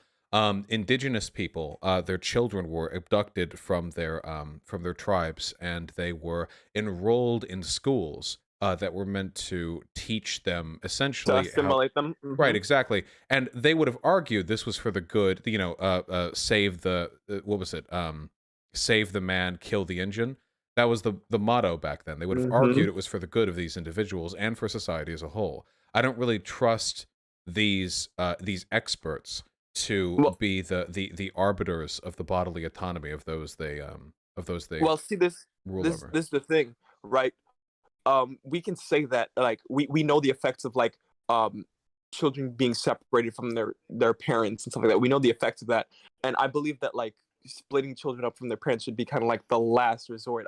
This is always a hindsight thing. Bodily autonomy is kind of like an all or nothing thing. Now we know it was bad to do a genocide, but if we could do this right again in the future, you know? Right now China is doing that, is using the justification you would provide for their Uyghur genocide camps. They're not genociding them. Okay. They're just teaching them proper religious and civic lessons. No, I'm not talking about when it comes to education or re-education. I'm talking about when it comes to the health of a person. So for instance, like how you said you wouldn't force like a drug addict to get treatment. I would, because they are like I think most medical professionals would say they are objectively harming themselves. Like it will lead to them having like a shorter lifespan. It will lead to like numerous things that have we not a right to do this? Huh? Have we not a right to do this? I'd say yes, because I don't believe in bodily autonomy. I'd say we absolutely have the right to like force that person to get better, to rehabilitate that person. Well, don't I have the right? Couldn't we then seize children whose parents give them unhealthy food, or seize people, in fact, who eat unhealthy food themselves? Isn't this infinitely regressive? I mean, yeah, kind of. So take a look at that. So like if someone is eating unhealthy food, right? And they like obviously this isn't something that should be done to like I'm not gonna go down the street and be like, oh, that person's fat, like, you know, we're gonna force them like. So if that person gets like a physical checkup or something, well, not all fat people are unhealthy, right? So let's say they go to a doctor and that doctor is like, okay, you have like an 80% chance that you're gonna get like coronary heart disease. I think we absolutely have a right to step in, and I see no difference between someone doing that and someone doing that and someone that's about to like jump off a bridge. It's just slower. And I want to finish on this. I believe that I forgot what I was gonna say. Forgot. Oh, my goodness, it was such a good point. Okay, maybe it'll come back to me. All right, you can go ahead. The problem is I'm just not comfortable with the precedent this sets. You could do this for theoretically anything. What if a psychologist determines that a person is spending 8 hours a day playing League of Legends and that it's doing very significant harm, both to their mental well-being and to their body? They're getting bed sores on their ass cheeks or something like that. What if you absolutely we should step in in that case? I'd say yes. Right. Well, the issue for me is I don't think. First of all, we have to recognize that all of the instances you're referring to here are exclusively. You a fucking liberal? Sorry. What? My apologies. I clicked on a Twitter vid, and the people who were listening heard that, and you did not. The problem is that the examples you're providing only really function in an actual just society. But there are a million ways in which this could be abused in a society which is looking to. So, say for example, okay, I remember what I was gonna say. I remember what I was gonna say. So, a lot of times, like when someone has like an eating disorder or is drug addicted, a lot of these cases where people are harming themselves, it's indicative of some deeper underlying issue that we have failed as a society. I believe like when someone's addicted to drugs or when they have an eating disorder, we kind of have failed them as a society or as a collective. It's like someone might have an eating disorder because they were like molested as a child or because of emotional abuse. And I believe that until we like you said, it does require a just society, but we should institute social programs in place to cut down on these things before we can get to that. You know what I mean? So I believe it's called a praxis. I don't disagree with that, of course. But the thing is, that's the affirmative solution to these issues. If you here, there's a right and a wrong way to do this. If you think, for example, that society is unhealthy, let's say like high cholesterol or whatever, because there's no denying high cholesterol is an issue in America. Oh yeah, sure, fine. Most Americans are overweight, absolutely. Sure. Well, to me, the issue with this is there's a good and a bad way to solve this. The good way would probably be to get rid of food deserts, to make healthy food more accessible, to have people have more free time in their lives so they have more time to cook rather than being forced to eat takeout food. Basically, give people a wealth of resources and opportunities that they can use to make choices that you believe will be in their best interest. Absolutely. And the wrong way to do it would be to just like, all right, let's round up everyone who's fucking it up, you know?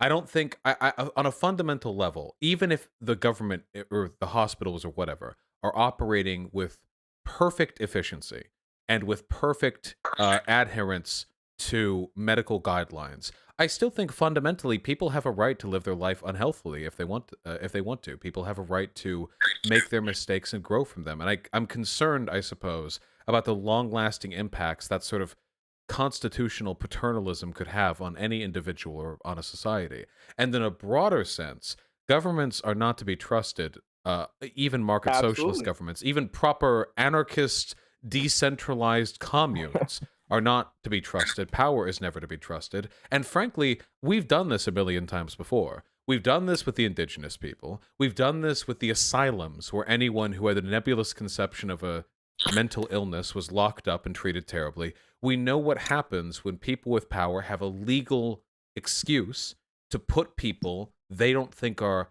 socially functional into asylums. And I don't know if it's good or acceptable to defer to them that power again. Okay, so I just want to let's unpack this. So the first thing I just want to address what someone said in the chat. No, I don't think that socialism is when the government does stuff. I'm not Ben Shapiro. Socialism is when the workers own the means of production. I advocate for like workplace democracy, worker-owned co-ops, and stuff like that.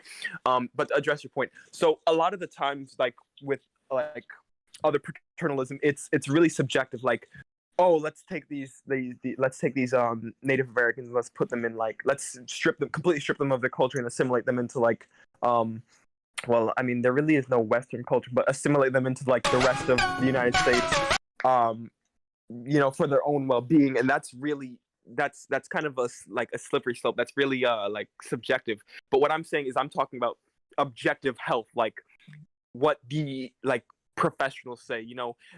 There's really no speculation. Like if a doctor says there's an 80% chance of you catching like coronary heart disease, or a doctor says if you keep smoking you're probably going to get lung cancer, I believe that the science and data is there to back up what that doctor says, and that we as a society really do have a duty to make sure people don't fall into that hole. Absolutely support social programs to get it down to a level where it's almost non-existent.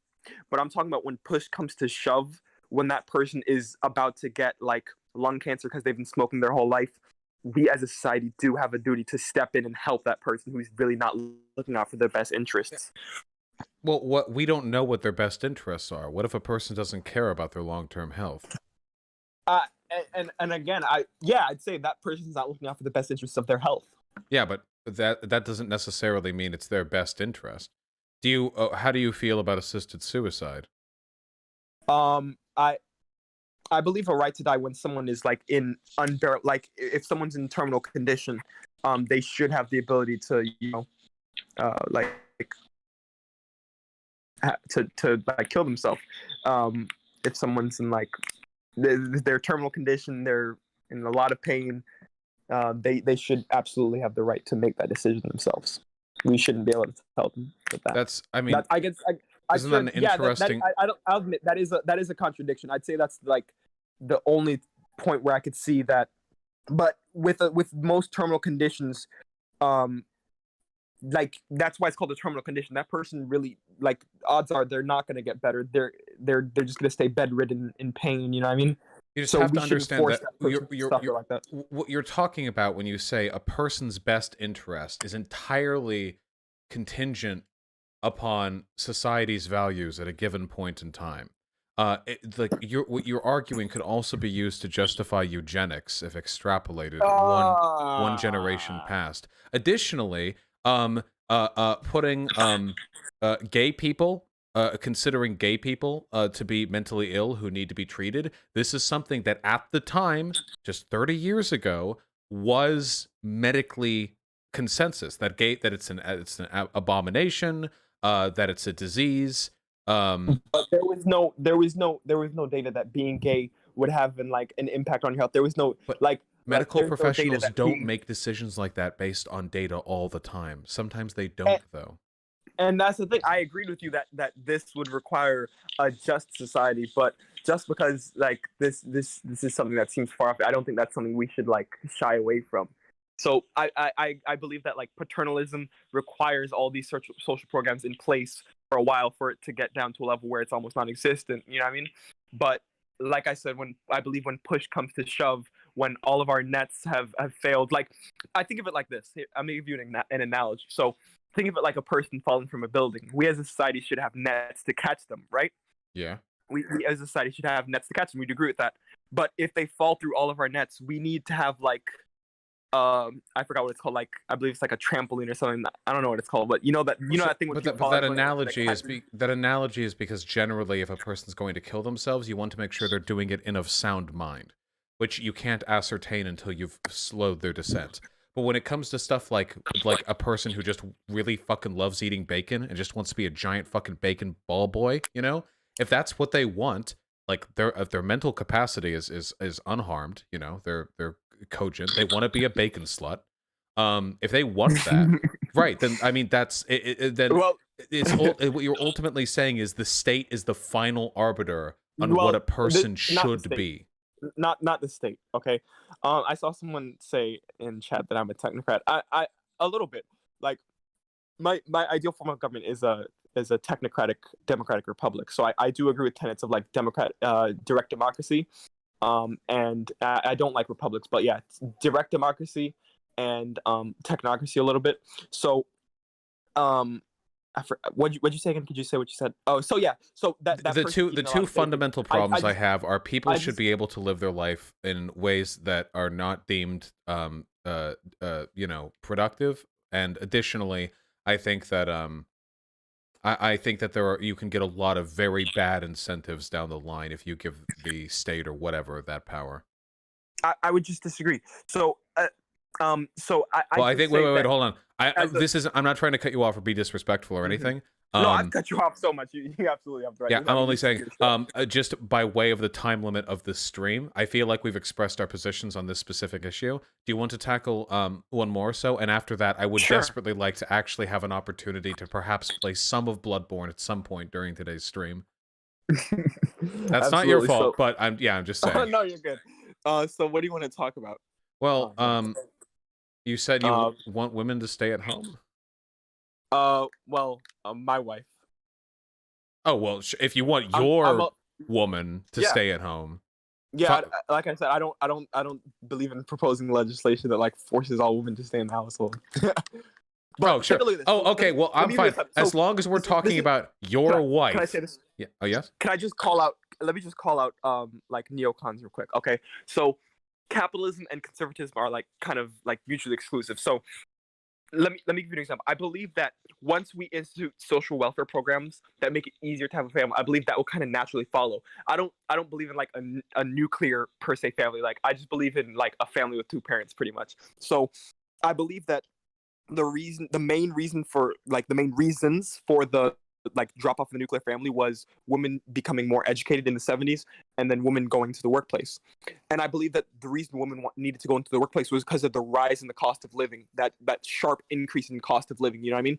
So I believe once we institute like workplace democracy, and then we also tie that in with like universal health care, universal basic income, I just believe it'll naturally like follow that more women. What Like, if the will wife works and the guy stays at home? I mean, I don't have a problem with that. I mean, the child is being raised by two parents in a stable household. What if it's 3 parents?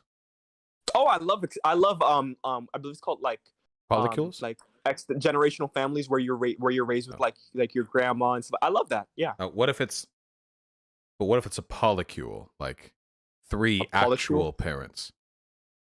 A Like they all You're gonna fuck have each to- other, and then when they're done, they go and raise the kid. Wait. Okay, well, hold on. Okay, can you explain this to me?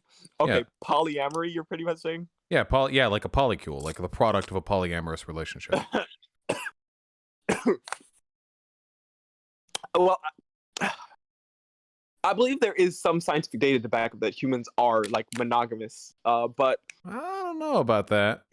no, like there actually is some scientific. Like I have a whole Google Doc with like all of my like opinions and stuff like that, and I have like to back it all up. I can send it to see. you, but, like, there But is- humans weren't monogamous until we settled down for the agricultural revolution. Yeah, the agriculture. Yeah, absolutely. Before the I believe the Neolithic Revolution. I'm pretty sure that's what it's called. Like where we started farming. Before that, yeah, humans were poly. They were fucking like everyone. But once we settled down into like cities, then like monogamy just became like the norm. And Well, the I believe origin for that- monogamy was actually because it helped people in power hereditarily transition their Absolutely. wealth from one generation to another. So it actually has its Yeah, where they- origins in yeah, hierarchy. kind of capital. Yeah, so where like marriage wasn't even like about love originally. It was just about two families who wanted to like conjoin their wealth pretty much. But yeah, I'm not necessarily talking about marriage. I'm just talking about like children being raised by two parents. Like there is, like you'd agree, there is data to back up that children who are raised by both their parents generally have better outcomes than children who are raised by like one parent. Like, Well, yeah, because one parent, yeah, I'm not raising gonna a make kid. An opinion on. I'm not going to make an opinion on like polyamory because I haven't done my research on that. I don't want to look stupid when I don't want to make a claim when I haven't like done the research. But I'm just simply talking about like being raised by one parent versus two parents. Well, So yeah, I of believe course, that yeah. once we- I just don't think I don't think one parent's generally enough to raise a kid, unless you're like super wealthy and you can just stay with them the whole time. It just historically Absolutely. it takes a village to raise a child. You know, putting that all the way down to one person. 110% agree. Yeah. Children should be raised by a collective. But so yeah, would you agree that like once we institute like a universal basic income, universal healthcare, like all these social programs that me and you like we probably agree should be implemented. Once we have all these things, don't you think it'll naturally follow that some women will choose not to work and stay home?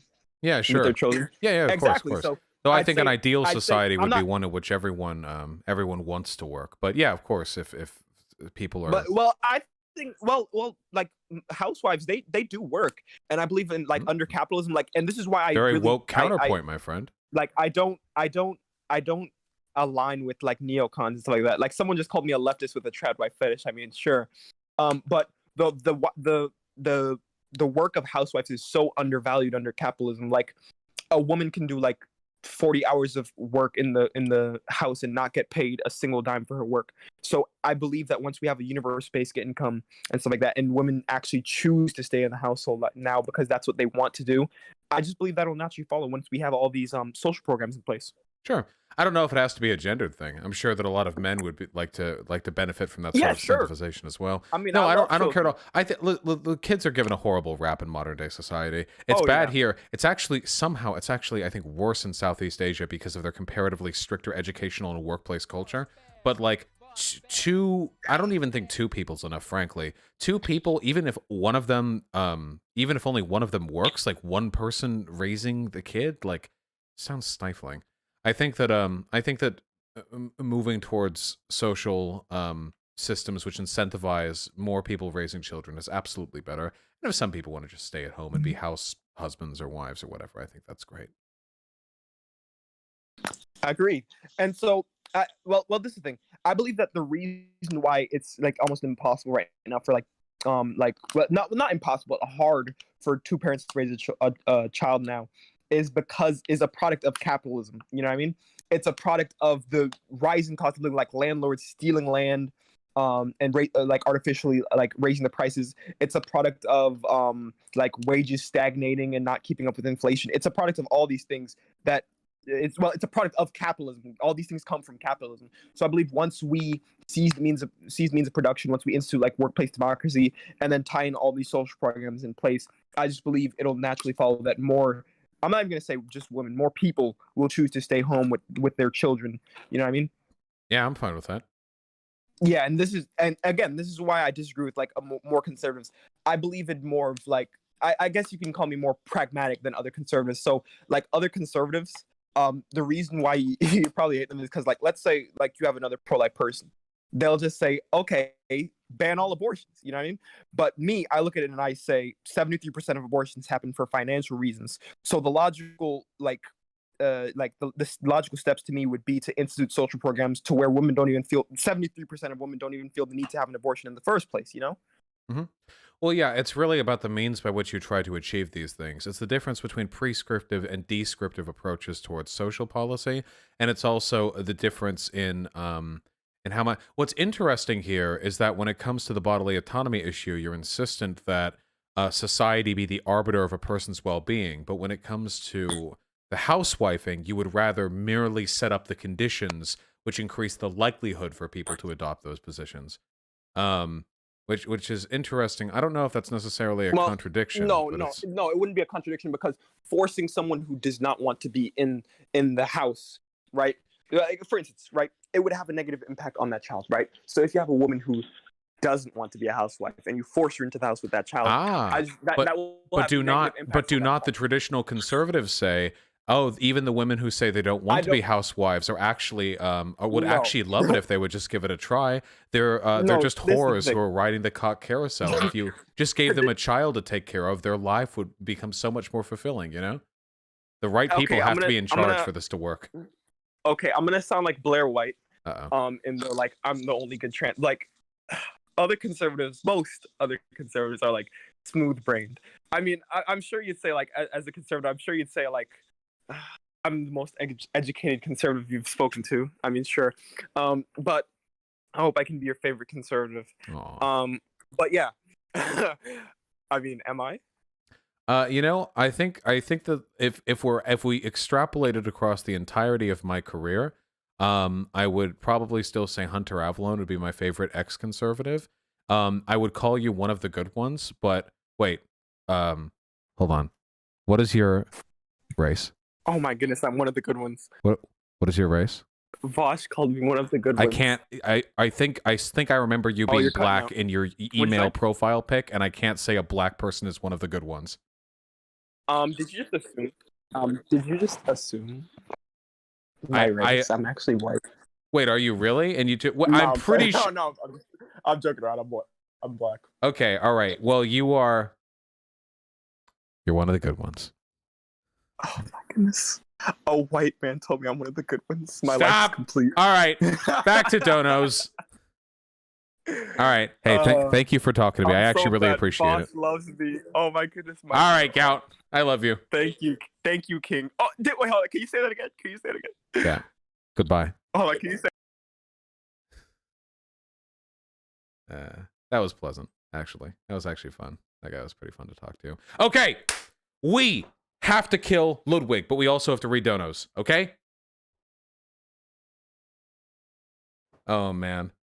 If I wasn't streaming and if that guy was my friend, like my close personal friend, there were so many funny jokes that I could have made there, but I can't because I'm streaming, because I got eyes on me, okay? Dark Samus and Moral Ago, thank you both very, very much for the $5. Really appreciate that. Thank you. Rare with the 5 Canadian, thank you very much. Sorry about the beard envy, Conrad. Anyone can do it. If you're lucky. Fury with a 50. Kronar, thank you very, very much. Yeah, Trump's chances are now at 12%. We'll see how those update going forward to tomorrow.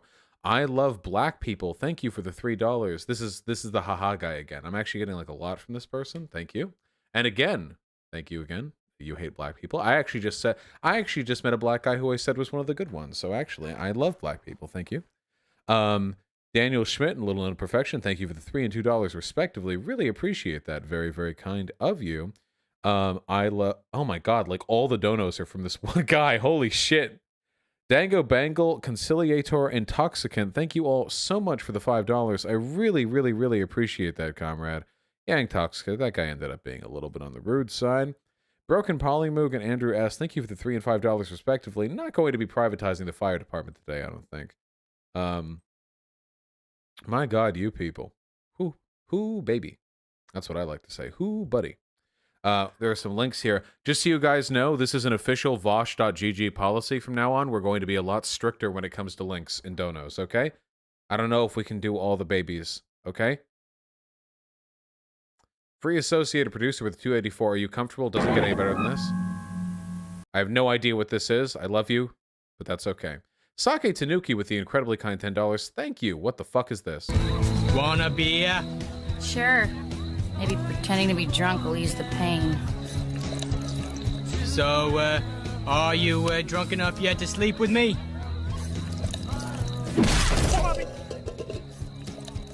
Answer the question! I think it's actually funnier without the video. I recognize the clip, so I gave you guys the additional... The guffaw. Thank you. Nothing bad ever happens to the Kennedys. Corvus Clanculum with the tier 2 sub. Thank you. Bento Bun with the tier 1 sub. I love you both. Googly Gook with the incredibly kind $15. You've gone official with the girl, been seeing for a month and a half, and cleared 4 Hades runs today. Feeling good? You're on a fucking roll, my man. Keep it up. Zaffa and Nathan Nelson, thank you both very, very much for the $5. Greece doesn't issue its own currency? Wait, what? Greece doesn't issue its own currency? That is wild. Daniel Schmidt and Atomic Crow, thank you for the... Oh, no, wait, it's because euros. Wait, I'm sorry, it's because euros.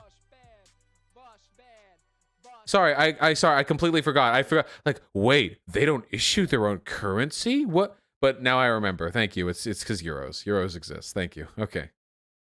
Show chat? What am I showing chat? What is this? Oh, yeah. Okay. Wait. Fuck. Is this... I don't even... Okay, hold on. What if I... The PS4 makes this too complicated.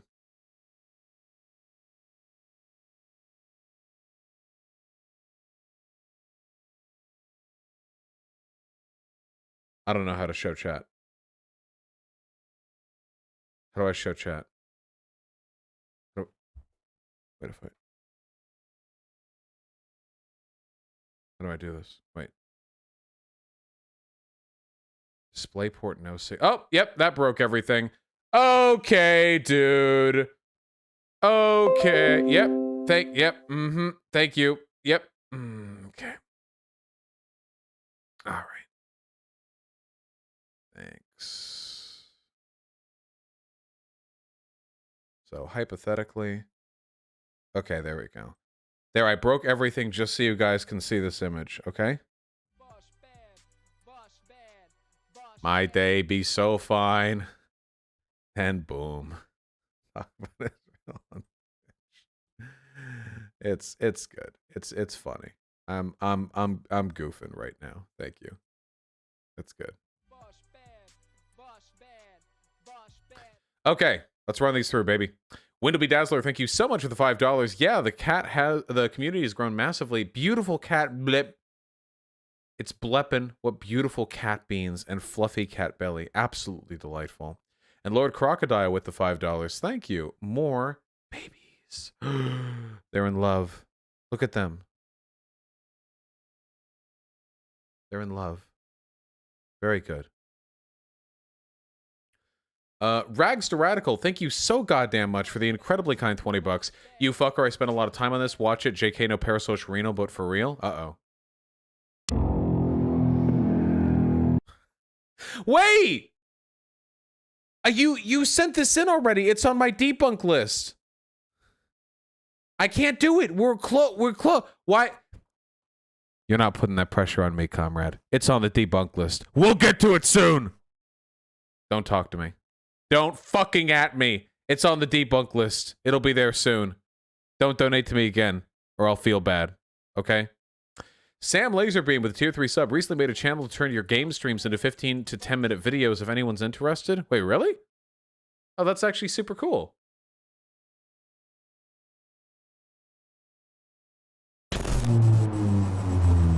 You got blown the fuck out.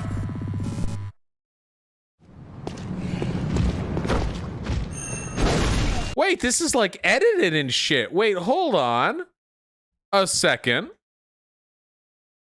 Hold the phone.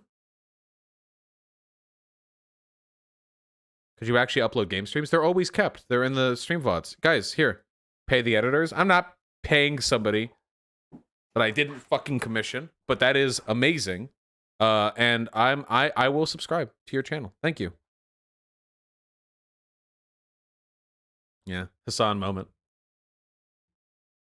What race am I? I am black. Sake Tanuki with a very kind $10. My final form. Hey, true. The final Sorosening. What game is this from? I like the Top Hat Man.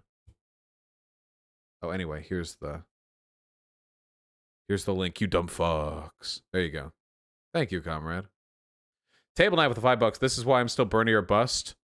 Turn up 2002. Can we pretend that airplanes... Ah, I get it.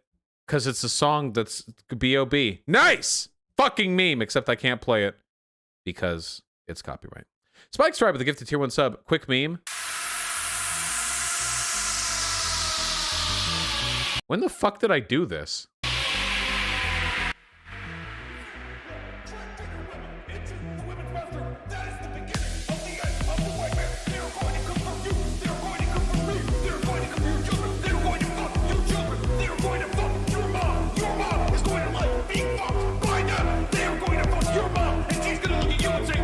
Nice! Okay. As mesmerized as I am. There you go. Also, it's not a quick meme. It's 223 meme. Okay? God help me. Hellion Fire with the $5. Yes, Destiny's at this point pretty much only invigorated when he's dunking on bad lefties. So I'm glad that he was. That is good. How about we have this be the image we look at? That is true. Brandon Butterpeel, thank you very, very much for the $5. LD with the $2, very much appreciated. Albino Ghost with the $10. You should write theory on neg versus politicians elected to bougie parliaments being practiced. Oh, absolutely, comrade. We'll work on that. Okay, the deep theory needs to be explored. And with the additional $10, thank you. It's actually a surprisingly unexplored area in leftist discourse. Write your name to the annals of history. I'll do my best, comrade, with the time that I have. Intuition, thank you so much for the tier 1 sub. Hermit with the $5. Yeah, not real monarchy, I don't think. That guy was a fucking wacko. Socialism. Yeah, socialism the government does stuff. Thank you, Rana. Much appreciated. McKenna Johnson looks like he didn't like anarchy that much either. Yeah, Diego, what are you going to do? Thanks to the 569. Buffalo Jump with the incredibly kind $10. Really happy to hear you're slowly starting to awaken to the glory that is anarcho-Bidenism. Fuck yeah. Scott Smith, thank you for the $10. We will be playing the DLC, absolutely. You watching ReZero? I finished the first season of ReZero. I find it aggressively irritating, but I want more because I am a glutton for punishment. I'm glad you like my content. Why am I debating the Joker? Yeah, Carl Carrington, sorry. I'm the Joker, baby. Nico Sam with the $2. Vosh, Jimmy Dore went on Tucker Carlson, Lamau, and he sounded unhinged. Jimmy Dore went on Fox News on Tucker. In the military. That's just sound great. Maybe Mark Milley is one of the... This is content. This is just today. This is content. Finally, I'm going to make a video on Jimmy Dore. Finally, I have an excuse. Thank you, Nico Sam. Alex, thanks to $2. Rockstar Skolas, keep getting blocked by Dengus. Thank you. Nico Sam, the first kid you talked to was actually 16, not 14. He's my friend's cousin's friend, and you actually converted him. He's curious about politics. Oh, that's awesome. I'm really, really, really happy to hear that. Skunksy, thank you for the $5. No jerking off in my donation feed, please. And Nico with the additional $2. No worries, comrade. Derek with the $5. What's with all the Hitler youth wanting to debate you today? I think you'll find at this point in time, most English-speaking neo-Nazis are under the age of majority. What are you gonna do, huh? Probably take away their internet access. Quick Sticks Production with the incredibly kind $5. Any tips for sharing your experiences in a video as an ex-Marxist Leninist? Not really. I don't do edited videos. I would say to script out what you want to say, mostly in bullet points, so you feel comfortable going through it, not to adhere too hard to a script, speak straight from the heart, don't feel afraid to be emotional, and fucking go for it, comrade. We're almost done with donos. Mr. Egg Sauce, thanks the 5 Canadian. Gotcha, person who donated $5 whose name you said I shouldn't read out loud. Political Atheist, thank you for the $5. Good luck not getting COVID. Your company told you you're not allowed to tell the public that your coworkers tested positive. Damn, I wonder if that's legal. Egotistic Egg and Eco Sam, thank you both very, very much for the $2. One of those days, Egotistical Egg. One of these days. No problem, Nico Sam. I'm delighted to have had the opportunity. Rana, thanks the tier 2 sub. Love you too. Big Yush, thank you for the $5. I do my best to keep my beard nice and tight. Ray Palmer with the $5. I want to talk about the Holocaust. I apologize for misunderstanding. Wait, are you the guy who was in the Discord? You're the guy who was in the Discord. You were the drunk guy. Maybe another time, comrade, okay? You would also have to get a better mic because it was super fucking echoey, okay? I love you, all right? Lay off the sauce. And also, 6 million Jews died in the Holocaust, okay? It's about the number, okay? Let's not be weird about this, all right? Black Friday, thanks for the $3. Probably, yeah, could do to study up on history myself. Jay Tomorrow, thank you so much for the $5. Really appreciate the first-time donation. Seriously. Ever play games like Civ 6? I will never play another Civilization game. Civilization 4, unmodded, no DLC, was the best game I'll ever play in that category. Black Friday, thank you again for the 351. Viscera Contusion with the $10. Do you have any advice on avoiding being constantly aware of the unrelenting and ineffable flow of time? Also, fuck, marry, kill. Sargon, Gun Girl, Dennis Prager. Marry Dennis Prager for the money, kill Sargon, fuck Gun Girl. Fuck her face, though, so I'm as far away from her asshole as possible. Jesus.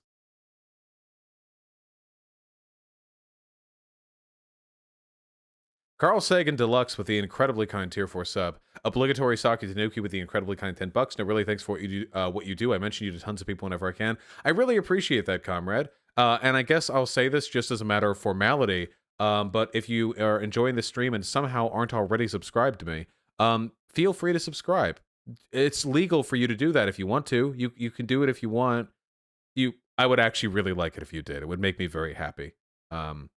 Because I try my best to get good content out every day, you know? Love you guys.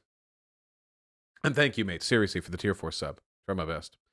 Wazuji Moip 94 with the $10. Very much appreciated, comrade. BLM lives matter. True. Black lives matter. Lives matter. Fucking true. That's me saying it, not them. I'm being dumb. I apologize. It's been a wacky stream. Thoughts on Yimbies? I forget what a Yimby is. Apologetic. Scott Smith, the $15. Thank you very, very much. Don't worry, comrade. We are going to blow this game's walls the fuck out. Shh, with the $5. You've said, paraphrase, American college economic students raise capitalist cheerleaders. I agree, but is that different from social studies raise SJWs? Heart. It really depends on what your definition of SJW is. If your definition of SJW is like a progressive, then I would say, yeah, for sure. Social studies, sociology, criminology, they do. Yeah, 100%. If your definition of an SJW is like an obnoxious, condescending, annoying person, then no, I don't think so. I think that generally these fields promote introspection, if anything. Spazoid Gamer, thank you so much for the tier 1 sub. Vosh, I dream of the day to tell you how much you've helped me in my transition towards the left. Thanks for everything. Hey, listen, I enjoy doing this, okay? You don't need to worry about telling me how much you appreciate what I do. I appreciate what I do. I'm having fun over here, okay? Thank you. Seriously. The Arrow Special, I just haven't looked that much into MMT, but the people who believe in it are super annoying, so that just kind of predisposes me against it. Angela Rublatus, with the I hope I got that right, with the incredibly kind $15. You're the first political channel I've followed on YouTube. I want to thank you for helping me educate myself more. Fuck yeah, Angela. That's awesome. Thank you so much. I'm honored. And that's actually crazy because I'm not exactly like normie political content either. I'm pretty deep in the fucking internet culture weeds, you know? Thank you so much. And seriously, I'd be delighted. Man, whenever people say stuff like that, I wonder, like, what got you on board? You know, is the Shane Dawson video, because that video went kind of viral, like by relative to my standards. You know, I never know. I'm always so curious. But thank you, seriously. Brooke Moss, thank you so much for the incredibly kind $10. I plan on dunking on Blair White even more soon. I want to make a video where I go over every single time that she's like just fucking done a scandal, like done a big fucking lie, fucked over somebody, and didn't get in trouble for it. Because there were a lot of Blair White fans who seem to believe this is like a one-off thing. Lithix, thanks for the tier 1 sub. Love you too. Numeraldo de Alden, thank you so much for the $10. First time donating. Love you, comrade. I love you too. What the fuck? And Calvin Bedeau with $5. Thank you very much. I'd love to see you talk to Big Joel. Big Joe has actually been on the channel before, albeit very briefly. But yeah, Big Joel is actually really cool. Big Joel is one of the few bread tubers, I'll say it, with the stones to come down hard on Bernier Busters. And I appreciate that. And to the last person, Lilith Pix, thank you so much for the $5, comrade. Hey, this is cute as shit. Hey. Look, it's me. That's really cute. You even added in something that indicates the thickness of the lens. This is actually a really, really nice drawing. Thank you. Link? Yeah, I'll link here. Oh, hold on. Is that nudies down there? Okay, no. All right. This is what it is. That's cute. It's a real cute drawing. But it's the window cut off here made me worry about movies. Anyway, this is super fucking cute. Can't see my boobies in this, but you know, that's life, you know, sometimes. Here, I'll link it in chat. A couple more donos just came through. Delinky? A couple more donos just came through, but you're not going to stop me in my holy mission. I want to kill Ludwig, okay? Can we chill? We're going to read those donos in just a second, okay? Chill. Chill. Chill. Can we chill? Can we chill? Can we chill? Can we?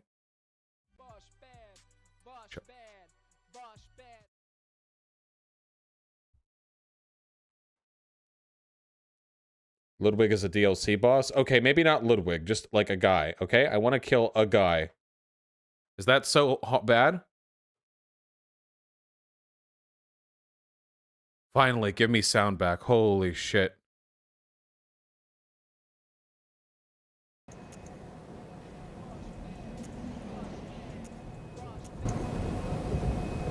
That's a stark difference. Upgrade your hammer first. I did upgrade it. My hammer hurts like fuck. I can almost one-shot the werewolves. All right. Let's do it. Vosh bad. Vosh bad. Vosh bad. Wait, Hyena, is there food ready for me when I finish streaming, or am I going to be a grumpy boy? Are we going to have another dispute? No, that's a joke, chat. Please don't take that seriously. Hyena is totally, it's totally up to them whether or not they make food for me. It's not a thing. No, it's not. No, guys.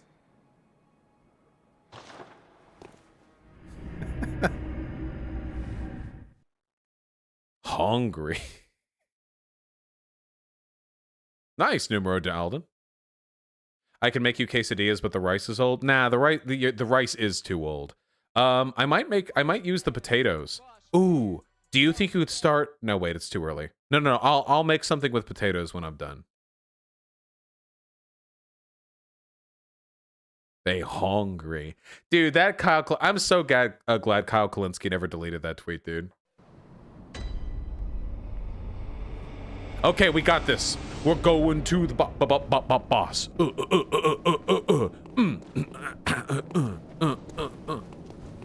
Yeah, that's it. Fucking.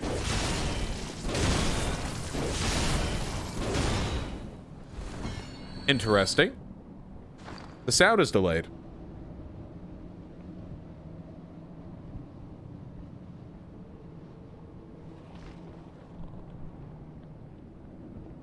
I can fix that. But only by getting rid of sound.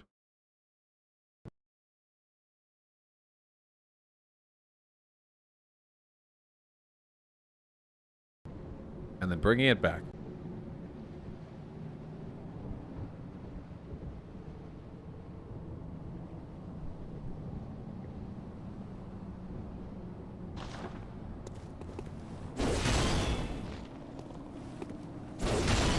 Is that?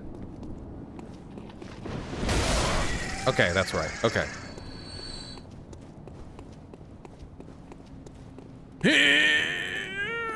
Oh, I wish I could hold it for longer. Why can't it be like a smash attack in Smash Bros, where you can hold it fully charged?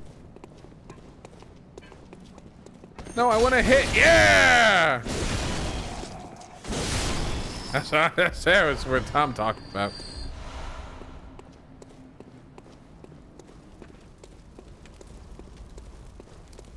Nice, politically atheist 69. I love this country. Fuck, do I really want to fight my way through all these dudes, or do I just want to run up like a pussy? No!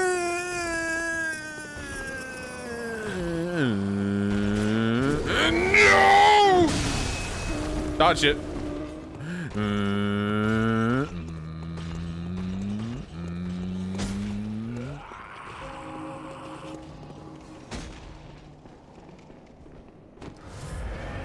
They won't follow me in.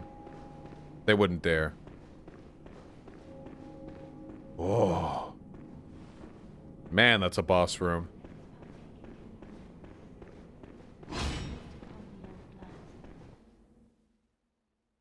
Oh, banana.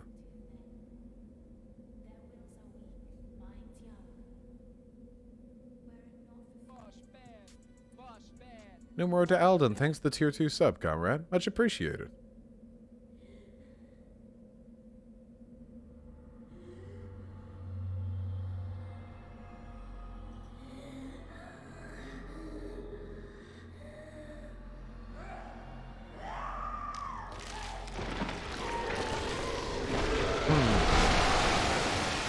Yes.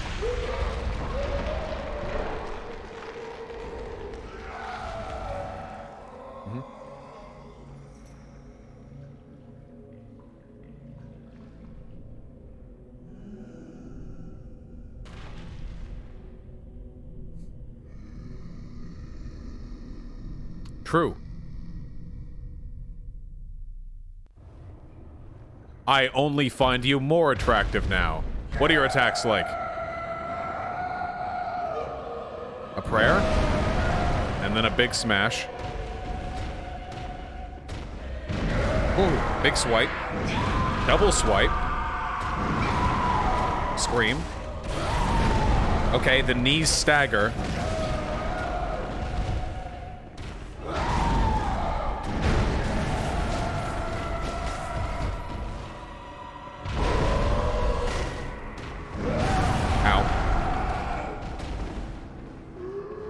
Okay, that's a slam. That's got a big cone in front of it, too. Whoa!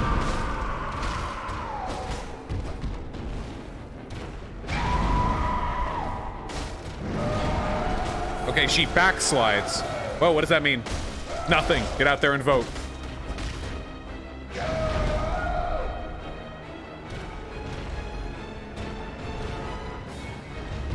Safety health. Nope.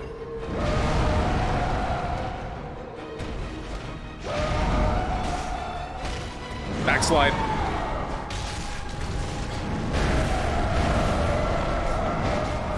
Okay. She got us with one of those. Can you parry bosses? Depends on the boss. Can't parry ones this big. I don't think? Okay, I have no idea how that hit me. This is not gonna work. Okay. Ooh.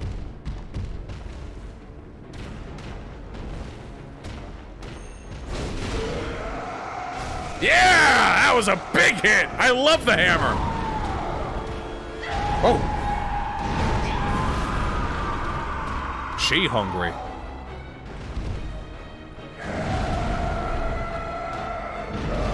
That hit.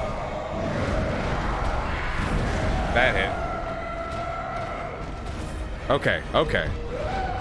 I should have dodged forward. That was my cowardice. What does it mean? Okay. Ah, there we go. Oh, it only half hit.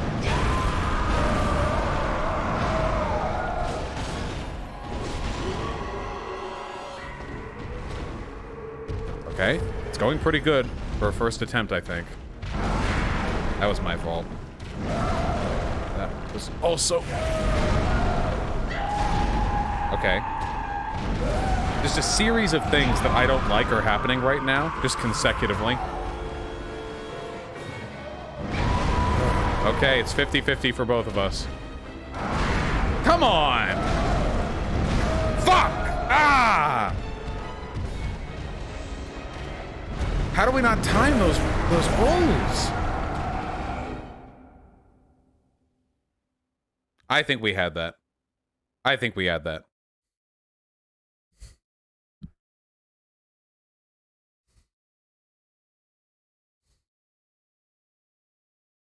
She hears herself later in the fight. Damn, imagine how cool it would have been if I had discovered that just by it happening and me being surprised and reacting to it. Imagine how uninteresting it'll be now that I go, yep, here's the heal that I was told about.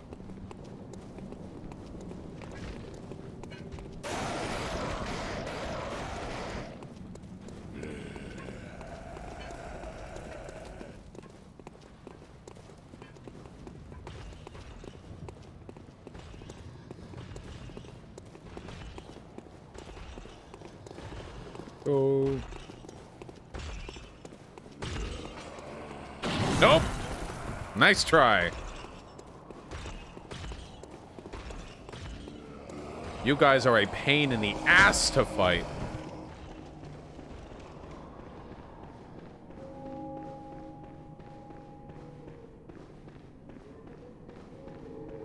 You can parry this boss? Then I'll give it a shot. Itchy nose. Koi! Can't do it well. I've got the hammer out, though.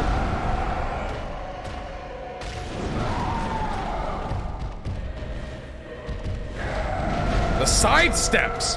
How does he do? Oh, no. You're very well lit right now. Wonky lighting engine.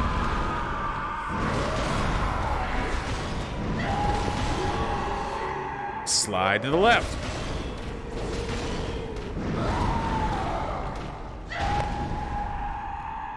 Run. Got her. I got her. I know your range. Whoa, okay.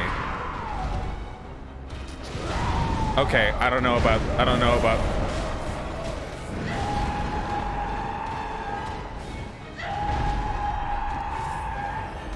I'm gonna stick to the hammer thing. Oh, that was my whole health. No! Oh.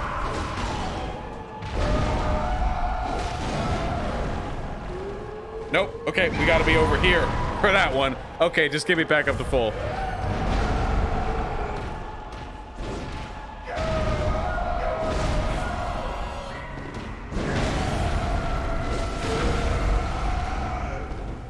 Get it!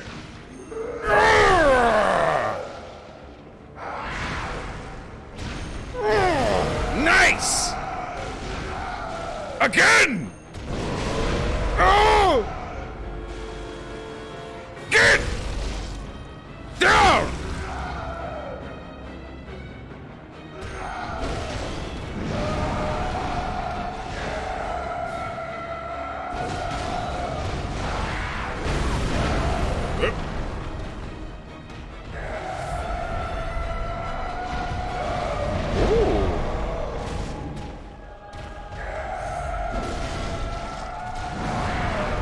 Did I even hit there?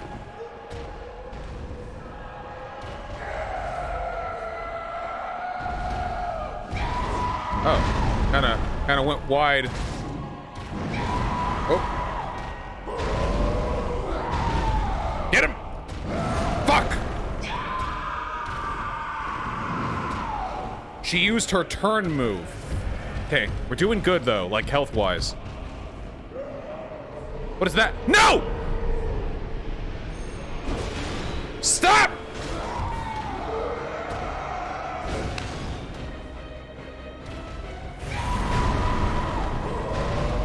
I think we hit each other there. Oh, that would have been dead. That would have been death.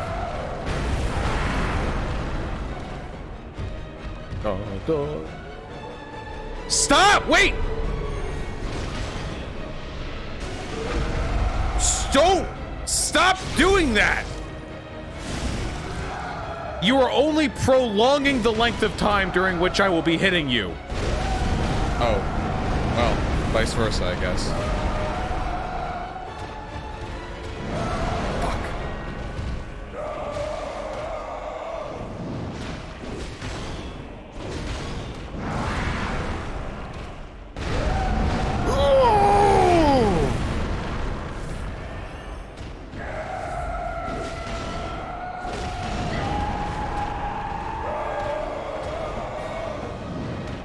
What is...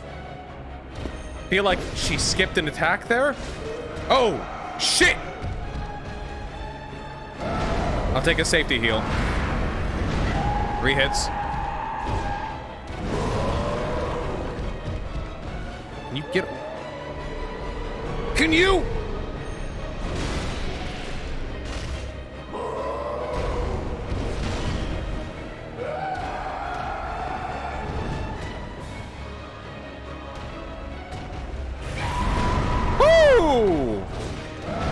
Hey!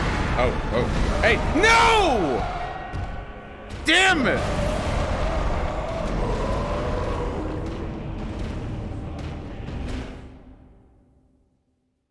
Feel like if she had never healed, that would have been enough damage there. How do you keep her from healing? That heal is like for a really significant amount. It's got to be a DPS race, right?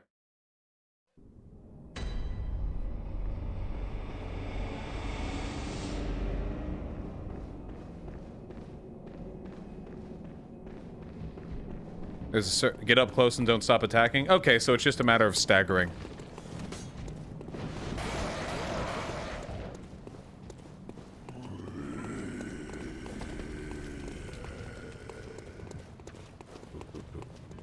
Chat is saying numbing mist. What am I, a fucking item user in a Souls-like? You fucking kidding me?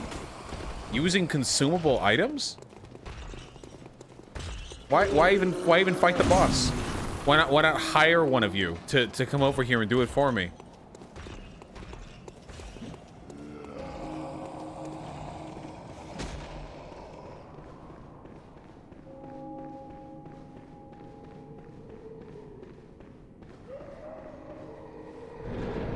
Koi.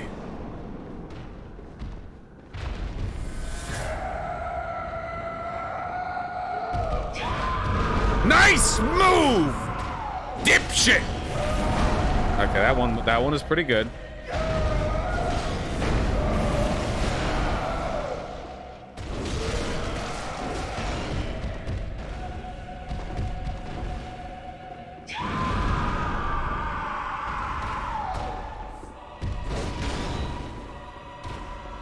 Nope.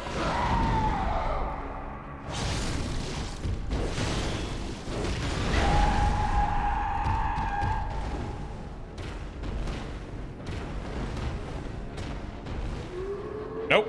In safe space. All right.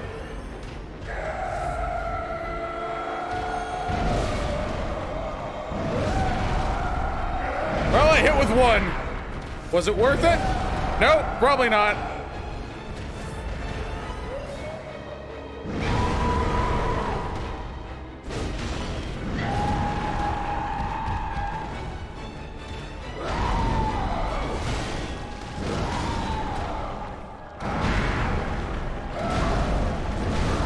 Ah, damn! It's that attack that has killed me every single time.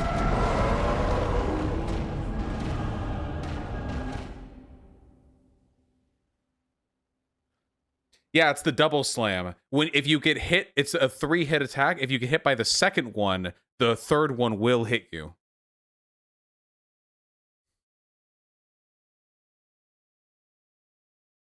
Yes, the secret's to not get hit.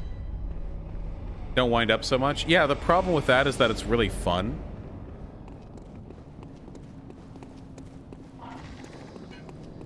I think you need a faster weapon. If I wanted a faster weapon, I'd be using the sword. But I like big swish, swing, bomb, boom. No.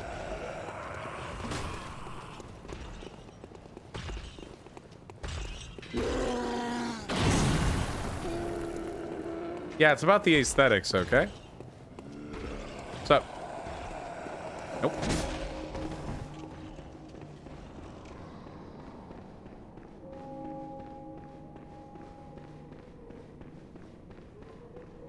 Yes, it's a very fast-paced game. Let me choose the fucking slow hammer. Yeah, Zan, I acknowledged that in the group chat. Yeah, good luck. What's the... Oh. Okay. What's the subject even?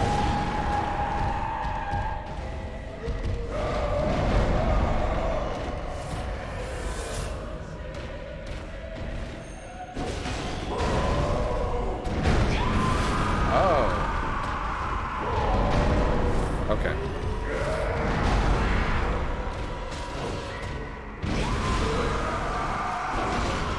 Good.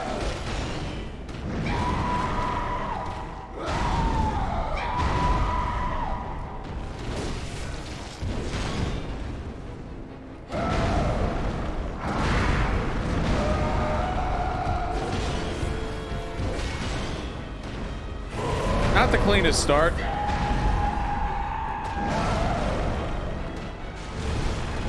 What? Okay.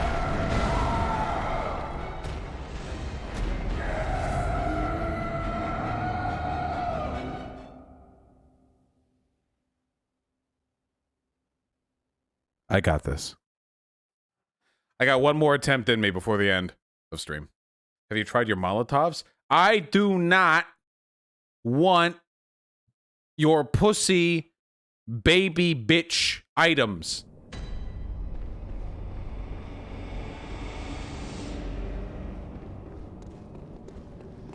If I am good, then I will simply club her to death with my brick hammer, as God intended.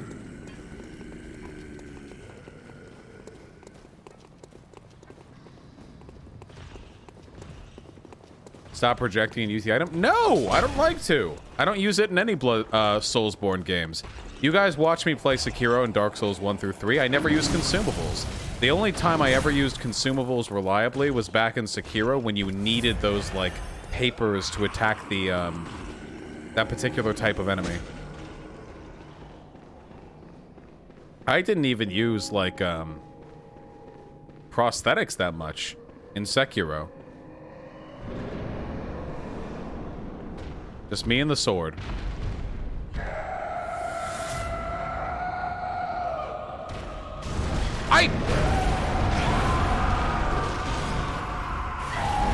Okay. Alright.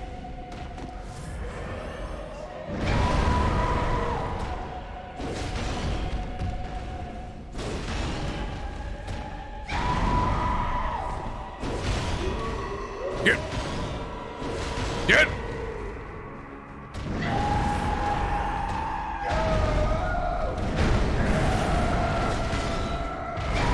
Okay, now I see. In that attack, they do that scrape behind them after... Okay, I didn't see that.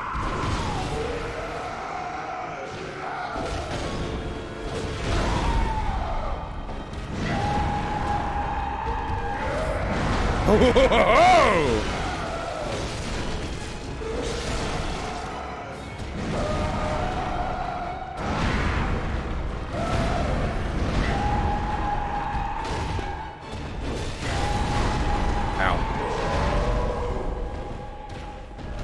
Much as I'm loving this weapon, the fucking wind down time after a hit, holy crap. Oh no, that's it for me, isn't it? There's no way I survived it. Oh, really?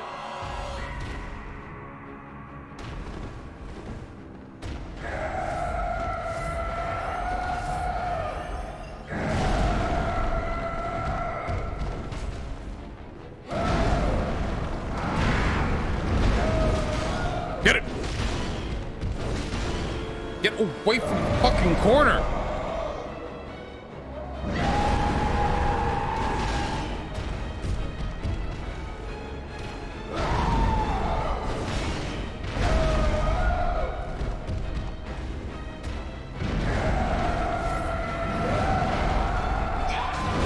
Oh, well, nonetheless.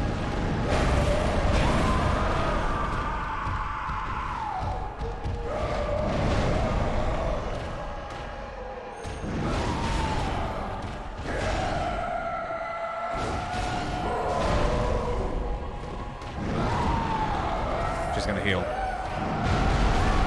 Yeah! Ah! I tried to roll straight through it. Ah! Ah, well.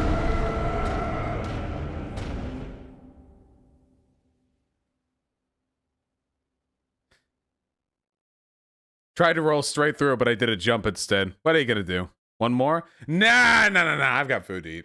Well, I don't know if we're going to play more tomorrow or anything, but I'm having fun. That's what matters. Woo! That's the noise. Yeah, just fucking blow everyone's eardrums out. That's what I like. Oh yeah. That's what I'm here for.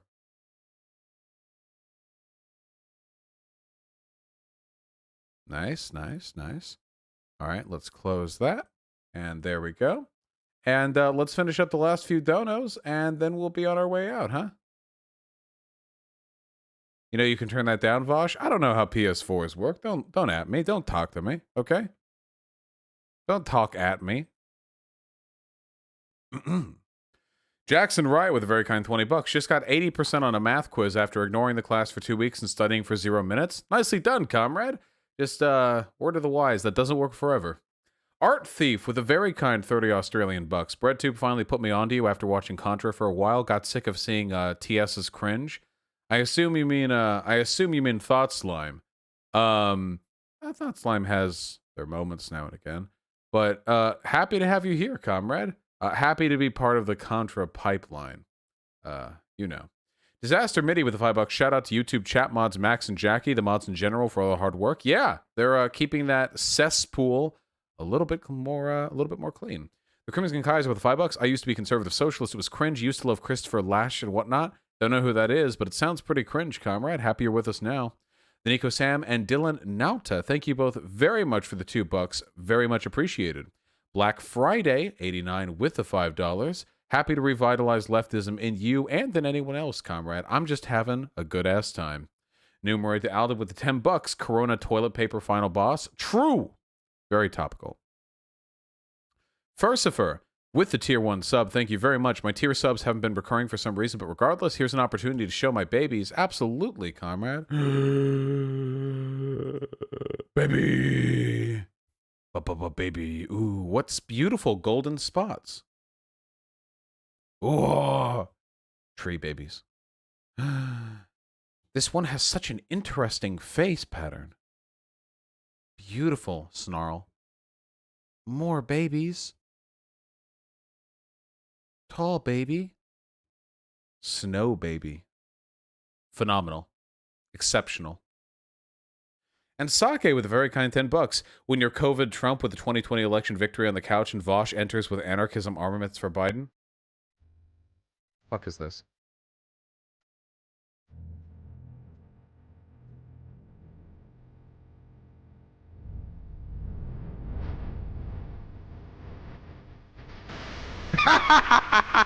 Stop. Stop. So not safe for work stream for the day, okay? That's what's his name? Sean Conley, the Trump's doctor. Jesus Jimenez, no Monster Hunter. Sorry, comrade. I actually played that on stream for just a little bit a while ago. Good luck recovering from COVID, though. That sounds fucking horrible, and I'm happy to entertain you in the meantime. All right, dipshits. I'm hungry. Hope you all have a wonderful day. May or may not stream tomorrow. Don't know. Frankly, don't care. I want to eat. Have a good one. Love you all. Be well. Okay?